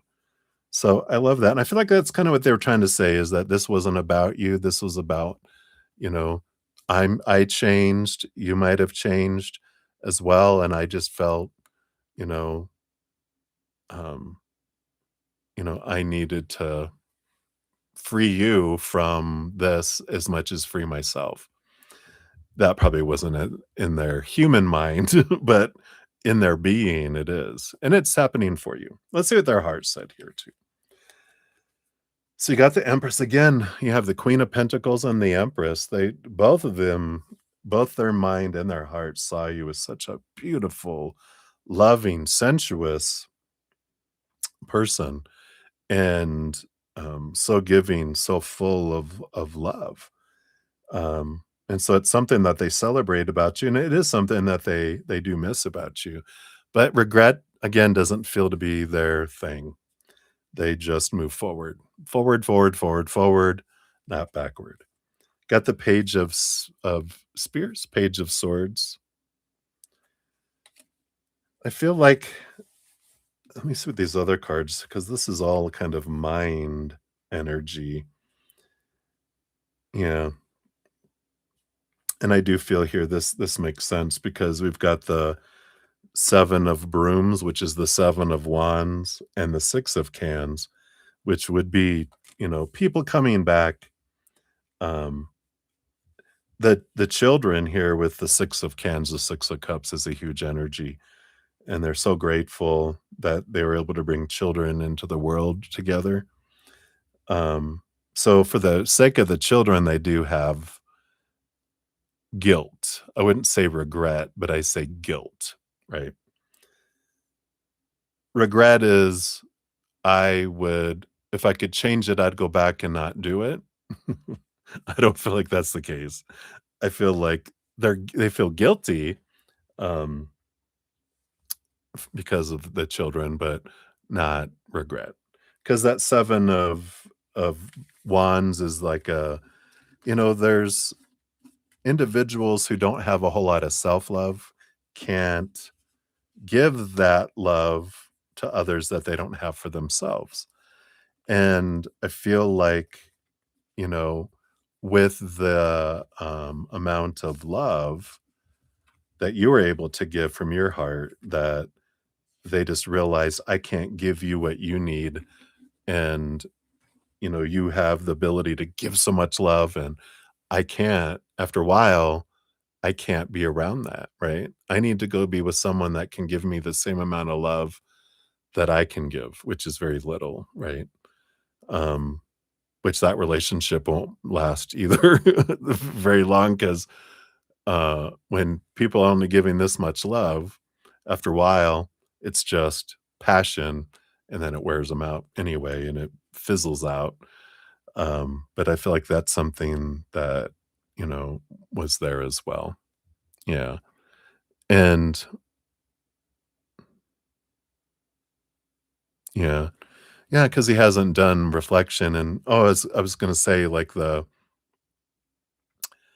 when someone's like a fire energy where they just consume, because they don't know how to give emotion, then they're only fire, and fire consumes, consumes, consumes, and there's nothing they feel they can go back to.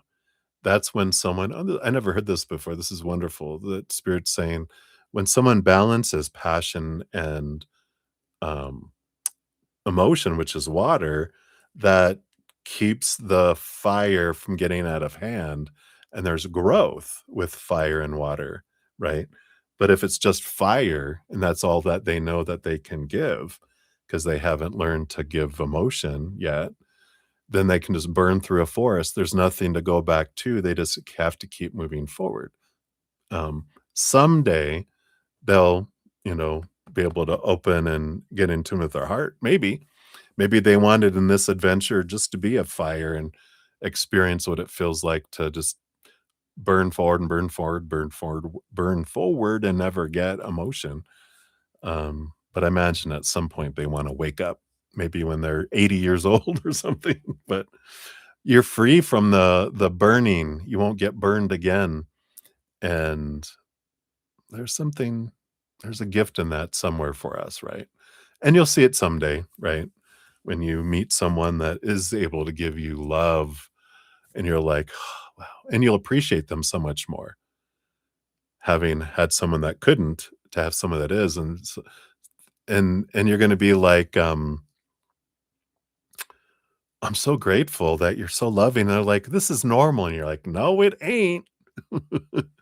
And you're gonna be grateful, and they're gonna, like, love that you're grateful for the love that they're giving, and they're just gonna be like, "Oh my god, it's so easy for me to give love," and you're like, "I'm so grateful," you know? So, hopefully that helps heal a little bit more in there by realizing this is actually a gift for you, that it was growth. You learned a lot about yourself. They learned a lot about themselves, but you get to be free from, you know, validating yourself by their actions or non-actions, words or silence, or regrets or not, and go, that's not about me. How I'm feeling about me is about me. And I feel like that's a good, energy there. That's all right. You don't have to.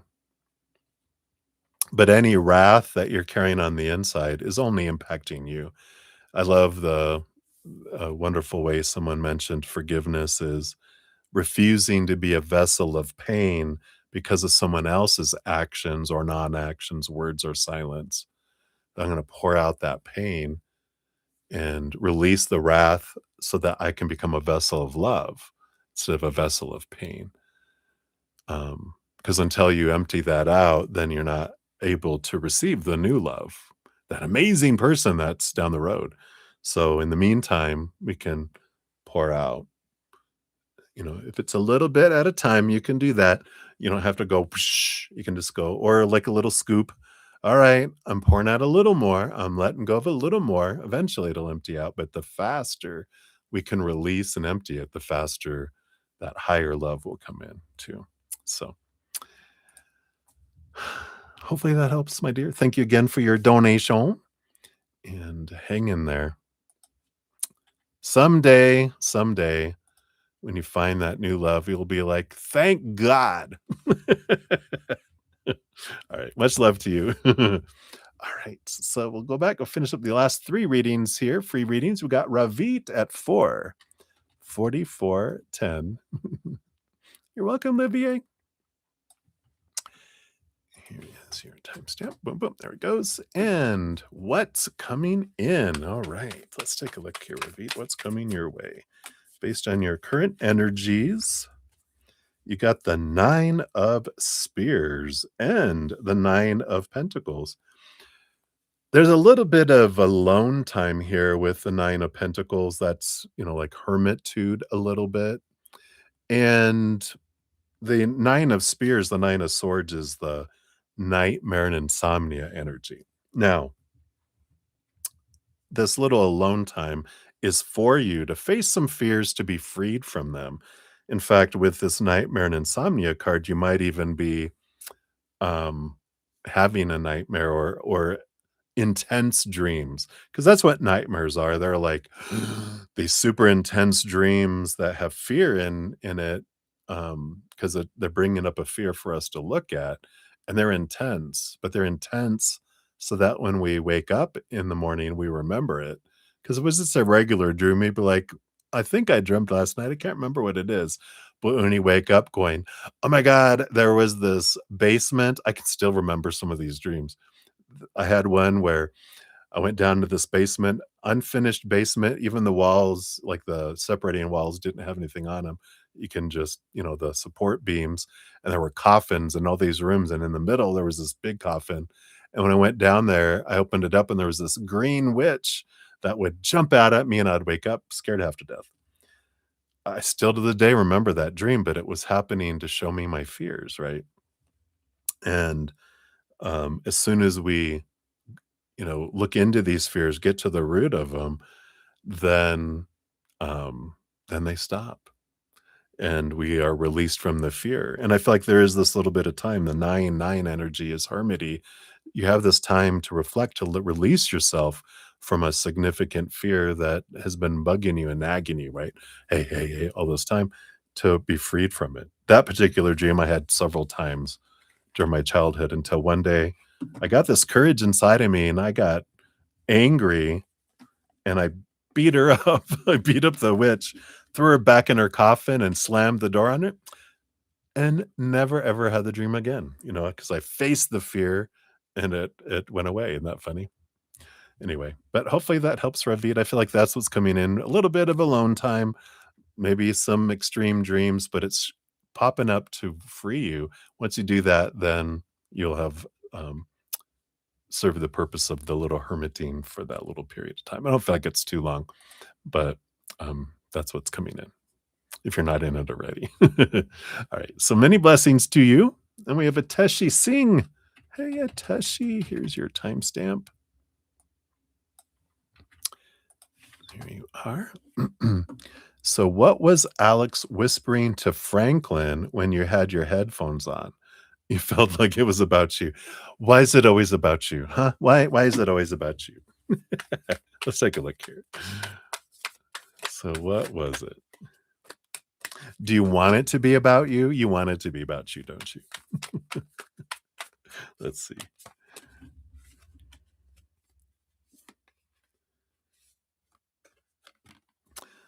Actually, it looked like they were just talking about a change of plans, because the 3 of Wands, 3 of Brooms is about with new information, choosing to go a different direction, the power of choice card of the Chariot here. Actually, I don't feel like this was about you. I just feel like they were whispering about wanting to do something differently than they were planning on doing before. And um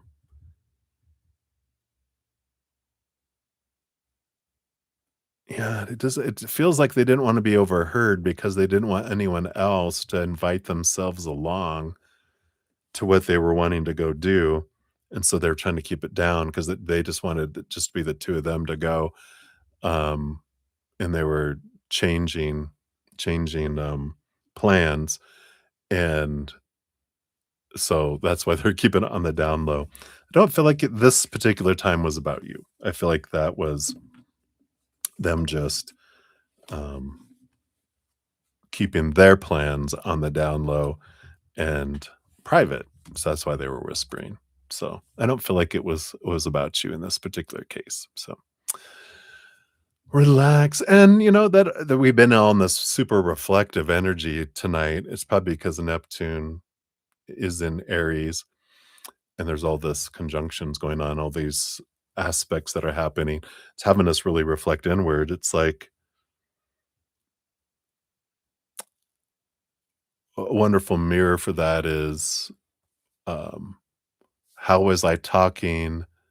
What whispers in my head where was I whispering to myself when I saw two people whispering? What does it matter? What if they were, what does that mean about you? And what if it was something bad that you consider bad? What were you afraid they were saying? Because it's coming up. It's we get to look at and go, why does it matter? Am I validating my worth by them, by what they say or don't say? And is it upsetting now that it wasn't about you? It's always a wonderful reflection, right? So if it interests you, you can always kind of reflect, going, yeah, why does it matter? Right. Right. So many blessings to you. And then Ankita, you are up. Hello, Ankita. Here is your timestamp. Let's grab that here. Whoops. There we are. And what's coming for you in Abhishek in relationship, right? Based on current energies. Let's take a look here. We got that one. What else? Yeah, the one at the bottom here. Yep. We do have here, you've got the Eight of Wands, which is a fast, sudden ending for new beginnings. Got the Fool card, which is the first card in the major arcana. Free of expectations, freeing each other from expectations. I do feel like what's coming for you guys is that ending. And it's a quick ending, a fast ending that comes in with this. Ending an old cycle, beginning of a new adventure. It's worlds full of possibilities rather than restrictions. And it does feel like it's a sudden ending that comes in here, which I know you're expecting and hoping for, because it's not a healthy relationship, as healthy as some others that are available to you in the future. So it does feel like it'll come suddenly with that Eight of Wands, because that is a lot of energy, suddenness, quickness that comes in. So that is the future. Which is the future? That is the best one, right? You know it. You know it. All right.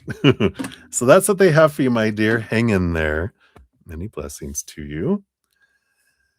All right, everybody. I think that is it. Make sure I didn't miss anyone that came in here.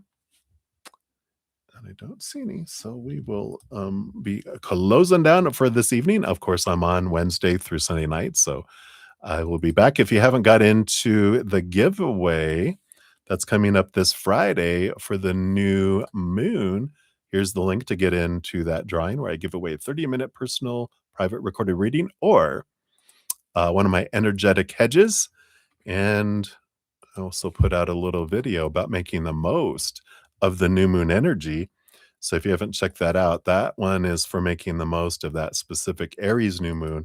I also have a separate little, the basics of making the most of new moon energy. All those are free that you can jump in and,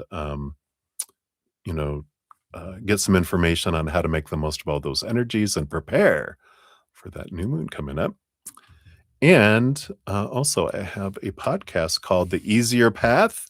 Here is the most recent one, Adventure 14, Abundance, Where It Be. If you want to catch up on any of the others, you can check down in the description area of the video. Normally, I'd have a new one come out tomorrow, but I've been kind of resting and haven't completed the one for tomorrow. So it'll be a few days late, but it'll be worth it once I eventually record it and put it out. So um, in the meantime, you can catch up on some past episodes if you haven't watched some of those. A lot of helpful, beautiful information from Spirit on how to make our human little path an easier path instead of a harder one. So enjoy. All right, everybody. Cheers to you. Thank you again for all the thumbs up, all your love, all your support, your thirst in searching after spirit. So glad we had this time together. I'm going to sing the Carol Burnett show and do the little, if you guys are old enough to have ever seen that. But thank you guys for being here. I'm so grateful. And I look forward to seeing you guys again. Until then, remember, every second of every day of your life, you truly are eternally and unconditionally loved by the mother and father of all things, our creator. And of course, I love you too. So until I see you again, much love. Hang in there. Take care of yourself. We'll see you soon.